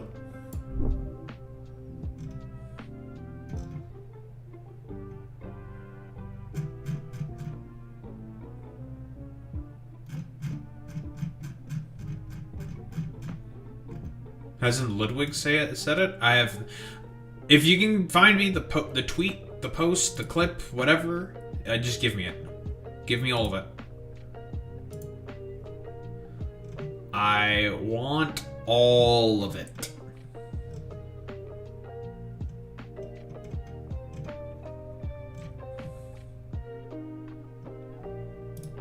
Alright. Charlie videos, because Charlie made videos about ice.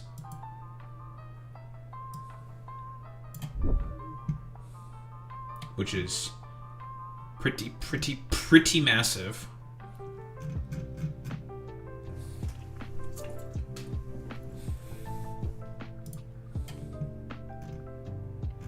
I know there is a clip of Cutie Cinderella also saying fuck ice. Just have to fucking find it.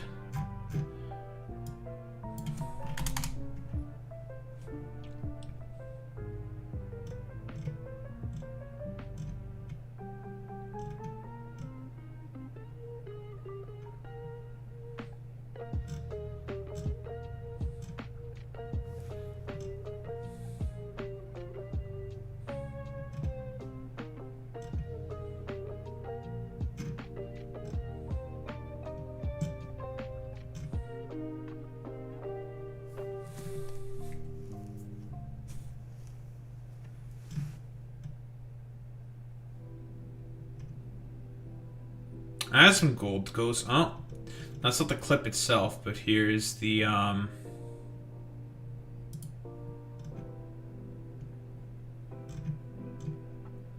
Asmongold bitching about Cutie Cinderella saying fuck ice.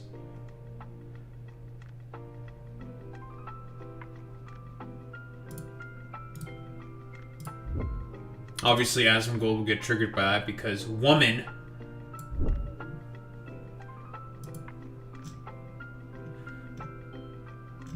But there's Cutie.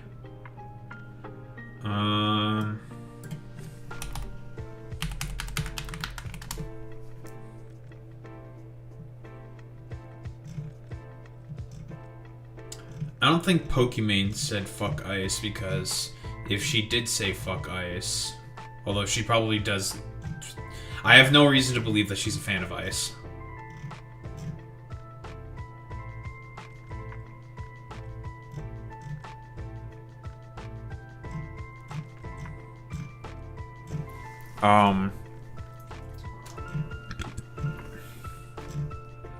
Apparently she was going to collab with Ice Spice, I guess, but okay.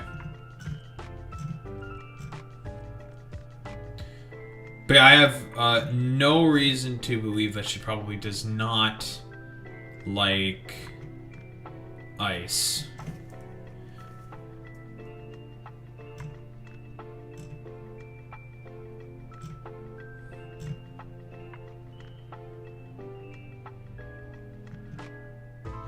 Well, she did say the January of last year that transphobia is bad. That's so real. So, you know, woke victory. Woke victory, folks, let me tell you.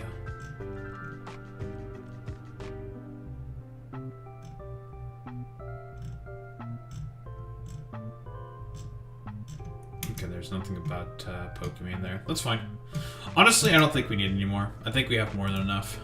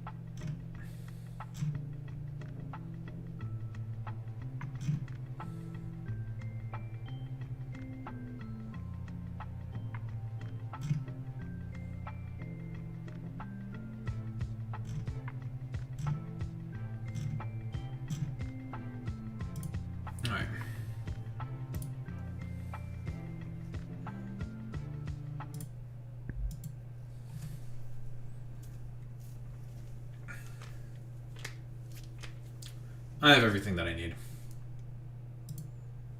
I don't need any more clips or people saying. I mean, if you want to stick it in, you can stick it in. It's fine.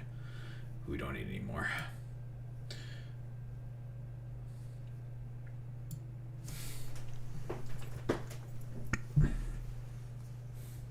Let's get started with this.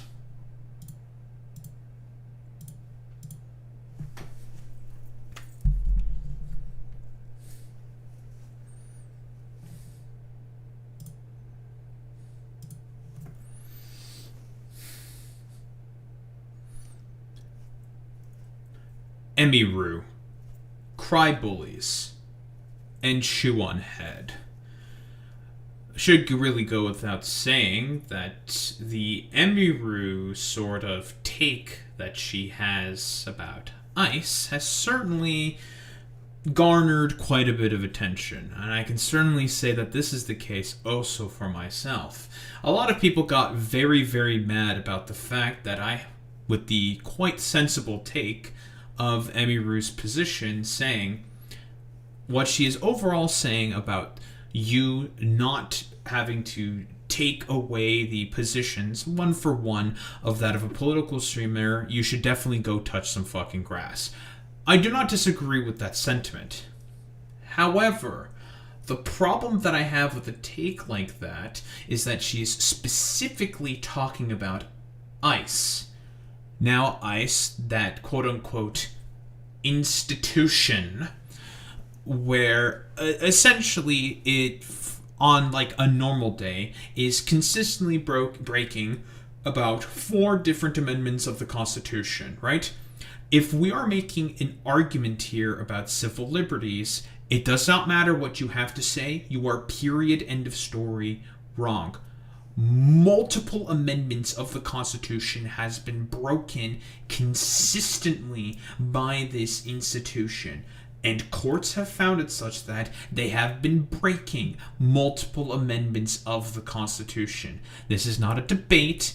This is not a wish-washy sort of appeal or whatever. This is a fact. Period. End of story. Debating civil liberties and human rights is not a matter of having questions or what have you with these sniveling dipshits, mostly the chuds. This is not a matter of debate. This is a matter of what is on the ground and what is a fact. And it is a fact that consistently ICE has been consistently breaking multiple amendments of the Constitution and has a very, very low approval rating and a very high disapproval rating. Nearly 2/3 of Americans say ICE has gone too far in immigration crackdown. In a PBS NPR Marsit poll, about 6 in 10 Americans disapprove of what ICE is doing, while 3 in 10 approve, aka Trump supporters. Opinions about the agency and its actions are sharply divided along political lines, with around 91% of Democrats and 66% of independents registering their disapproval. These are disastrous numbers here, mostly the 66% of independents. You need independents if you want to be able to win elections, whether you fucking like it or not, Asmongold viewers. It's so bad that even 27% of Republicans also disapprove of the actions of ICE. Unheard of. Yes, they are still overall very, very fucking supportive, right? Obviously. But the fact that even, and I would assume it's probably more moderate parts of the Republican Party, quote unquote a Republican Party that wants to have, like, I guess, a return to Reaganism, I guess, for lack of a better term, are also having massive disapprovals of ICE's actions is quite insane, and not insignificant whatsoever. But given all of that, Asmongold viewers and conservatives in general, every sort of like chud-leaning and associated VTuber who loves to react to every single fucking Shoeonhead video will all come away with the general consensus of, oh, I guess the left is quote-unquote cult of the fucking crybullies. Incredibly fucking insane for Shoeonhead to say something like this, where basically most of the people who are, broadly speaking, criticizing Emiru's position as being rather fence-city is not exactly inaccurate. Again, and we have some fucking evidence and some proof of this. This is her head mod right here, who is an Asmongold mod. She received 65 raids last year from Asmongold alone. From Asmongold. It is fairly obvious that the reason why she had the take that she did was basically to make sure she doesn't rock the boat too much with the people who clearly bred her, or brought her fucking bread. And that is a significant amount of Asmongold fucking viewership. Period. End of story, right? That is fucking obvious. You can, I don't know, call me a fucking crybully if you want, but the only reason why Shoeonhead seemingly has this take to begin with is because, A, and I'm going to be a little misogynistic here, we do a little bit of misogyny here, just a little bit. Her husband is a far-right fucking dipshit, right? And seemingly for whatever reason, Shoeonhead likes to adopt the positions that her husband has. I mean, it goes perfectly well with her trad bimbo aesthetic that she She herself has said that she has, so okay, very, very good, Shoeonhead. And for whatever reason, the second bit in all of this, for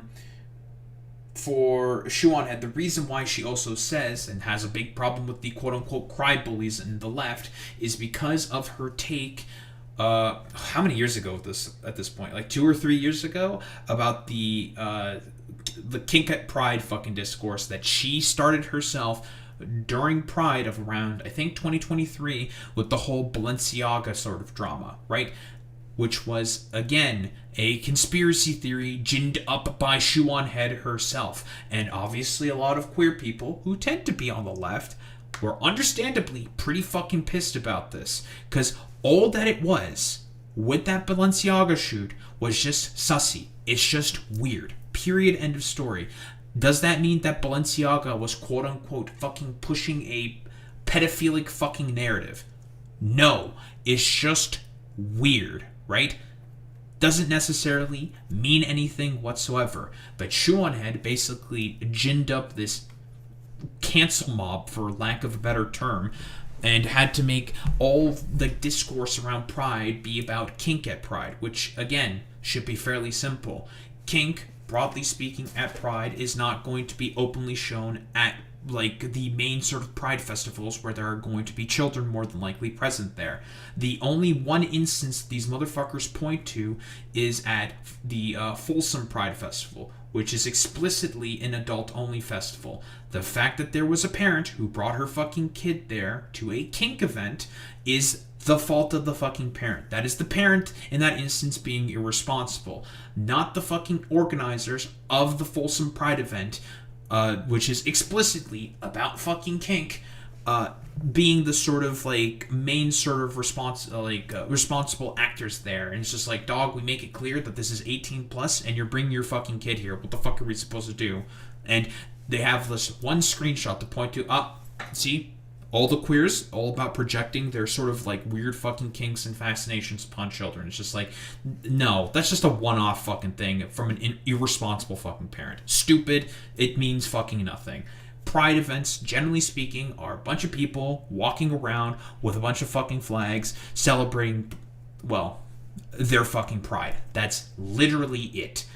Pretty plain, pretty fucking simple, and it's open to all ages. But this motherfucker, Shoeonhead, because she had a bunch of far-right weirdos following with her, specifically one weird far-right pundit who follows her, who talked with her quite a lot, and guess what? She very often had very, very open rapport with a lot of fucking far-righters, which, guess what? Problem with that. As she herself has said, it's like, I believe in a lot of left-wing populist ideas, but a lot of right-wing fucking social sort of issues. With her, like, system of quote-unquote shoe-socialism. I have bad news for you, Shoe. You know what that's called? Being a fucking Nazbol. Very fucking simple, okay? Because the Nazbols also thought the exact same way. And guess what happened to all the Nazbols when the Nazis took over? They all got killed, Shoe. So the fact that your ideology of shoe-socialism is rather fucking similar to that of Nazbols may put people on a bit of an alarm. Understandably so, because it's just like, what the fuck are you talking about, girl? Like, have less bimbo and just do some more reading and stop being, like, extremely fucking stupid for no reason. Or just, like, watch a couple of fucking videos here that explains a bunch of stuff for whatever reason. If, I don't know, like, you can't do some, like, I don't know, looking at a pamphlet for fuck's sake. Anywho, preamble aside, because it's been a bit of a long preamble here. What do we have here specifically about Shoe talking about the cult of the crybullies? Hello friends, and welcome to another episode of What the Hell is Going On with your host, Ugly Belle Delphine. Now before you ask, yes, there is an Epstein Files video coming out. I feel like everyone has like streamer brain nowadays, and like every video has to be breaking news in order to get the most views. But I'm taking my time with it. I'm sure you understand, there is a lot happening. You know, with this anti-Semitic culture right now, she voted against a resolution condemning. Oh, His really? Jewish. I want to be clear. Do you want to go there, Attorney General? Do you want to go there? Are you serious? Gentlemen. I'm surprised that she's specifically putting this clip here, not the one with the Dow. Okay, what? I mean, this was either way really fucking stupid and bad of Pam Bondi, and that whole hearing was like Pam Bondi's like really pathetic attempt at just trying to aura farm. About Your country, sir. Anyway, let's just forget about these satanic billionaire pedophiles. Yeah, okay, Shu. Like, listen, I get it. You want to do a little bit of fucking Zog posting. Okay, Shu. It's running the world. And let's talk about some internet drama, shall we? Because that is what's really important. For a little over a decade now, the most inane things can get you called a racist or a Nazi on the internet, to the point where these words hold little to no meaning anymore. It's so bad that when someone is called a racist or a Nazi online, I'm immediately like, oh, what funny joke did they tell? But ladies and gentlemen, we have officially come to the point. We're not saying anything. I don't know, let's be honest here. Given the fact that Twitter seems to be populated with a lot of fucking Nazis after Elon Musk's takeover of, like, constant Sonnenrad Funk edits, I think it's rather accurate that people get called Nazi very, very often. And the fact that they were kept away, generally speaking, from people calling out Nazis. Now, were a bunch of woke scolds, which were a minority of a minority, very fucking annoying about it sometimes? Yeah, sure, I don't disagree with that. But again, the problem with Shoeonhead specifically is that she will very often run cover for right-wingers by generalizing. Very, very, very fucking often. And that's the biggest problem that the left has with her. Also makes you a racist Nazi. For the few of you watching this channel who are employed, there's a very popular Twitch streamer named Emaru. She's a cosplayer, just kind of a fun, chill, normie video game streamer. Well, the other day, someone in her chat asked her opinion about ice, and this is what she had to say. Like, there's a certain extent. Shu, we have to be rather specific. Now, Shu is already obfuscating here a little bit. This wasn't a someone. This was her head fucking moderator. How can we tell specifically? The hammer symbol right here. Shoeonhead doing a little bit of obfuscation already? Shocker, I know. This is her head fucking moderator, who is also, an Asmongold mod, who is pro-ice. Well, that's a little interesting. Now, I've already mentioned the associations that Emiru specifically has with, Asmongold. She gets raids from him all the time. They used to collaborate all the time together. They had a podcast together, and then obviously it fell apart because of fucking Tectone being a rapist. Yeah, well, what can you do? Shu, this isn't just a someone. This is her head moderator, or one of her head fucking moderators. This is a pretty important person in terms of, I suppose, Emiru's sort of, like, little orbit, or something. Or stream? Not orbit. Stream, let's just say. So what are your thoughts on Ice, Hassan at Emiru? Does an emote, like a laughing emote, it's so dumb. Like, what does a streamer saying fuck Ice validate? I've already talked about this before. If you are in a community, and the head of that community, that being the streamer or whatever, and you're like, say, a person who could be very easily targeted by Ice, you will feel like you're not being seen or really heard. Parasociality is an incredibly powerful thing. Just like how this Alley Kitty individual has a parasocial attachment to all of Asmongold's mentally ill, stupid fucking takes that he basically gets from his subreddit and his timeline, and because of his quote-unquote understanding of human psychology. Should go without much saying whatsoever why that is incredibly fucking stupid, but I digress. And, you know, just blatantly fucking anti-intellectual. But again, I digress.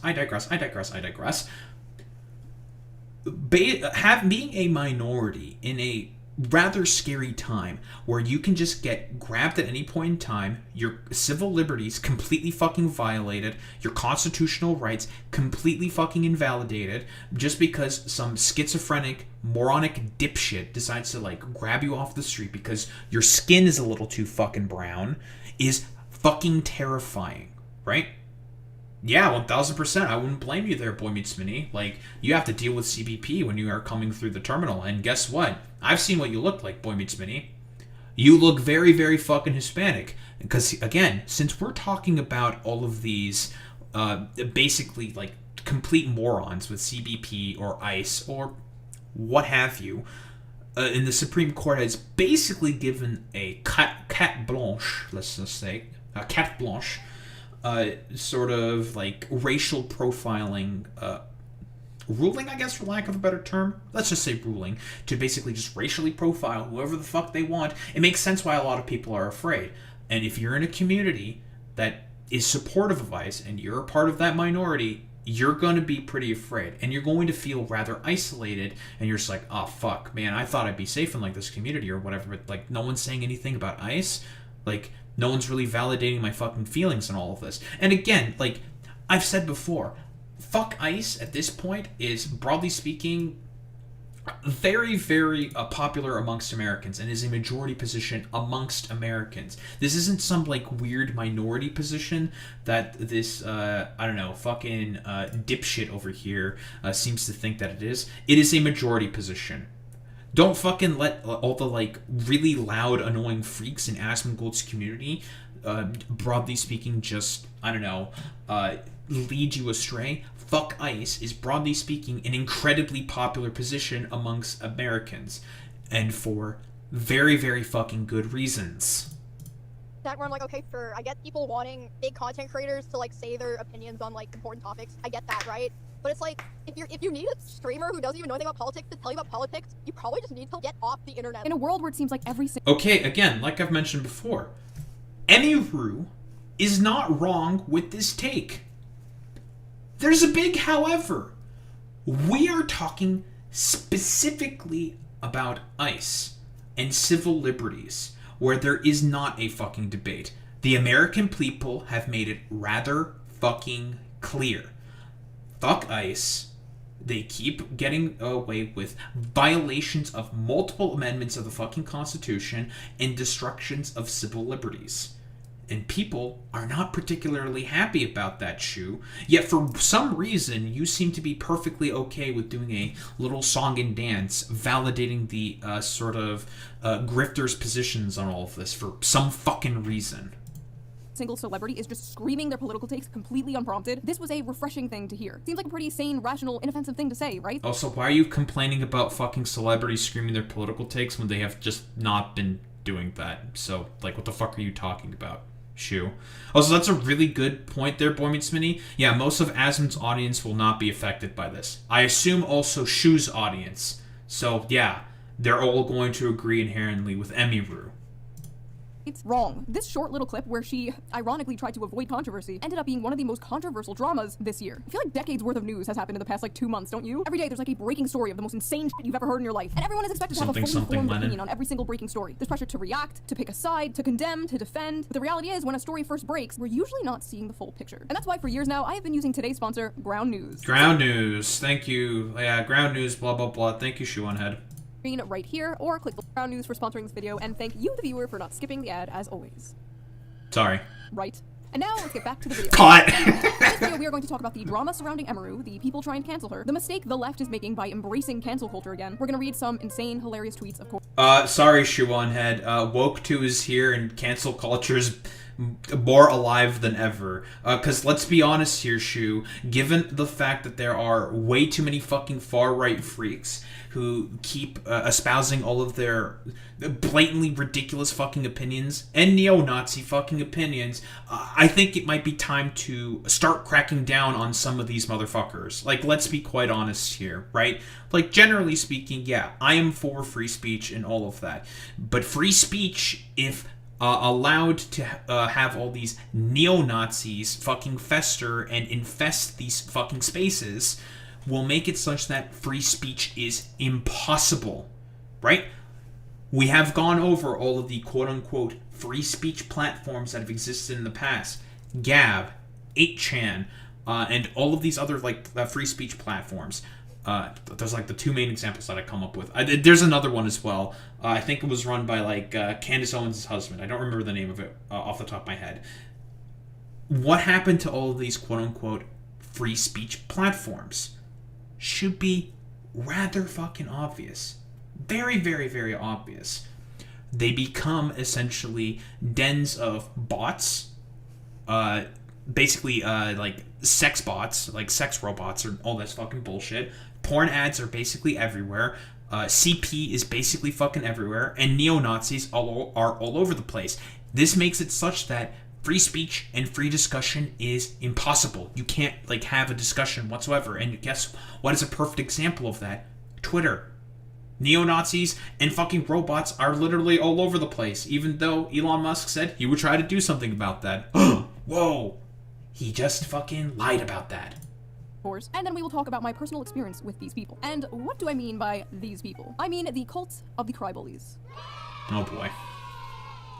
I'm sorry if I sound even more like a prepubescent boy in this video. I am a little Again, the only reason why Shoeonhead has a problem with the cult of the crybullies is because, again, she herself feels like, because Shoeonhead very often operates on a lot of fucking vibes, but the reason why she's specifically affected by the cult of the crybullies herself is purely because of her fucking Balenciaga take, when people correctly fucking criticized her for basically sensationalizing. That's the term I'm looking for. Sensationalized the whole, like, sussy Balenciaga, the photo shoot that they did with... it was like a bear in some kink gear, a stuffed bear with like a child holding it, or with the bear, and there's like also some Supreme Court paper documents specifically around, I think, and it was old Supreme Court documents with something to do with CP, I think. I don't remember 100% for certain. It's been a while, right, since this whole thing. Shoeonhead basically said that, over-sensationalized, and said it was like Balenciaga pushing, I don't know, like kink to fucking children, when that's not what was happening, right? It was suspicious. It was fucking weird. You can just literally just say that, and it's just like, okay, this is weird. Balenciaga, why are you doing this? That's the fucking take. But Shoeonhead thought there was like some other ulterior motive that Balenciaga was basically pushing. That is the problem that people were having with her. bit sick, but I am here, slaving over a hot laptop. For you. If you guys saw my last video, you know I am quite critical of ICE. I don't think we should abolish them, of course, but I think it is good and healthy to criticize your government. Well. She calls herself on the fucking left, and you don't want to abolish ICE. Okay, dude. Nice fucking meme. People wonder why she's not a part of the left anymore. Yeah, I mean, that's like... I mean, if you... Given the fact that it is so popular amongst not just the left, but even normie liberals at this point, abolish ICE is just like the normal fucking position. Like, what the fuck are you talking about? Like, it is an institution fundamentally that is broken out of its onset. Like, this is in-fucking credible, dude. Yeah, that's a great point, Boy Meets Minnie. Yeah, this is like saying criticize the Indian government, just don't do anything about the RSS. Yeah, you should definitely criticize the fucking Trump administration, but don't do anything about their paramilitary wing. But, okay, bro. I am a political culture war commentator. I talk about political topics often. People come to me to hear my political opinions. But not everybody wants to be a political YouTuber or streamer. And not everybody wants to listen to a political YouTuber or streamer. Sometimes we just want to have fun and talk about other things. There are lots of other things to talk about. Sometimes we want to look at funny memes or watch funny videos without having politics shoved down our throat. So a lot of people thought it was really refreshing when it... Sorry, Shoeonhead. Unfortunately, politics is very stupid, but very important. And unfortunately, a lot of fucking things are going to be, again, to be silent on a particular sort of position, which is, again, majority position amongst Americans, is also making a political stance, right? That's just, it is what it fucking is, right? I've said this whole thing before.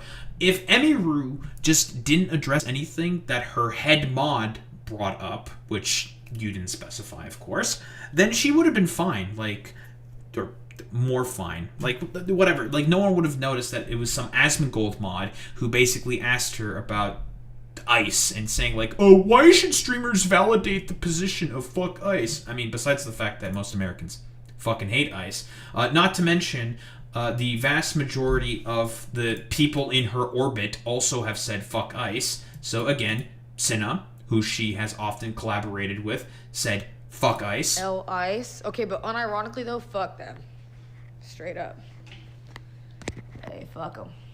Yeah, it's fuck them, don't care, and if you don't like that I say that, it's fuck you too. You know what I mean? Wow, this seems very, very difficult. I mean, if I don't know, if Emiru didn't have such a problem with that, then, whoa, crazy. Then she could have just said that and said, oh, yeah, fuck ICE, they're kind of shit. She did a follow-up statement, which was very, very, like, PR-oriented, right? And she also was condemning Lucari and Tectone, because she didn't say anything about Lucari and fucking Tectone as well, trying to avoid that as well. But unfortunately, like, those are people that are very close to your orbit, and you have associated with them a lot.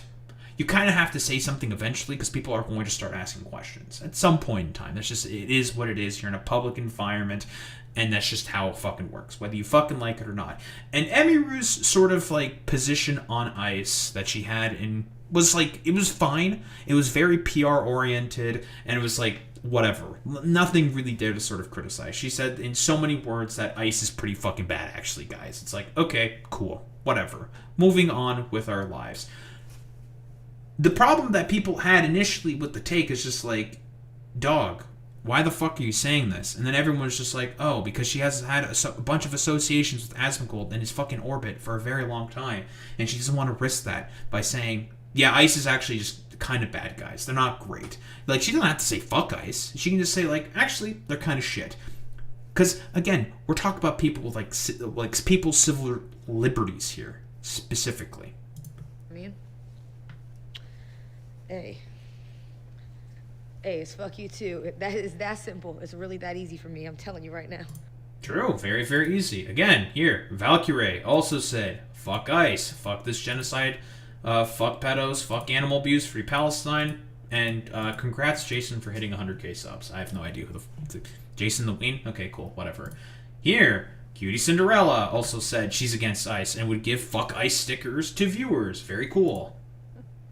These are all people, again, broadly speaking, within Emiru's orbit, who have about as much prominence as fucking Asmongold. But again, Asmongold, who's probably got about a quarter, if not half of his viewers botted consistently, well, she doesn't want to risk the sort of associations that she has there, which is why she has the take that she has. Where is it? Frick! Oh my gosh, I didn't even take a screenshot. Okay, it's fine.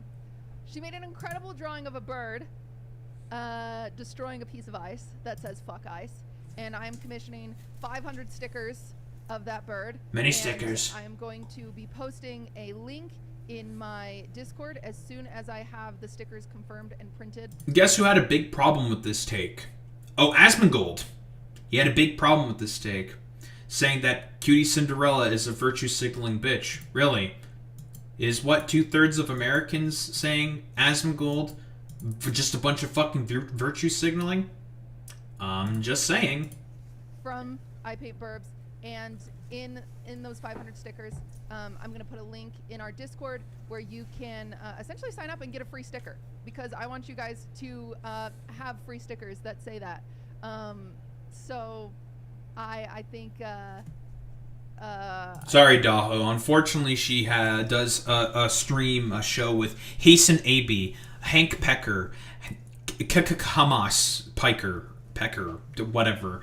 So therefore, all of her opinions are automatically invalidated because she's been inherently corrupted by Hank Pecker. Yeah. I think that's awesome, and I think it's important, and also I Paint Burbs a percentage of the. She's also going to sell the stickers, but a percentage of the stickers are going to. Let me see what she said. Support families that are torn apart by ice. Percentage Two of claps. the stickers are going to support families that are being torn apart by ice. Mhm. And so I am. Now listen, I've mostly been fixating on people who may be slightly more like liberal progressive on the left or whatever, blah, blah, blah, blah. I'm assuming probably Cutie has gone more to the left as a byproduct of approximation to Hassan, blah, blah, blah, blah, blah, yeah? Here, Moist Critical, 18 million subscriber YouTuber. Yeah, he has also said, in so many words, fuck ice. His video, let's just say, of this should make you very angry, and this is just him making fun of Chrissy Gnome, which you should make fun of. You should always make fun of fucking Chrissy Gnome. Is basically saying, like, the fact that ICE has violated his Second Amendment rights of Alex Preddy, who was legally allowed to fucking carry a firearm, has a license to carry a fucking firearm, and ICE just basically decided to disregard that and just grab the fucking firearm, and then after that shooting him 10 times in the fucking back while he was completely restricted by a bunch of ICE officers where they could have caused a friendly fire incident, should make you incredibly fucking pissed. Like I have said before, ICE has been violating about 4 different amendments of the Constitution with its actions every fucking day. The 1st, the 2nd, the 4th, and the 8th. This is why people don't like exactly what fucking Emiru said, Shoeonhead. Because the American people have made it rather clear. Fuck ICE. Cosplay streamer was basically like, I don't want to talk about politics. Why are you coming to me for politics? It was a perfectly sane, rational opinion. So of course, like, half the internet had a problem with it. It's just not that hard to say f ICE. It's really not that hard to say f ICE, to be honest. It's so hard to just say f ICE. It's really not hard to say f ICE. Jesus Christ, how hard is it to just say f ICE? How hard is it to just say f ICE? How hard is it to just say f ICE and move on? Oh my god. Just say f ICE. It's not hard. Is it so hard to just say the line? Say the line. Say it! Jesus Christ, like, at this point, even if Emiru... So of course, this is why specifically Shoeonhead is going to have a problem with this. Because she thinks that people are being inherently coercive and say the line, Bart. It's like, that's not... Again, we are talking about an institution that is, broadly speaking, very unpopular and is consistently violating civil liberties of people. There is no debate. Everyone should be hating ICE. The only reason why anyone has an approval rating of ICE, or approves of ICE, is because they're either a bunch of contrarians, or brainwashed cultist fucking weirdos. And I guess she was going to try to rationalize those fucking positions. Did want to, like, abolish ICE, even if she really did think ICE. She shouldn't say it. Like, I wouldn't say it at this point, because this is just, like, this is creepy. This is like a horde of zombies. No, Shu, it's because you appeal to right-wingers now. That's why you're not going to say abolish ICE. I'm just... Okay, I'm a little curious. I just want to take a look. What's the fucking like to dislike ratio specifically on that fucking ICE video specifically? I just want to get a fucking vibe. I just want to get a little bit of a vibe. I want a vibe. I just want a vibe. That's all I want. I want a little bit of a vibe.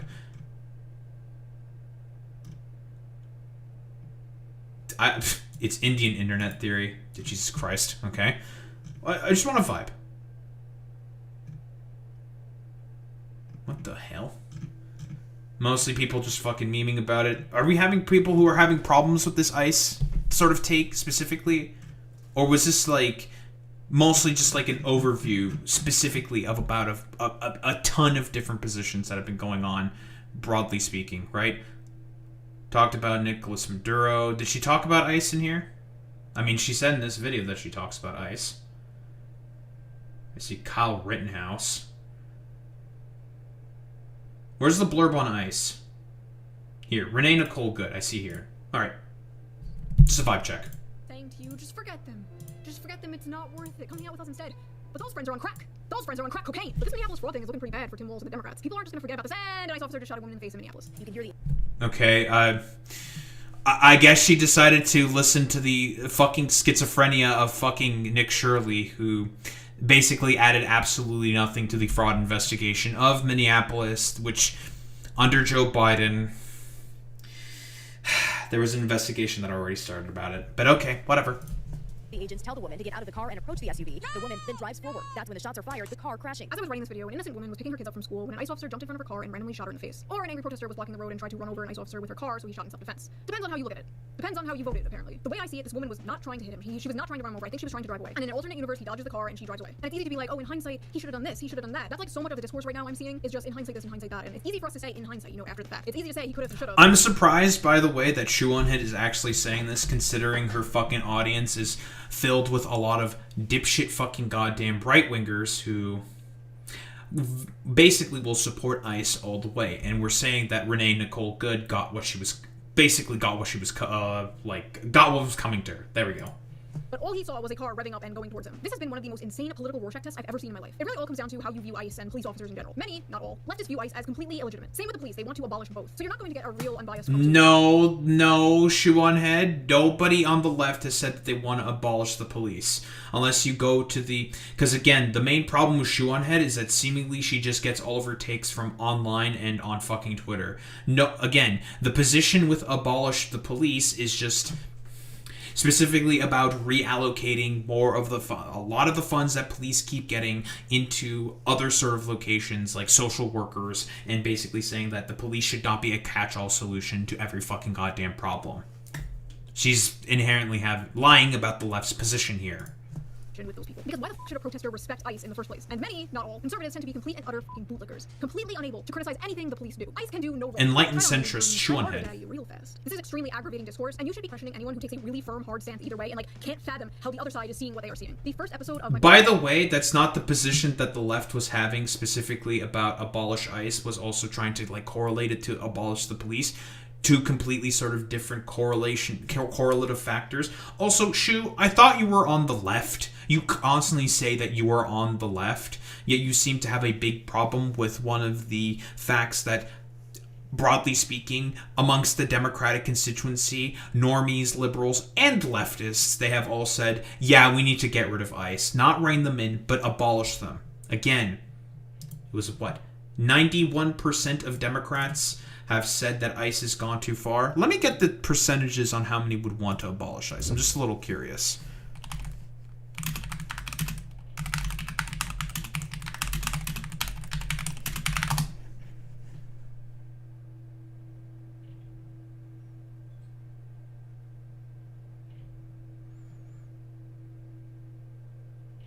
And there's some discrepancies, but some say 49% to 77%, and it depends on the poll.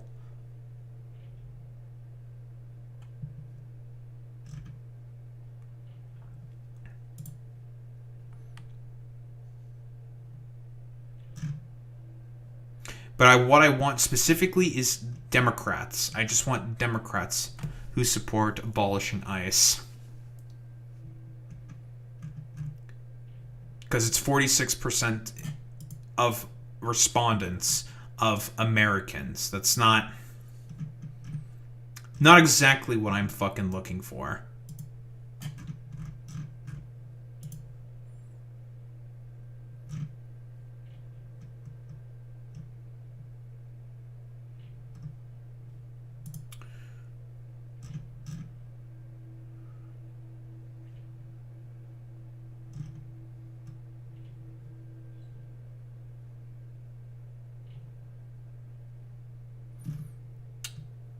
Impeaching Kristi Noem. Want Stephen Miller fired. Here, Americans are split on abolishing ICE. Obviously.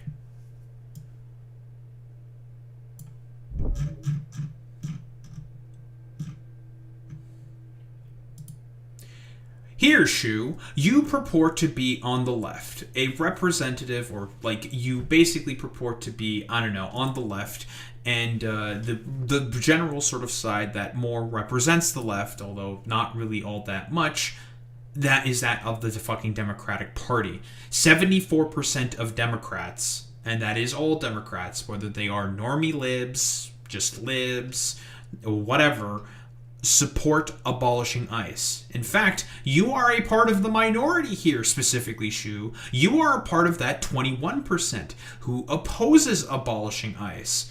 When the Democratic constituency has made it rather fucking goddamn clear that they want to see this institution gone. But I guess Shoeonhead thinks otherwise. Old Hell Road series was actually all about police brutality. It was all about police brutality towards innocent protesters. I was a little more ACAB-y back then. I was a little more lived the f*** out back then. But hey, to be fair to me back then, that is what happens when you live in the sheltered suburbs of Long Island in your parents' basement versus having a kid and living in the city for 4 years. The police are a taxpayer-funded HR department for structural violence. They exist solely to protect the rights of private property. Yeah, we need more police. Police are good. Police are great. Give the police more guns. More guns. Give them more guns. Tanks. Tanks even. My overall opinion is still... Yeah, I guess Shoeonhead is doing the whole quote-unquote thing where... Listen, I had a kid. I'm now trad, therefore, as a result. No, Shu, it's just because you hang around fucking far-right people and you decided to adopt more far-right positions. That's literally it. I've pretty much gotten everything that I need out of this. Is chasing after you. Hey, it's actually super easy to stream and have opinions. I'll show you. ICE, Donald Trump and everyone in his administration, Elon Musk, free Palestine, US is on stolen land built by stolen people, Luigi did nothing wrong, abortion is healthcare, leave trans people the f alone. These people literally just speak in bumper stickers, dude. Just like copy-pasting the internet leftist starter pack. What the hell am I... Okay, and the right-wingers don't do the exact same thing, Shu? But okay, bro. Like, nice meme. Looking at... Yeah, and you don't? Yeah, that's a great point there, Boy Meets Mini. Yeah, look, hey, bitch. Uno fucking reverse card, you do the exact same shit. I hate the Reddit ass, hey, it's super easy. It's crazy like 1,000 years ago, this dude's ancestors were hunting mammoths. And now he's on here like, men should not be speaking like this. I'm sorry. We need another war. The post that really seemed to kick this all off was made by Denims, the self-described largest female streamer. Only because I don't stream, Denims. Only because I don't stream. Anyway, I don't have any like personal beef with Denims. This isn't like an own Denims video. We used to be kind of cool years Why am I pressing X to doubt? ago, but she apparently has some opinions on Emaru, so let's hear her out. Never thought I'd see the day we'd be fence-sitting the modern Gestapo. First of all, she's not fence-sitting, she's just... No, she is explicitly fence-sitting. Like, period, end of story. And the reason why she is fence-sitting is because she wants to maintain that Asmongold audience that she has, right? Her opinion is not a great opinion, right? Her follow-up on this is a very, very, like, PR-oriented statement, right? Like, or she just could have simply put, ignored it. But the thing is given the fact that the American people, broadly speaking, do not approve of ICE, and are not and are more and more becoming favorable to the position of abolish ICE, it's not at 50% quite yet. Polling has said that it was about 46% approve of the abolition of ICE. More and more people, like, this is not just a very fringe position, this is becoming incredibly fucking mainstream, Shoe. So it's not like a fringe thing in particular. Like, this is fucking nonsense. Yeah, she could have just not mentioned this, but again, like, I do unironically believe that the way that this Asmongold mod dipshit basically asked this, it essentially just completely fucking sabotaged whatever potential, like, take she could have had on this. And that's not necessarily Emiru's fault. It's the fault of the fact that this dude is in an environment filled with a bunch of far-right, pro-ICE fucking weirdos. Like I said before, in a vacuum, her take is fine. I don't disagree with the fucking take. In a vacuum. The problem is that we are talking specifically about ICE. And when it comes to ICE, because of multiple civil violations that they are doing, violations of civil liberties, and also multiple violations of the fucking Constitution, the moderate position is fuck ICE. The moderate position, well, almost moderate position, is to abolish that fucking quote-unquote institution. People fucking hate ICE because they are essentially just nothing more than just, a Gestapo fucking freak force that are just going around and just kidnapping a bunch of people and just ignoring all of their constitutional rights and civil fucking liberties. I watch plenty of normie streamers and don't bring up politics in their chats, but even they were like, yeah, this is fucking bad when ICE was invading Minnesota. Can I get a bunch of those takes, please, Boy Meets Mini? Zane, also, if you're still in chat, can give me all the normie streamer takes. I want all of these normie streamer takes that you may have saved who don't typically bring up politics saying, yeah, this is bad. Because listen, we already talked about a bunch of other normie streamers, or perhaps like left-leaning adjacent streamers, but one of the biggest fucking normie streamers, that of course being Moist Critical, Charlie, has also said, fuck ICE. You should be upset with the fact that what ICE is doing is just period, end of story bad, and it's just violating multiple people's constitutional amendments. When it has essentially pierced the mainstream of the sort of like zeitgeist of American political thought, the normie sphere, where they look at everything that ICE is doing and they're just like, yeah, this is actually really bad. That should be a signal to you, Shu, if you're a so-called fucking left-leaning populist, that it turns out the people have made it rather clear that they don't like ICE. But you're not a left-leaning populist anymore, are you, Shu? Choosing not to talk about politics. Like, in order to fence it, you actually have to say something. She didn't even say anything. Like, how do you even know what her opinion is? Again, like, if you say nothing, that is also a stance, right? To say that you are okay with the current status quo, which is inherently fucking terrible as it is right now. That is also a stance, Shu. In terms of like her quote-unquote having criticisms of both the right-left fucking political paradigm, it's very, very fucking interesting how Shoeonhead will constantly just go ahead with the, I don't know, like horseshoe theory fucking takes, talking about how both the left and the right are so bad, but then continue to seemingly adopt the right-leaning fucking positions. That's a little interesting, isn't it? You met a mere European streamer recently who was terrified of what ICE was doing and said he doesn't want to move here anymore. Doesn't really fucking surprise me. I believe I've seen a VTuber, Canadian VTuber, Vexoria, I believe her name is Vexoria the Sun Eater. She also has said that she's canceling any like travel that she's doing specifically to America because of the fact that ICE is operating with complete fucking impunity. That's a Canadian who's fucking saying that, because there are also instances of Canadians being randomly detained and held by ICE for fucking 2 weeks. That is true and fucking happened. This institution should just be completely done away with. They are a bunch of far-right Gestapo little freaks. Oh, modern Gestapo? Why is everything the fucking Holocaust? It's totally normal to criticize ICE. It's totally understandable to have issues with the things they are doing. But modern Gestapo? Don't you guys get tired of this shit? Like, don't you guys get tired of saying... Like, Shoo, they're racially profiling people. They racially fucking profile people, dude. Hello? Come on, bro. Fallout friend of mine who is one of the top modders on Nexus. Sorry, didn't you know that Nexus mods is actually woke, Boy Meets Mini? All he needed to do was take one step to the right to move from the car, but the motherfucker decided to commit murder instead. Oh, that seems rather fucking goddamn clear. Sorry, Boy Meets Mini. Like, she worked on with Bethesda and Starfield and everything. Sorry, Boy Meets Mini, this is a Blue Sky account, so therefore automatically invalid in the minds of these fucking freaks. Like, isn't this exhausting after a while? Everything is Nazis, everything is the Holocaust, everyone is Hitler. It's like nothing else bad ever happened in history. Shu, do you not recognize that the Republican Party has gotten significantly worse during Trump's second administration? That they have become a post-liberal and an unironic fascist party? Yeah. Trump 1 was definitely proto-fascist, still liberal in many respects, with some kind of deference to institutional sort of power, right? They couldn't really do anything about that. But this time, that is not the fucking case. Who cares about the rule of law? Who cares about liberal institutions? Trump is willing to just, like, not give a flying fuck about any of that shit, and is willing to just completely throw all of it into the wind and just say, fuck it, we're just going to do fascism now. Like, unironically. And he's using ICE as an enforcement mechanism. Like, unironically, he has talked about wanting to use ICE as fucking poll watchers. Poll watchers, Shu!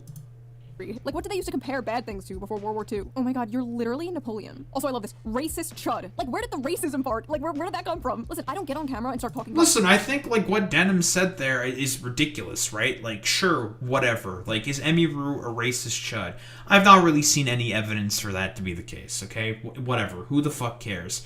But the take that Emiru had was not particularly great, right? Like I've said before, in a vacuum, it's a fine take. Like, she's not wrong. The problem is, we're talking about ICE here, and the American people have made it rather clear that they are rather pissed off about this institution violating their civil liberties and multiple amendments to the Constitution. Cars, or math, or taxes, or investing, or going outside, or the plenty of other things I don't know about. I sit here and talk about the gender war and the culture war because I'm good at those things, and that's what people watch me for. That is my lane, and I stay in it. Emerald likes what she's doing. Her audience... I'm gonna be honest here. I mean, okay, dude. Likes what she's doing. There are plenty of other channels that will regurgitate your political takes back to you. Just turn on the TV. Turn on CNN. Most people, most normal people, are sick. That's not gonna be... turn on fucking CNN. What the fuck are you talking about, Shu? Hello? Yeah, dude. CNN. Known regurgitator of leftist fucking political talking points. CNN, dude. Jesus fucking Christ, man. Holy shit. Incredible, bro. I'm tired of celebrities just, like, spewing their political takes completely unprompted. I don't care what... They're, like, what celebrities have been spewing their fucking political takes? Is fuck ICE a political take? Damn, I didn't know that what 2/3 of Americans are saying is now a very, very controversial political take there, Shu. Jesus Christ. Glub Shitto thinks of politics, okay? Why does Glub Shitto have to get on stage and start talking about how we're on stolen land or some shit? Why do you need your political opinions thrown up into your mouth by a celebrity, like a fucking baby bird. Like, do you really want Sydney Sweeney throwing up in your mouth? I'm gonna be honest, like, this is fucking pathetic. And also, yes, a bunch of far-righters would want Sydney Sweeney throwing up in their mouths. Let's be honest here, okay? They are that fucking weird. This is quite a frame I've caught Shoe on. Okay. This is why people are saying that you're becoming more and more of a right-winger here, Shoe, is because you are just running complete fucking cover for the right here. Complete fucking cover here. Like, there's no other way to basically say this. Your mouth? Don't answer that. Don't answer that. Please don't answer that. She's right when she says most streamers are not qualified to talk about politics. Okay, here's the thing, dude. You actually don't have to be qualified to talk about politics to say ICE. It's not that hard of a concept. You actually don't have to know what you're talking about in order to just say the line. What? You should look into a topic, do your... I've done my research. I've done my research, Shoe. Shoe, I've done my research. People are making it rather clear that they don't like ICE. Everyone's seen the videos, Shoe. Do we have to play this? Here. Here's Normie Charlie. You can actually see what looks to be one of the agents disarming him, taking the gun out of his holster and running away with the gun prior to him being shot.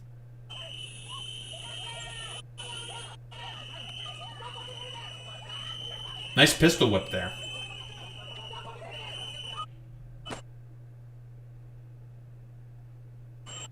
And if that wasn't definitive, there is something even more clear that I think is completely irrefutable for anyone that's actually looking.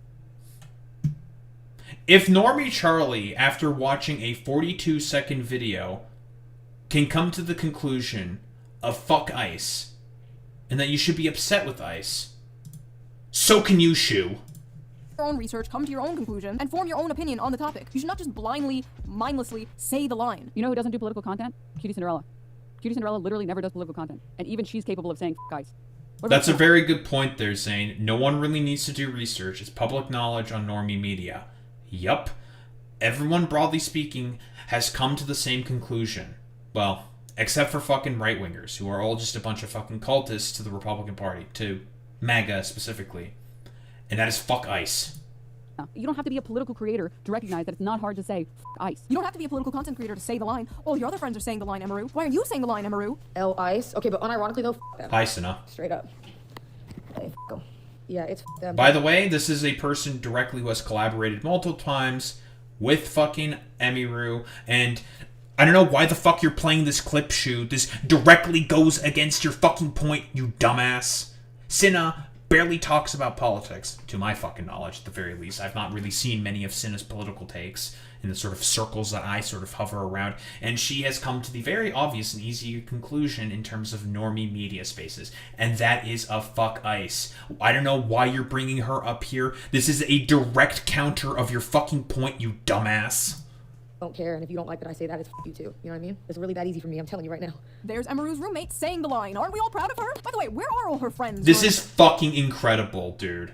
Emiru's, Cinna is saying the line, so therefore, we can't just say fuck ICE, like, literally, this is not very difficult to research into this, Shoe. You just agree with ICE. You seemingly just don't have any problems with ICE because you have a far-right audience that you are appealing to, Shoe. That's the problem that a lot of people are having with you, Shoe. And if all these like dipshit fucking moron idiots are saying that this is a reaffirmation of her point, you are completely missing the forest from the fucking goddamn trees.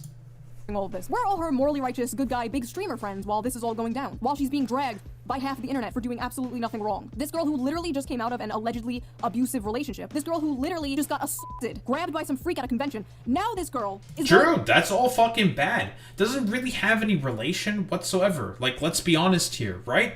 Like, you can hold two positions at the same time and say, like, yeah, what happened to Emiru at TwitchCon was bad.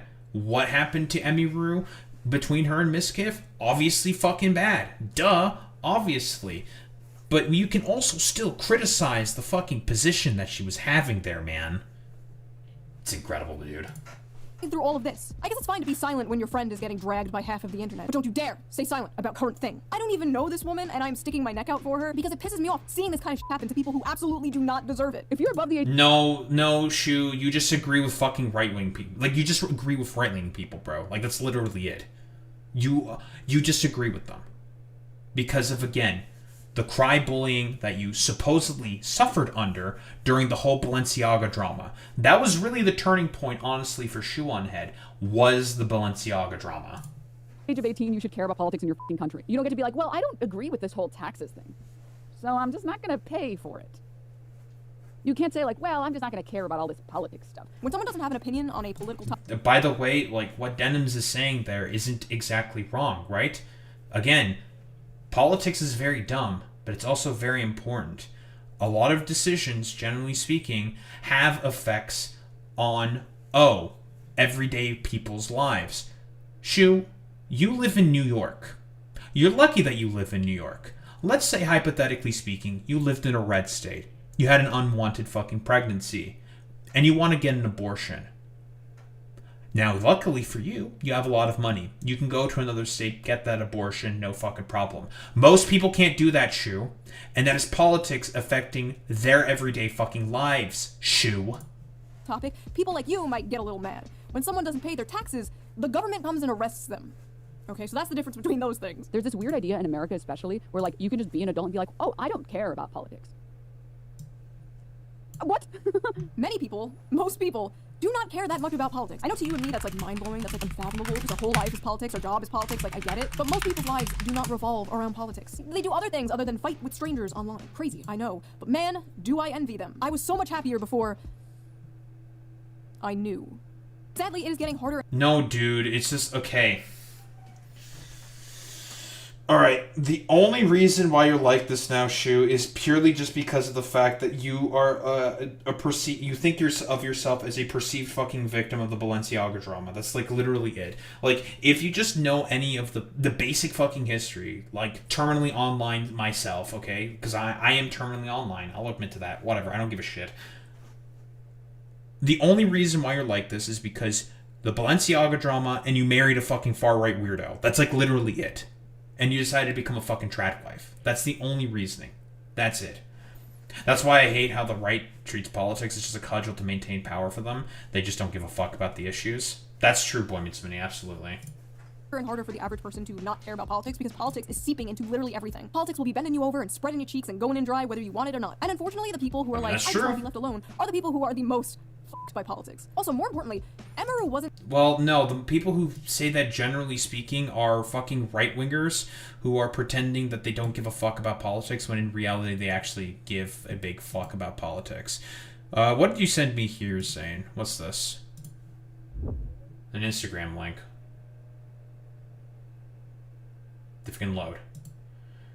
We saw elementary school kids running. I believe this is testimony, if I'm looking at the link. This week, 4th and 5th grade children in Lindenwold, New Jersey, ran for their lives home from the bus stop after school because they spotted ice. On President's Day, 500 members of Roxbury community gathered to protest against the possible conversion of an industrial warehouse into an ice concentration camp. Yeah, it's a great point, Boy Meets Minnie. Again, ICE has been consistently kidnapping kids to and from school over and over and over again. Hey, Shu, what if your fucking goddamn kid was kidnapped by ICE? Well, you don't have to be concerned about that because your kid's white. Lives from the bus stop home from school because of ICE. And last week we saw somebody that was getting shot at because of ICE in this very town. ICE agents are not good people. They are not law-abiding citizens. Many of them themselves have been exposed as rapists, sex traffickers, child abusers, white beaters. Yep. They are white supremacists. We have seen them with Nazi tattoos. We know that they are members of far-right militias.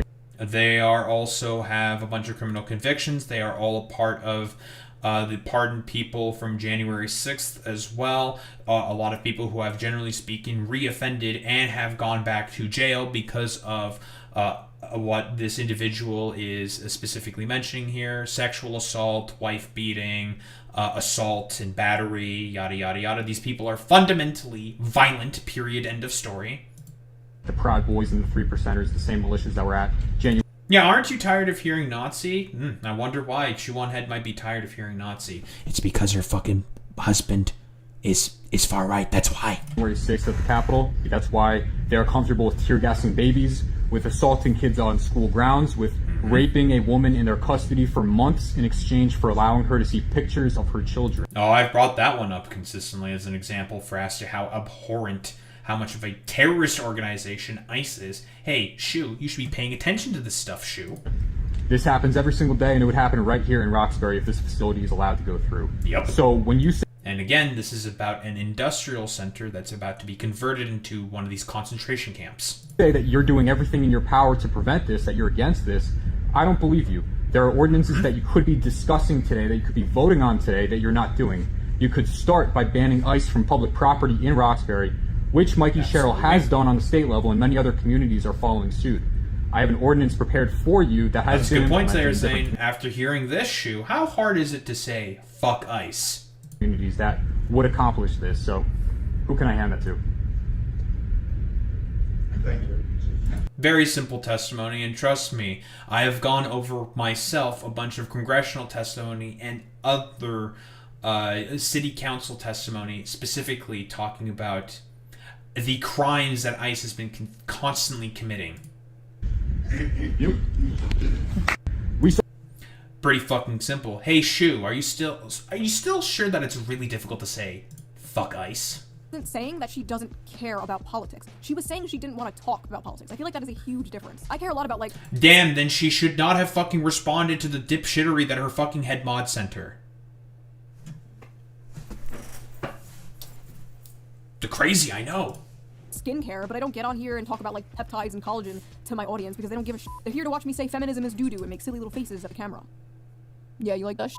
I hate when grown women don't have a mind of their own. You are 28 years old. Please develop a mind of your own. All she does is pander to anime gooner men. No mind of her own. I never liked Emaru, so finding out she's stupid and doesn't have a mind of her own is nice. The audacity! If she didn't have a mind of her own, she would have mindlessly parroted the shit you want her to say. She would have... Shu, you are also mindlessly parroting the shit of your fucking current audience, and that is of right-wing fucking weirdos. This is a two-way street, Shu. Like, pretty fucking goddamn simple. Whoa, you got married, you had a kid with a fucking far-right Catholic conservative, you became trad as a result of that instead of a fucking bimbo or whatever the fuck bullshit you used to believe in, and as a result, now you are just parroting a bunch of right-wing fucking positions.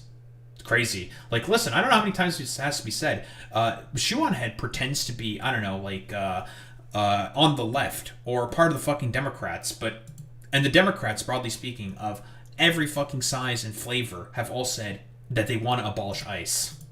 Mindlessly just been like, f*** ICE. If Emaru came out and was like, actually, I think ICE is doing a fine job, do you think they'd be like, ah, yes, she has a mind of her own? No, absolutely not. They are not angry that she doesn't have an opinion. No, they would basically be saying, like, wow, that's pretty fucked up. What the hell is wrong with you? Like, why would you say that? Are you just trying to appeal to Asmongold's audience? Because, again, the reason why she had that initial take was to make sure that she doesn't lose Asmongold's audience. They are angry that she doesn't have their opinion. The absolute audacity to say that this woman doesn't have a mind of her own while thousands of you people swarm her like drones, barking orders at her to say the line. You guys literally operate like the fucking Borg. So what I'm gathering is that Emaru is... By the way, like, I mean, wait, okay, hold on. Actually, I have something fucking perfect for this shoe. Let me get that real quick. I need specifically the clip of Cinna talking about her being surprised about saying fuck ICE on Twitter. Which, by the way, yeah, you're correct, Zane. A silence is cooperation when it comes to this. I need specifically the Cinna clip where she's talking about, like, yeah, I'm really surprised that fuck ICE take was, like, as controversial as it was. Again, Shu, this is a fucking two-way street, motherfucker. I saw on Cinna's... I need one of the fucking clippers. But I really need that fucking take from Cinna. Because I went over that take myself. I know I did.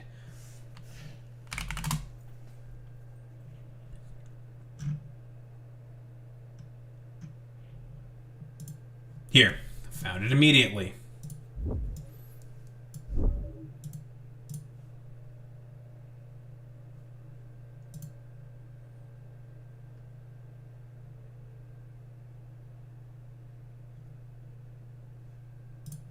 Bro. Hey, Shu. That point that I've been consistently bringing up over and over and over again, how this shit is a fucking two-way street. Here's Cinna, who had that fucking clip saying, fuck ICE. I wonder if you're going to be playing this clip. That's a little interesting. Where she said that she was confused why saying fuck ICE sparked so much backlash after the shooting in Minnesota. And she thought it would be such a lukewarm take. Well, that's a little wrench thrown in your fucking rhetoric there, Shoeonhead. That's a little interesting. Why don't we take a look? Bro, by the way, I go on Twitter yesterday. Sidebar. I go on Twitter yesterday. You know, I said the thing that I said. Don't care about whatever I said. I said, like, fuck ice or whatever. Thought it was like such a lukewarm take. Like, nothing burger of a take. Because, like, anybody can say that because it's true. Most people feel that way. Bro, that shit banged on Twitter like 3K likes. Listen, this is like maybe a crazy take, okay? Maybe a crazy take. You, as a viewer, I hope you guys learned this, and maybe I don't need to say this, but it's true though. You don't, as a viewer, need to idolize things that content creators say all the time. Like me saying that should be a lukewarm take that everybody's like, yeah, no shit. You know what I mean? Yeah. Because like I don't think it was a crazy take at all. I think it was just like a very normal take. I don't say things. By the way, exactly the same thing that Emmy was saying, right? The problem is, again, we're talking specifically about ice here. It is very lukewarm and just normal to say fuck ice. The only reason why Emiru is not saying fuck ice is because she doesn't want to upset Asmongold's audience that she has. Because we know her head moderator is an Asmongold mod. We know that she has gotten many fucking raids from fucking Asmongold throughout 2025. For her, the reason why she had the fence-sitting take that she had was for one reason and one reason only. Audience retention. Period. End of story. Cinna does not have as much audience overlap with Asmongold, I would assume. So she can just say fuck ice and just be like, yeah, it's a pretty lukewarm take, and her community will just broadly speaking be like, yeah, that is a pretty fucking lukewarm take. But all the fucking 3IQ morons on fucking Twitter will just be like, what are you saying? Fuck ice! That's cringe, bro! You have to love ice! When broadly speaking, the American people have made it very fucking clear. They do not like ice.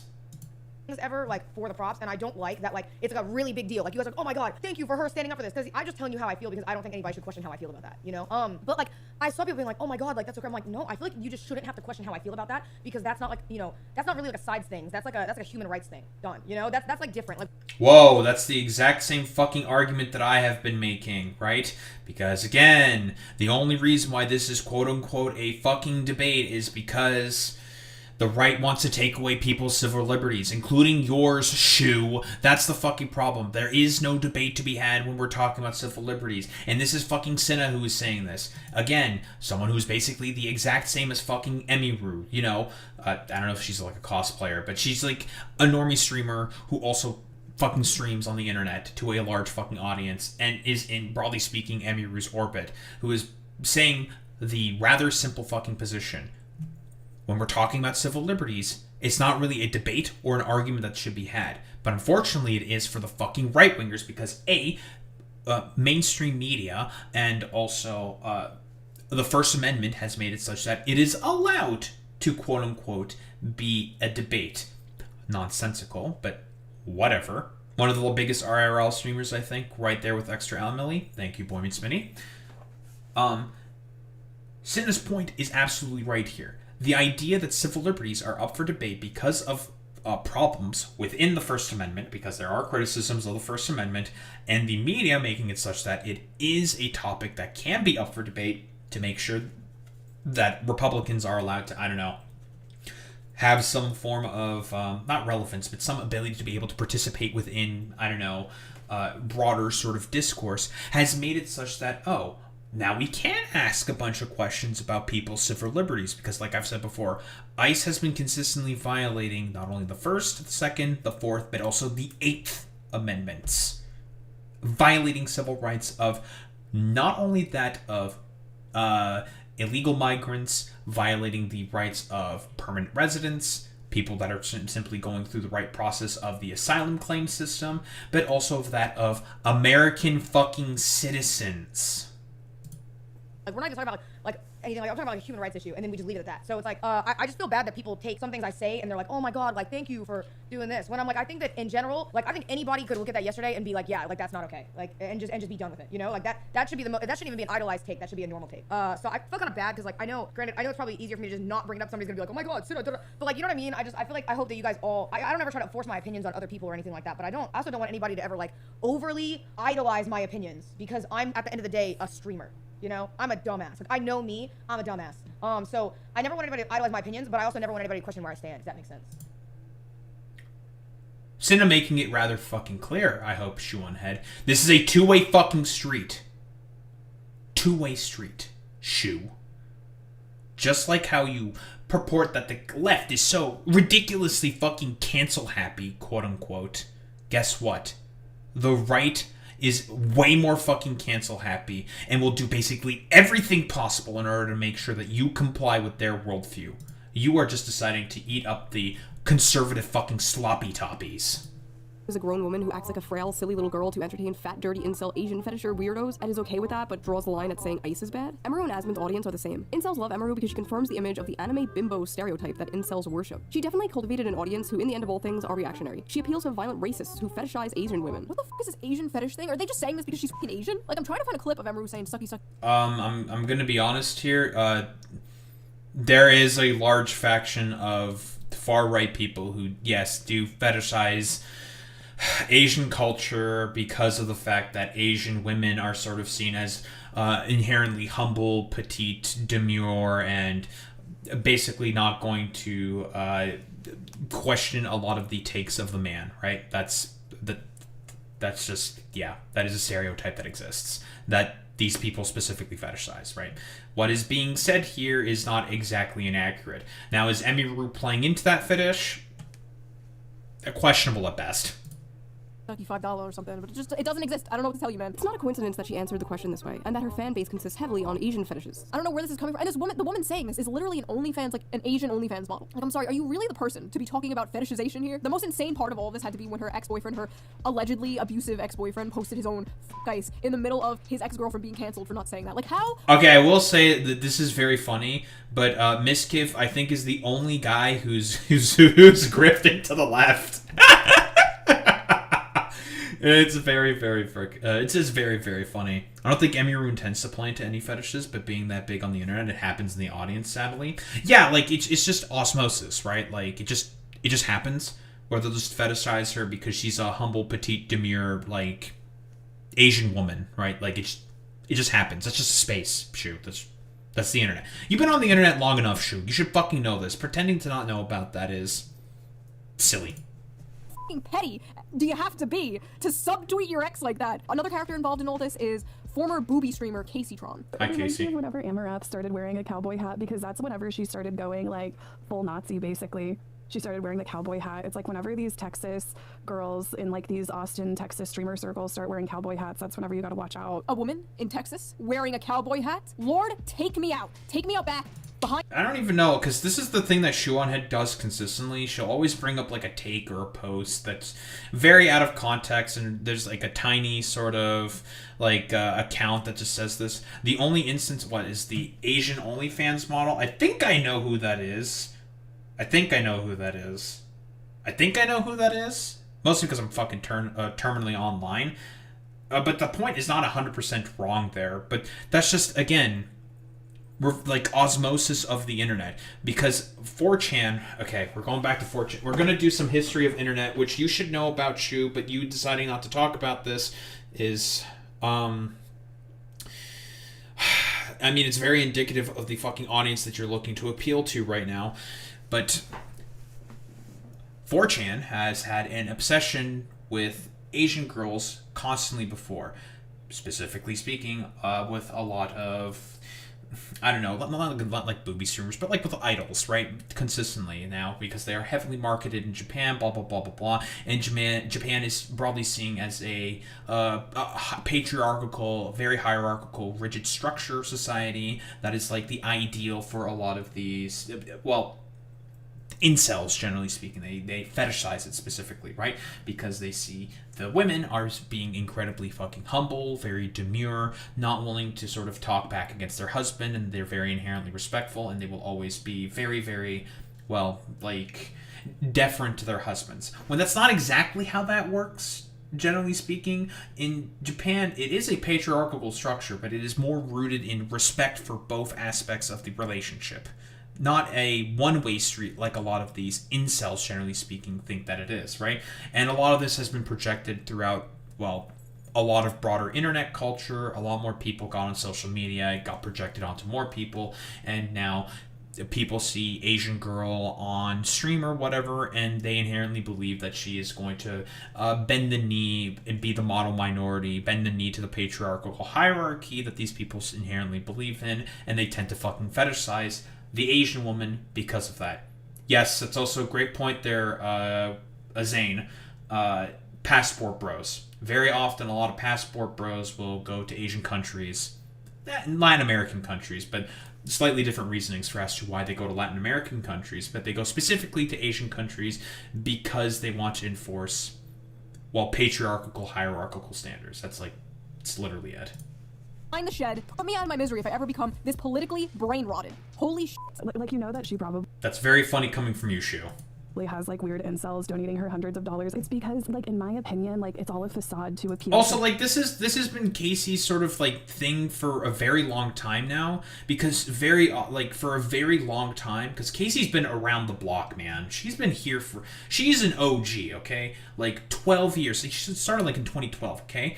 Everyone, all the fucking incels were constantly going after her, so it makes sense why she probably does not like. Wasn't she on Justin TV?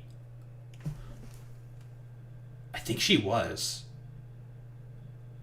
I wouldn't remember if she was on Justin TV, though, Boy Meets Mini, because I was mostly watching StarCraft streamers. I know Destiny was on Justin TV, but that's because I've watched, like, literally every fucking StarCraft streamer. Like, you know, Idra, Bomber, fucking Jadong, Flash, when all the Warcraft 3 players also then came over, you know, like Grubby and all of them, right? When they started playing StarCraft 2 and they migrated over. I've watched all those guys. Naniwa, okay? Listen, if you were back in 2010, you would remember all of these names very, very fondly, right? Huck, In Control. All these guys. Rest in peace, In Control. That was like the sort of environment that I remember. Maybe like Casey Tron popped up in my feed every now and again. I don't remember if she was on Justin TV, but she's an OG.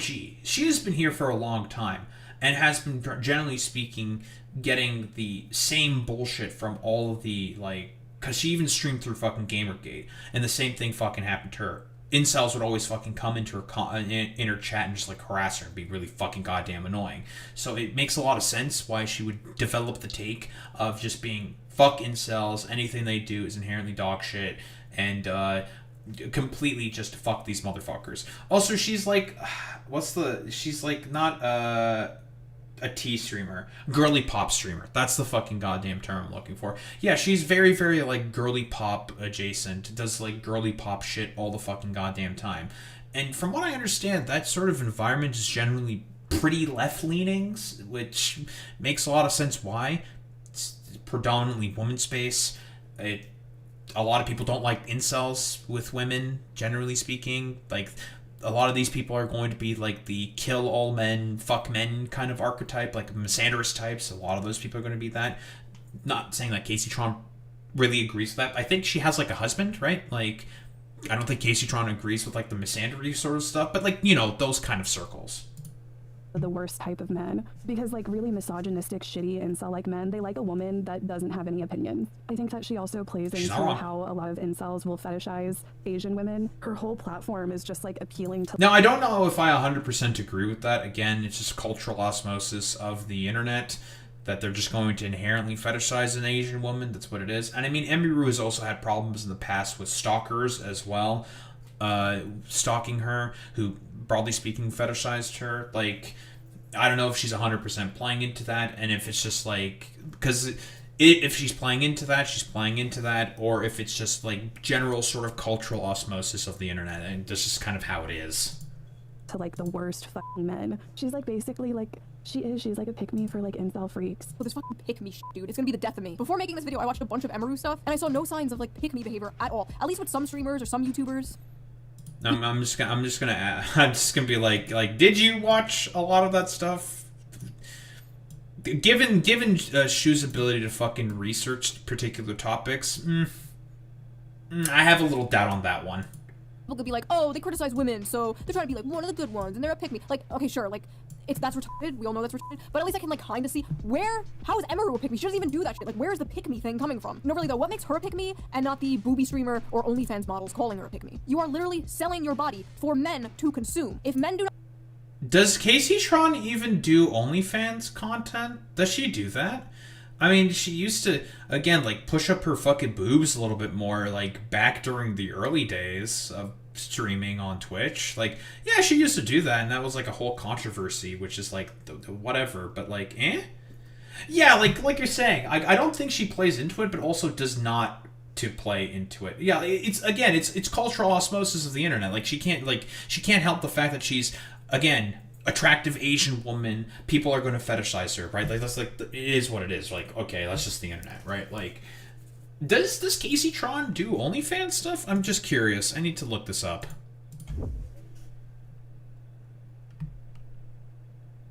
No, you don't see any fan site on her Linktree. Oh, so Shoeonhead is fucking lying here. Very, very cool. Great, Shoeonhead. Fantastic. Also, the initial person that she brought up was Amaranth, who is a booby streamer, who is an OnlyFans model. Okay, Shu, whatever. Do not pick pictures of your ass. You can't pay rent. There's no bigger pick me on earth than a fucking porn star. And me. I don't care about being called a pick me. I've been doing this for over a decade now. I'm used to it. I've been called it thousands of times. I'm a 35-year-old married mother. I do not give a shit. I do care, however. I mean, no, you're called the fuck... Okay. Yes, Amaranth does, like, she decided to do a complete shift. She's a fucking grifter now, right? Like, we've talked about Amaranth before. She's fundamentally incredibly uninteresting. I don't really give a shit about, like, Amaranth's political positions, okay? It's just whatever she could do to appeal to, like, lonely right-wing fucking losers to turn them into, like, OnlyFans the payers. That's, like, literally it, okay? That's Amaranth in a nutshell, okay? Very cool. Shu, the only reason why you have decided to do a shift in terms of your politics and in terms of what you believe in is because of the fact that you decided to all base, again, Balenciaga drama. That's pretty much what caused the shift entirely there for Shoeonhead, and she got fucking criticized there correctly by the left. When other women are called pick me for the crime of not following a hive mind. I see it so often in like the VTuber community. Like all these VTuber anime women will be called pick me's for just saying their opinions. You have to understand, like, to these people, whenever a woman has like an opinion that is not like the corporate HR approved opinion of the week, whenever a woman doesn't toe the line of the current thing, in this case, whenever a woman doesn't say anything, she's called a pick me. You know, she just must have these opinions for men. No other reason. I don't understand, what the fuck are we exactly talking about here? Yeah, there's a bunch of VTubers that are just fucking pick me's, like, the period, end of story. Like, I can list a couple off of my head. Powder, she's definitely a fucking pick-me. Because she just directly appeals to a bunch of, like, right-wing fucking weirdos. I was gonna say, like, Leaflet, but she's not really... I don't think she's a pick-me. I think she just genuinely believes that stuff because she's an idiot. No, I don't think Kershey is a pick-me either. I think she just genuinely believes that because she's an idiot. I would not say Kersha is that either. I'm not going to say Straub. I don't think Straub is one of them either. Powder is definitely one. She's a fucking pick-me. I'm not 100% like too familiar with a lot of these more like smaller niche VTubers. I'm not a particularly like big expert, but there's a bunch of them that are definitely fucking pick-me's. Honestly, like any of the VTubers that had a problem with Bao's take. Yeah, honestly, any of the VTubers who had a problem with Bao's takes are definitely definitely pick-me's. Okay, now, boy meets me, there's a difference between being an expert internally online and engaging in internet discourse. Every woman is secretly a big, progressive feminist. And if they're not, they're just doing it for male attention. Because I'm sure someone who looks like this is really starving for male attention. And then in my opinion, it's like she's not entertaining whatsoever. She's like, I would literally rather watch paint dry. So true, because you know what is far more entertaining than a cute, high-energy cosplay streamer reacting to memes? This is way more entertaining. And if you don't agree, you're just like an incel. I mean, different strokes for different folks. I mean, yeah, Casey Tron doesn't pull as big of numbers, but that's because the audience that she's directly appealing to does not have like a particularly like big market on Twitch. Like, she's a girly pop streamer. She does girly pop fucking content. That's Casey Tron in a fucking nutshell. Yeah, like, that's just not as prominent on, say, Twitch as it is, say, on fucking YouTube. That's just a fact. Okay, bitch. Eventually, after a few days of being dogpiled by the most annoying people on Earth, Emaru came out with a statement. Hello, it's very rare I will speak my mind, but I'd rather get my thoughts out there, so apologies if this is long. There's a clip from my stream that's been circulating a lot, so I'd like to explain it for anyone who was hurt or shocked by it. It should go without saying that no one deserves to live their life in fear of being killed or taken away from their homes or families, regardless of who is doing it, but especially not because of ICE or any other government agency. I understand the world is a very cruel and messed up place. You don't have to study politics or actively read the news to know that. I would never want to invalidate anyone who struggles with those things, and an agency causing fear and suffering deserves zero support. To me, that's not even political, it's basic human empathy. Now, I thought that statement was perfectly fine. My issue with it is, she didn't have to make it. She was basically forced to come out and say her opinion. So did these freaks finally back off once Emaru made her opinion about ICE clear? No. Of course. Again, like, it doesn't fucking matter. Shoe, like, if anyone who is anti-ICE makes their opinion on the fucking internet really, really clear, and I guarantee you it's gonna happen in this fucking comment section, we're gonna get some of the most fucking schizophrenic, stupid, idiot fucking morons coming in here being like, and it's just like, okay, dude, like, whatever. Like, you're just gonna say a bunch of stupid bullshit. Like, yeah, it's, like, unironic. Okay, you know what? We're bringing back the fucking classic. Tyler Nicknam, fucking, Trainwrecks. This is a Squad W moment. This is a double standard. Squad fucking W. Squad W. Squad W, boys. Get your fucking Squad W's in chat. Of course not. Nazi response. TLDR, go f yourself and your PR apology. And there it is. Of fucking course she's another dumb Girl, we are not as dumb as you look. You're still a racist chud, but continue to enjoy the money you get from your incel audience because they're disgusting, just like you. All I hear is, I support Israel and my name is Emaru. Wait, what? Where the f did Israel come from? What? I don't like to talk about politics equals I'm a Oh my god, whoa, we're fucking getting random fucking dipshits on the internet. I wonder why specifically Shoeonhead is showing the likes of these guys and not the likes of all the other people that she just randomly decided to pull here. Curious, isn't it? Nazi, and I'm ashamed of my opinions. Everyone knows what's up. She's a fascist in disguise and is squirming. Emaru, you are garbage Nazi-loving You got orange around your mouth. Say F you, Asmongold. If you're neutral, oh wait, if you're neutral, you might as well say you're MAGA. Stand for something, ho. That's what Trump wants, for everyone to be quiet about it. The idea of get off the internet is so fucking ignorant. This dumb cunt needs to shut her fucking mouth. Thank God her down- Wait, no, the initial part of that take is actually fucking correct. Yeah. Trump does not want people aware of his fucking crimes and his actions and wants people to be apathetic and fucking complacent. Period. End of story. You actually want the exact same thing here, Shu. The first part of that take is completely correct. The rest of it is pretty fucking irrelevant. Like, who cares? But yeah, that's exactly what Trump wants. He wants people to be apathetic, so then the pill of the corporate takeover becomes much easier to swallow.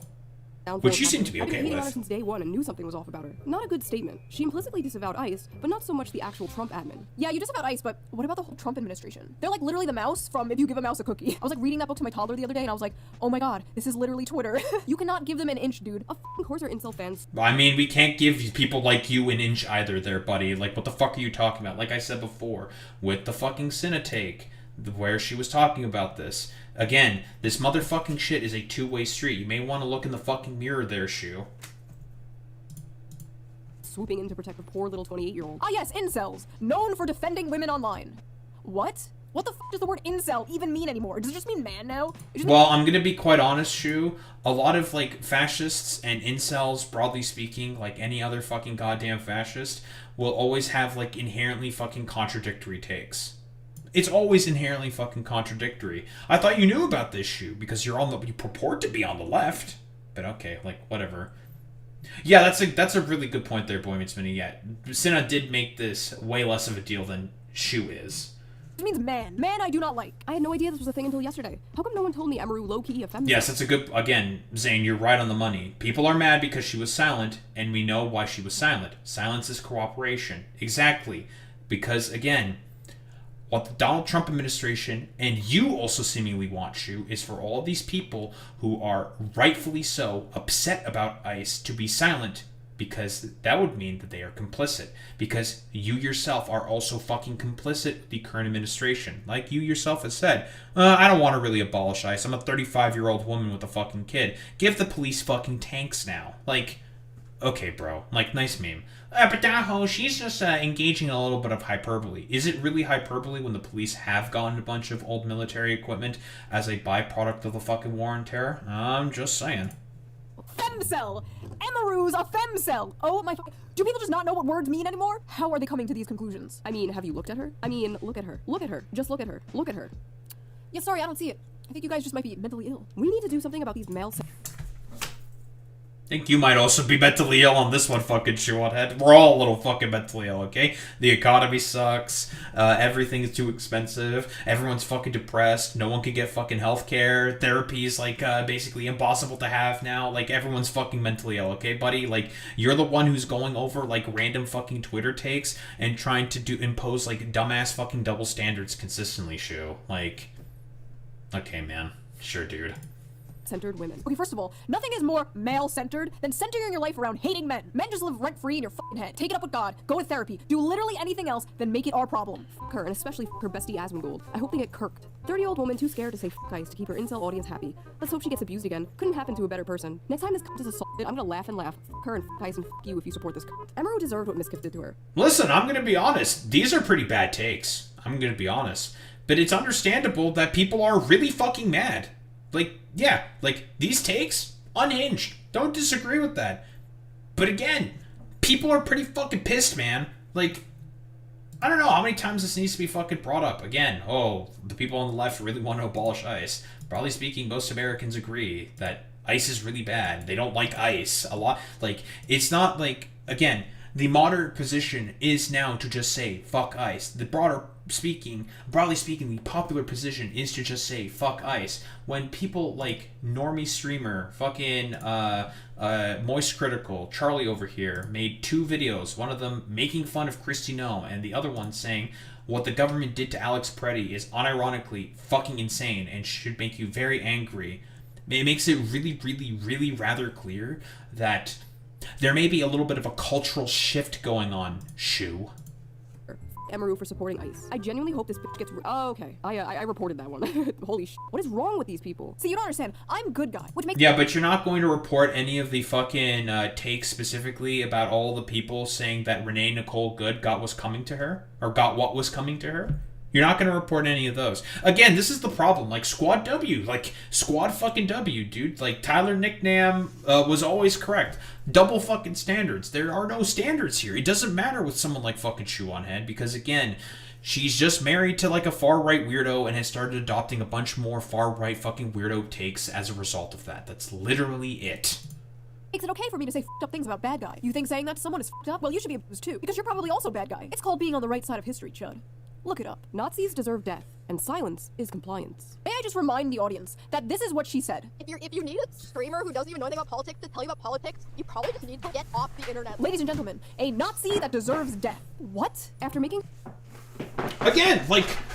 Yeah, people are engaging on hyperbole on the fucking internet. That's a thing that happens all the time, Shoe. But see, here's the thing. When the right-wingers generally say... that a lot of the people that they say deserve death should die, they're being rather fucking serious about that one, buddy. Like, come on, bro. Come on. Yeah, that's not the same as legit criticism. Like, this is fucking nonsense.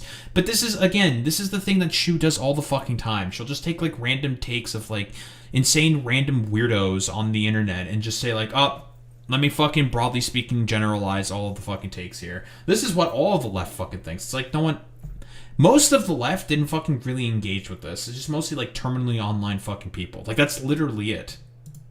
Her terrible statement full of lies, Emaru decided to follow right-wing grifter Shoeonhead. Of course Emaru is now following a fellow pathetic pygmy for being quiet about ICE. They both don't want to piss off their 100% right-wing gooner fan base. For the record, my fan base is probably like 70% right-wing and 80% gooner. Okay, but for some reason, they didn't mind when I came out and harshly criticized ICE in my last... Why would you admit that your audience is 70% right-wing? Like, why would you fucking say that, Shu? That just confirms everything that I've been saying consistently. Oh, yeah, the only reason why you adopted the positions that you're taking right now is because of the Balenciaga drama, and you decided to fucking appeal to right-wingers because all the fucking left-wingers, because of the Balenciaga drama that you decided to engage in rather idiotically, that sensationalization. There we go. Fucking say that 5 times fast. Made it such that you decided to pivot more to a right-wing fucking audience, and guess what? You decided to adopt a bunch more right-wing leaning positions because you fucking married a far-right Catholic nationalist weirdo. Like, that's what it is. That's what it is. That's just a prescription. That's easy. That's the easiest fucking call of life, Shu. But, you know what? Meh. For someone like Shoeonhead, we gotta talk about how the left is just being so fucking insane. Yeah, it's ridiculous. It's nonsensical. It's incredibly fucking dishonest on purpose.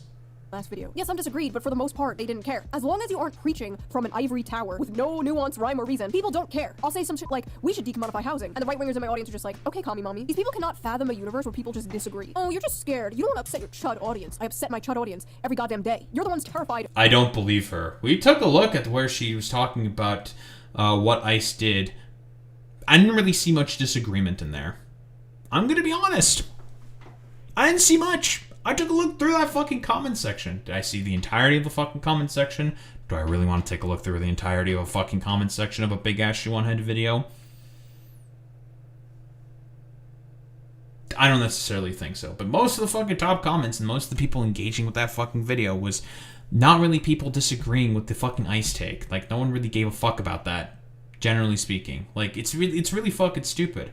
Yeah, like you're saying, they're saying, it's like, I generally don't give a fuck about Emiru takes, but I understand why people are mad. Yeah, because it's a scary time right now, and there's a bunch of ICE Gestapo freaks going around and just randomly fucking kidnapping people, so people are scared, they are upset, they are angry, rightfully so. Of your own fucking cult. God forbid you only agree with 99% of the hive mind approved opinions. God have mercy on— That's, again, double standards, squad W, double standards, bro. You currently have you literally admitted yourself that your audience is like 70% fucking right-wingers. Okay, bro. Nice meme.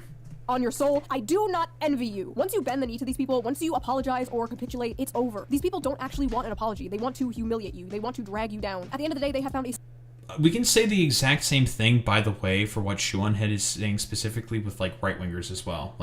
Exact same thing. The right-wingers, basically, this is their Jordan Peterson arc. Yeah, I don't disagree with that, honestly, Boy Meets Mini. The right-wingers want you to basically be forced to stay in compliance with all their takes. Period, end of story. That's exactly what they want, because they just believe that they are inherently fucking correct, and that if anyone who dares or deign to criticize any of their positions, they will come into your comments section, they'll be dishonest with your positions, they'll not care about engaging, whatever. Yeah, cancel culture for me, but not for thee. That's literally it, Zane. These people have no fucking standards. They are all inherently fucking liars. Period, end of story. They are not honest actors.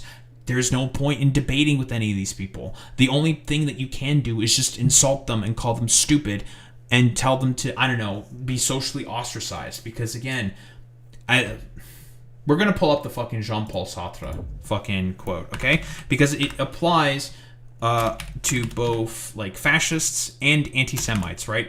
The exact same sort of a basic position of what Jean-Paul Sartre said always fucking applies. But here, real fucking goddamn quick.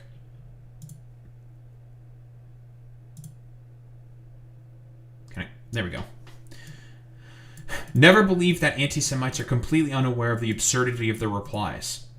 Again, we can interchange anti-Semites with fascists, with right-wingers, right? It doesn't necessarily have to be anti-Semites. The term... He was specifically talking about anti-Semitism because he was, broadly speaking, a very anti-fascist fucking advocate through his life. They know that their remarks are frivolous, open to challenge, but they are amusing themselves, for it is their adversary who is obliged to use words responsibly, since he believes in words. The anti-Semites have the right to play. They even like to play with discourse, for by giving ridiculous reasons, they discredit the seriousness of their interlocutors. They delight in acting in bad faith, since they seek not to persuade by sound argument, but to intimidate and disconcert. Hey, Shoe, are you feeling rather intimidated or dis-fucking-concerted, potentially? I wonder why you currently hold the opinions that you hold right now. If you press them too closely, they will abruptly fall silent, loftily indicating by some phrase that the time for argument is past. Well, if the time for argument has generally speaking passed, that's when they've taken power for themselves, and guess what? Your neck is now on the chopping block. Socially acceptable way to bully people. That's what this is. A lot of people in response to Emiru's statement were like, why did you apologize to the mob? You bent the knee, you're a coward. And honestly, people don't realize how insane it can get. These people, the cult of the crybully, they come in swarms, they get in your head, they prey on your empathy, they isolate you from your friends, they make you feel like a terrible person for having milquetoast normal ass opinions, or in this case, no opinion. Didn't Emiru recently just do a collab with Cinna and a bunch of other really big fucking streamers? I don't think she's isolated from her fucking friend group, right? Unless you think her only friend is fucking Asmongold.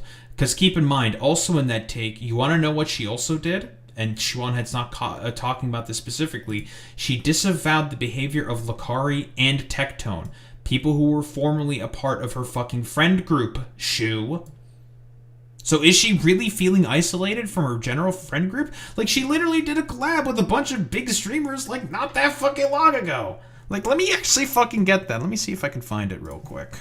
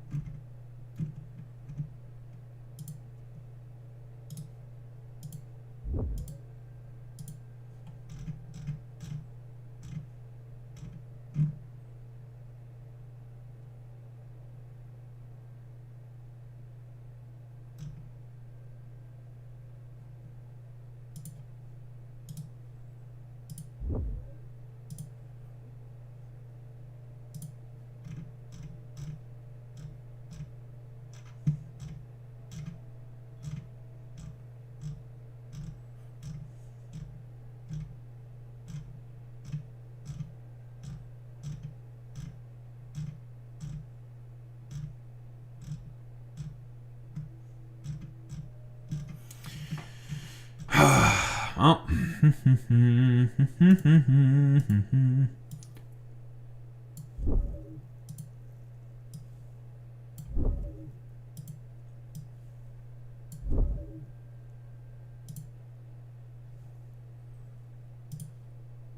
Hey, Shu, I thought Emiru was fucking isolated from her friend groups. Here's her going to a club and having fun with friends of hers at a fucking club. Whoa, crazy. Meanwhile, this person's like just being the fucking fun police for some reason. Whatever, who cares?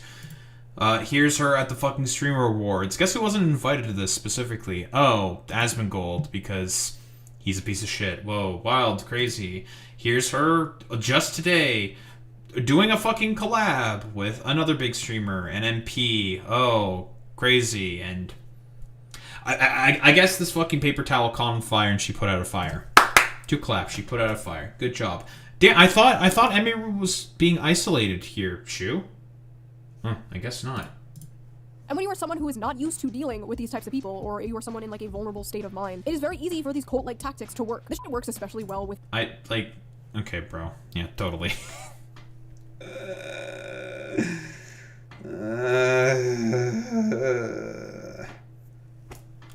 Oh yeah, but this is totally something that doesn't happen on the right either. Okay, Shu. Like, again, it's the same thing that Vosh has been consistent, because his prescription on Shoeonhead's pivot is completely correct. She will be hyper fastidious in her criticisms of the fucking left, but basically just allow the right to basically be able to get away with anything.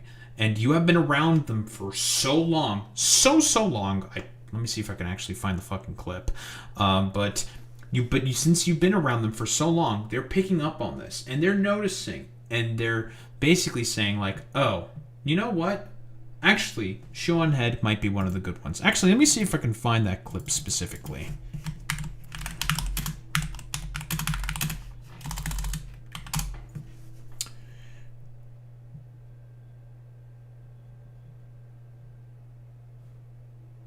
Oh, it's 2.5 hours.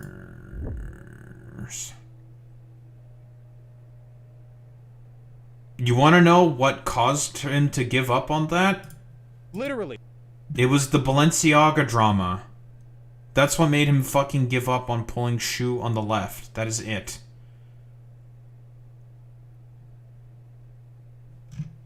And he was correct in that assessment. He fucking tried, dude. He tried very, very hard to do it. But he was just like, there's no point. It doesn't fucking matter, dude. can only regard it with malice. This entire video is framed as a from the left enabling of the moral panic that she was accused of enabling to begin with. Okay, let me sum this all up. At the end of the day, if you are a public figure, you are responsible for the outcomes of your behavior. Everyone acknowledges this. Anyone who disagrees is psychotic. I'm going to stop playing nice with this, okay? Shu, if you believe that you should only be held accountable for the intentions of your behavior, you're a child. And frankly, you shouldn't even be online. In real life, with real people, when we talk, act, behave in any way, we are accountable not just for our intentions, but for what we do. If we intend something, but do something else, this might not always mean we're in the wrong, but we do need to acknowledge it. This video fails to even acknowledge the central premise, the fundamental thing that people are criticizing you for, the fact that this country is currently wrestling with the potential of an undemocratic future that I know you are aware of the potential of because I am friends with you and I have spoken to you. You are aware of the fact that we are currently experiencing the most vitriolic wave of anti-queer legislation and sentimentality yet seen in our lifetimes. And for some reason, in spite of all of this, you cannot even muster an acknowledgement of what people are actually mad at you for. The pretense that they are angry with you for going after Balenciaga is dishonesty on your part. It is a lie, and you know it is a lie, and you are lying deliberately, even if you pretend not to. You know why they're mad. It is not because of what you said, it is because of what it led to in your subsequent behavior. One of the reasons I've been so hesitant to criticize you for this is because I had difficulty really getting angry with you for the initial tweets. You do a lot of objectionable shit. I don't know why Shu is so insistent on palling around with far-right people. Okay. I mean, this is it, I don't think. like to criticize people for their personal choices, but at the very least, she definitely has a habit of fraternizing with them. Taking photos with Blake Masters. There are a lot of people on the far right who she seems to find, you know, funny little playthings. Good people. This is the exact quote I was looking for, but I'm going to play the thing in its entirety. This was exactly what I was looking for. And he's correct.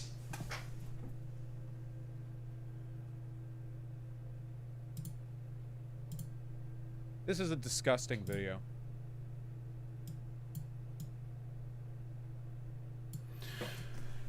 Shu! This is the specific clip I was looking for. Of Vosh pretty much clocking Shu right on the head, right around the time of the Balenciaga drama. That shit was fucking 3 goddamn years ago. And guess what? Oh, it's only gone fucking worse and worse and worse. I'm just gonna play the clip in its entirety. Because guess what? This was the turning point specifically for Shoeonhead. Enter it. I helped get the word out about this Balenciaga thing, and even the brand itself had to admit it was creepy and is now doing an investigation into it. I don't care if you yourself don't want to talk about this stuff. I don't care. You do you, I will do me. But all I ask is that you stay out of my way when I am doing me. And just know that I am not sorry, I did nothing wrong, and I will do it again. Goodbye. Incredibly narcissistic, by the way. But again, double standards from Shu. Whoa, who would have thought? Hello, everyone. This is a disgusting video. Nah, it's genuinely disgusting. I've seen that video as well. It was fucking dog shit. It's just a terrible video. It's the exact same fucking shit. Basically, Shoeonhead, during the whole time, decided not to take any responsibility for any of her fucking actions. She has a big platform. She knows that she has power with that fucking platform. Doesn't give much of a flying fuck about the responsibility that comes with the giant platform that she has. Just like every other right-winger, just wholeheartedly incapable of taking any fucking responsibility for her actions. Disgusting. I can only regard it with malice. This entire video is framed as a from the left enabling of the moral panic that she was accused of enabling to begin with. Okay, let me sum this all up. At the end of the day, if you are a public figure, you are responsible for the outcomes of your behavior. Everyone acknowledges this. Anyone who disagrees is psychotic. I'm going to stop playing nice with this, okay? Yep. Shu, if you believe that you should only be held accountable for the intentions of your behavior, you're a child. And frankly, you shouldn't even be online. In real life, with real people, when we talk, act, behave in any way, we are accountable not just for our intentions, but for what we do. If we intend something, but do something else, this might not always mean we're in the wrong, but we do need to acknowledge it. This video fails to even acknowledge the central premise, the fundamental thing that people are criticizing you for, the fact that this country is currently wrestling with the potential of an undemocratic future that I know you are aware of the potential of because I am friends with you and I've spoken to you. You are aware of the fact that we are currently experiencing the Hey Shu, we are currently in that undemocratic future that you should have been made aware of, but you seem to be totally fucking okay with it. most vitriolic wave of anti-queer legislation and sentimentality, yet seen which as has only gotten worse, and for by some the reason, way. in spite of all of this, you cannot even muster an acknowledgement of what people are actually mad at you for. The pretense that they are angry with you for going after Balenciaga is dishonesty on your part. It is a lie, and you know it is a lie, and you are lying deliberately, even if you pretend not to. You know why they're mad. It is not because of what Just like with all the shit that she's specifically saying here, and again, all the stuff that she's not mentioning specifically about Emiru. She's being fucking dishonest and is basically putting up a bunch of double standards for, as she said herself, and she fucking admitted, her 70% right-winger audience. What you said, it is because of what it led to in your subsequent behavior. One of the reasons I've been so hesitant to criticize you for this is because I had difficulty really getting angry with you for the initial tweets. You do a lot of objectionable shit. I don't know why Shu was so insistent on palling around with far-right people. I mean, I don't like to criticize people. By the way, this was only 3 years ago. And she was pretty bad 3 years ago as well. Trust me, I remember. She's only gone fucking worse because more and more right-wingers have decided to pal around with her, as Vosh is going to get into. People for their personal choices, but at the very least, she definitely has a habit of fraternizing with them, taking photos with Blake Masters. There are a lot of people on the far right who she seems to find, funny little playthings, good people to have around, wacky, interesting. Well, they feel the same way about you, Shu. And in the same way that you used to be friends with Lauren Southern and Blair White until suddenly you very much were not because it was no longer politically expedient for them to associate with you, the far right now considers you useful.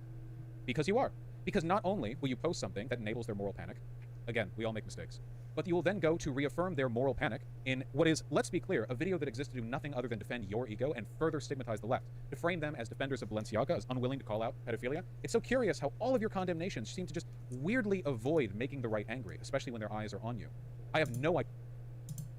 This entirety of the video does everything possible to avoid making the right angry, which, by the way, again, with Emiru's initial sort of situation, or not situation, but initial fucking take, was all about avoiding making the right fucking angry. Again, whoa, it's almost as if he's a prophet.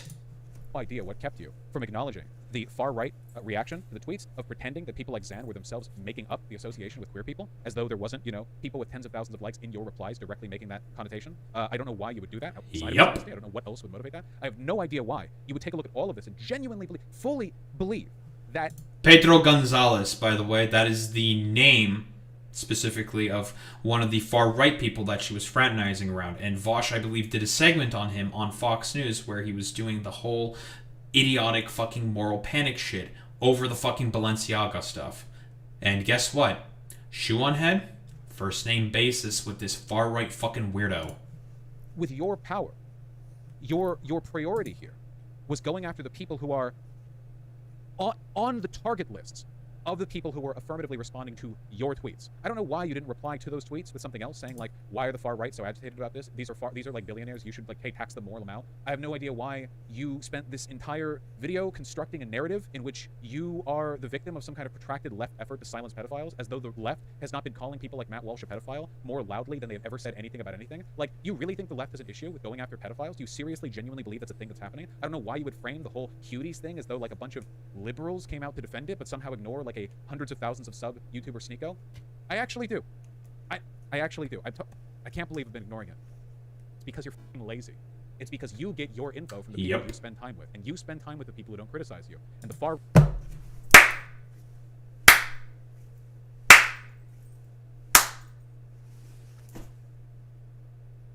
Wow.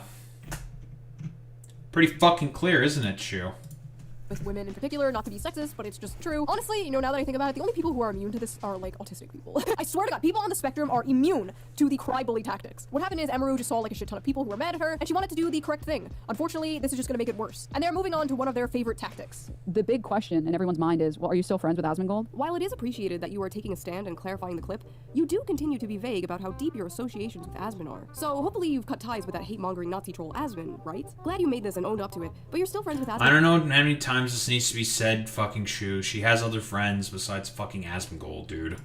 So it doesn't read as earnest. Almost a decent explanation. But the elephant in the room is that your friendship with Asmongold is holding this back from seeming sincere. Okay, now what about your best friend Asmongold? Denounce Asmon or I'm not taking this seriously. You're friends with Assmold.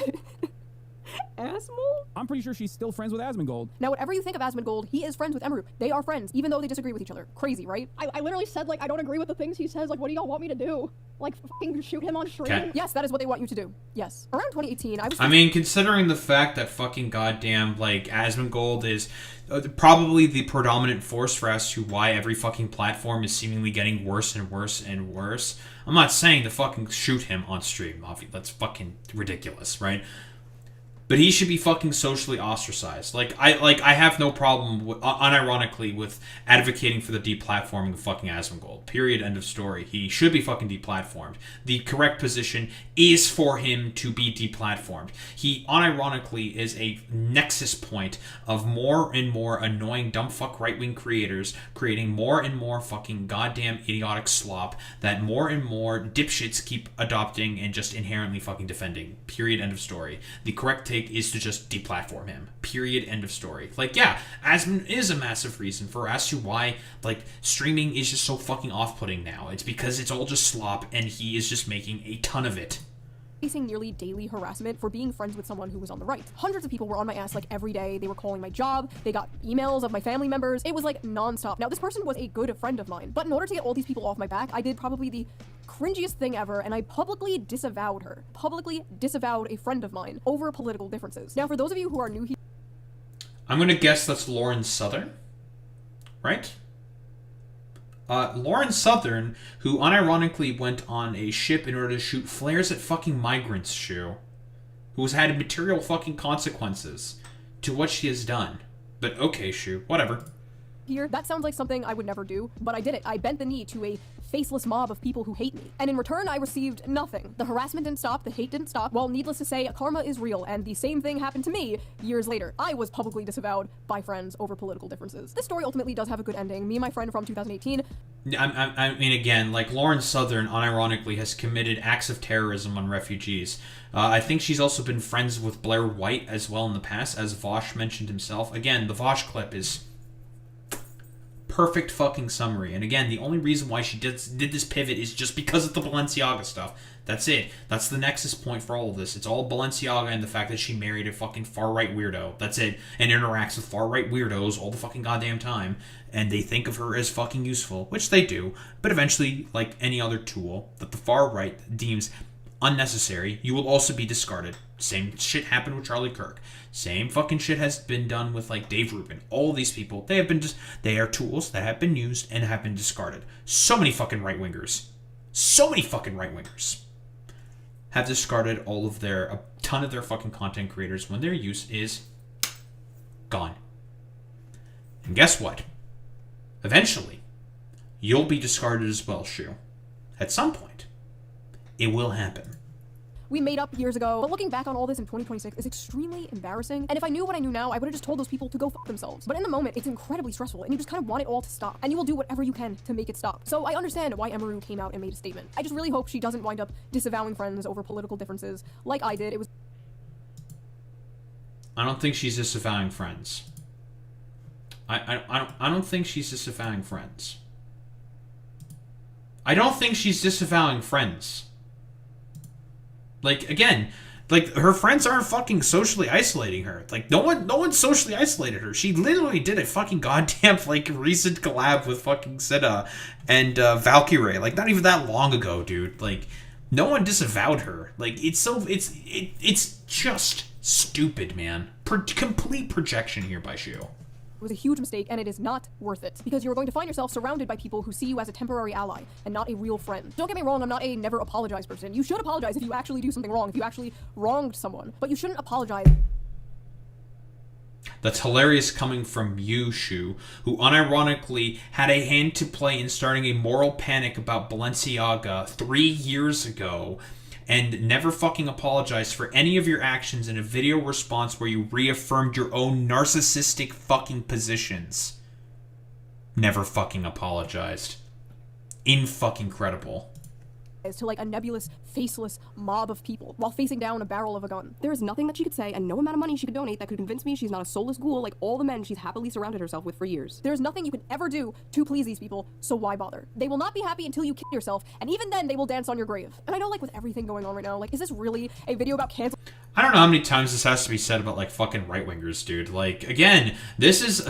Shoot, like, the culture that you're currently criticizing was not built up by the left and cancel-happy mobs on the fucking left. This was always intended by Gamergate. Gamergaters did this shit all the time to Zoe Quinn. Did this shit all the time to Anita Sarkeesian. Which you fucking criticized. Who? Zoe Quinn and Anita Sarkeesian back in those days, because they had some fucking takes that decided to get out of the orbit that we were a part of. You had also a hand in helping to build the current social media environment that we find ourselves under, Shoe. But you don't want to accept any responsibility for that now, do you? Because it might make some of those far-right fans and some of those far-righters that you have associations with a little upset. Culture in 2026, and it's like, yeah, I don't know. First of all, you should expect that. You clicked on a Shoeonhead video. But second of all, yeah, I feel like this is kind of important to talk about. I feel like this type of thing is part of the reason we are where we are right now. This type of stuff drives people away from the left, and more importantly than that, it's just evil. I saw some leftists covering Emaru being canceled, and they were like, the cultural shift is here. Woke 2.0, we don't play around, we're mean now. Woke 2.0? Because Woke 1.0 worked out so well for you guys in the country, right? You're supposed to learn from your mistakes. Dude, I don't... Okay, Jesus Christ. It's a fundamental, misunderstanding of why the failures of fucking Woke 1 happened. It's because it was cynically weaponized by the Democrats in order to just only care about getting votes. Like, that's literally it. That's why Woke 1.0 failed, right? Because when the Democrats gained power, they didn't seize on any of the fucking momentum there. They just let it fucking dissipate and die out. That's it. By, going along with all of the fucking right-wingers fucking talking points and culture war fucking nonsense. Again, why the fuck did deportation start becoming more and more popular? Because the Democrats didn't offer an effective counter-narrative to any of the lies the Republicans were fucking spewing out, Shoe. Not double down and get worse. I don't know how you can look at the last 10 years and be like, we have got to get more annoying. Like, what are you doing? Attacking normie streamers for not wanting to be involved in political discourse? Also, I feel like this goes without saying, but I'm gonna say it. Yet no one fucking attacked Cinna for any of her takes. Actually, you want to know who mostly attacked Cinna? Oh, it was right-wingers. You want to know who attacked Cutie Cinderella for those fuck ice stickers? Oh, Asmongold, the biggest fucking right-wing streamer on the fucking goddamn platform. Anyway, I'm not smearing, like, the left as a whole, okay? This isn't Fox News. This isn't the Nuxanor channel. I'm well aware there are plenty of... Oh, is that so? Is that so, Shoe? Because your audience is not going to interpret it that way. Bull fucking shit. Like, it's... Bullshit! Bullshit. This is the standard thing that you do all the time. You take random takes and you extrapolate it to a bunch of other people on the left. Because your fucking goddamn audience is not going to critically think enough in order to be able to understand that this is not supposed to be a criticism of the entirety of the left. Yeah, okay, Shoe, totally. I really do believe that. Bull fucking shit. Bullshit. Not an extrapolation to the entirety of the left. Yet you do this consistently in your content all the fucking time. You will take tiny little fucking accounts with barely any likes, barely any traction, barely any attention, and blow it up into something that it is not. Of left-wing people, especially in my audience, who feel the same way I do. I'm talking about a certain faction of the... I don't believe her, by the way. I was about to say it's like a loud minority, but I don't even think it's a minority anymore. I think it's like a majority. Like, I feel like I'm one of the only ones, like, holding down the fort. Like, I wonder why it's a fucking majority. Like, I mean, like, who even knows if this, like, quote-unquote new cancel-happy Woke 2.0 fucking mob is even, like, real, like, to be quite honest. Like, oh, people are criticizing all the dipshittery that all the fucking right-wingers are basically saying because there's not going to be any consequences for any of these people because all the right-wingers own the goddamn social media platform, so they're not going to be facing any consequences for the inherently abhorrent fucking shit that they keep saying. But again, Shoe, the American people have made it rather clear. They really despise the shit that ICE and the Trump administration, generally speaking, is doing. And they also despise a lot of the fucking bullshit that the right-wingers fucking push for. Me and Anna Kasparian, and every day I'm called a right-wing grifter for being like, hey, maybe we can focus on issues that, like, actually affect... Anna Kasparian, like, unironically said, yeah, I was wrong for basically whitewashing Trump and being a fucking grifter. Okay, bro. Yeah, dude, that's a good point there, Zane. Damn, people don't like authoritarian regime doing bullshit. Crazy, I know, it's wild. The working class, you know, things that actually help people, not stupid fucking shit like going after e-girl cosplay streamers. Like, can we just get back to the fact that we are all being ruled by satanic billionaire pedophiles who may or may not be eating children, please? Thank you. In conclusion, Emaru did nothing. Again, no one's ignoring that, Shoe. Like, everyone constantly goes after the fact that Trump is doing everything possible to cover up the fucking Epstein files. Stupid. wrong. People are tired of having politics shoved down their throat, and you don't need to speak about things you don't want to speak about. You don't have to do that. You don't have to say the line, actually. This is mass psychosis, rivaling on 2020. These people are trying to socially ostracize this woman for not putting like a black square on her Instagram. They're just mad at Emeru for not doing like the ice bucket challenge or some shit. Like that's basically what is happening here. If you are going to streamers for political information, you are cooked. If you are going to Shoeonhead for political information, you are deep fried. So that was that little video. If you like my Dog shit fucking video, but I expect no less from fucking Shoeonhead. Double standards, not taking any responsibility for any of her actions, and basically just saying, the left is inherently fucking wrong. Why? Because, fuck the left, I don't give a shit, blah, blah, blah, blah, blah. Even in that fucking little blurb, bullshit. Like, you're taking a bunch of, like, little fucking tiny accounts who are having criticisms of Emiru. A lot of them, bad criticisms, sure, we can fucking admit that, definitely for sure. But, like, a lot of people are scared for good fucking reasons, and they don't like the fact that the authoritarian regime is doing fucking bullshit that you don't want to acknowledge is an obviously fucking authoritarian regime because, like you yourself said, Shoeonhead, your audience is filled with 70% of supporters of the current regime that is in power right now. It is as the horseman himself said, the far-right people now see you as useful. They see you as a fucking useful tool in order to help push their propaganda, moral panics, and fucking bullshit. Because you have been a useful tool to them. But here's the problem, Shu. One day, you're gonna get fucking discarded. And when that day comes, you're going to feel incredibly socially ostracized and isolated yourself when you inevitably get discarded by the fucking right-wingers. And it's going to happen eventually. Because it always fucking happens with these people. Countless amounts of fucking right-wingers, streamers, influencers, content creators have all been inherently discarded because they were not willing to parrot the exact same fucking nonsense that they also fucking believe in. And it'll happen eventually to you. At some point. When is that going to happen? We can speculate. That's a great point there, Boy Meets Minnie. Just pearly things, completely fucking irrelevant. And she used to be quite fucking big. Now, completely dead in the water. Wholeheartedly fucking irrelevant. And that is eventually going to happen to you at some point, Shu. Because it always happens. Like Lauren Southern, irrelevant. No one gives a fuck about Lauren Southern. And she used to be fucking gigantic. Blair White, irrelevant. She doesn't fucking matter anymore. Doesn't matter. Like, a ton of these, like, further right women content creators have all inherently been made completely and utterly irrelevant because eventually they would stop parroting all of the points that the right-wingers would always fucking obsess over.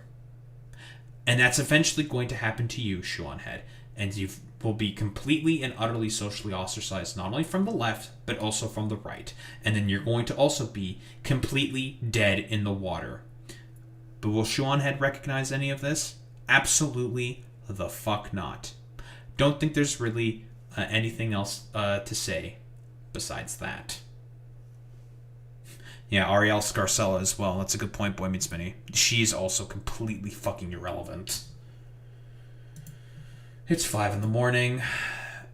It's 5 in the morning. That went on way longer than I wanted it to, but there's just so much bullshit, so many fucking lies, and it's just... Oh, God. I have to fucking edit that and put it together. And then also shit on a fucking guy for being a dumbass about Canada.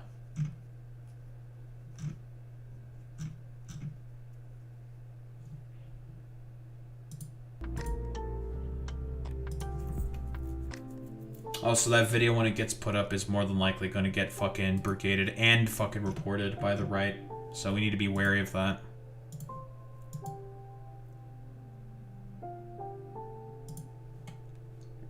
What are we reading out to today? Alright, do I have enough viewers to get through the threshold? Why don't we read out to Redolent Thought?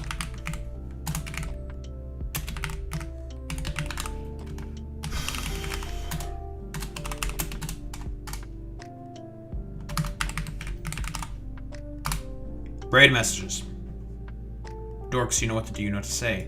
Transfer out with the Daho Raid, but if you're a sub, if you're a non-sub, you do the Wow with the Daho Raid, that's how we show appreciation. Those are into case gamers. I will be back tomorrow. Well, more Aquilo. I have another train station to make. And superconductors to start making. Very, very cool. Very, very good. Love that. Anywho. And, God, there's Mexican cartel stuff. Crazy stuff going on in Mexico. So we're definitely going to be yapping about that. Gamers, I will be back tomorrow. Same time, same place, same face. Peace out, gamers.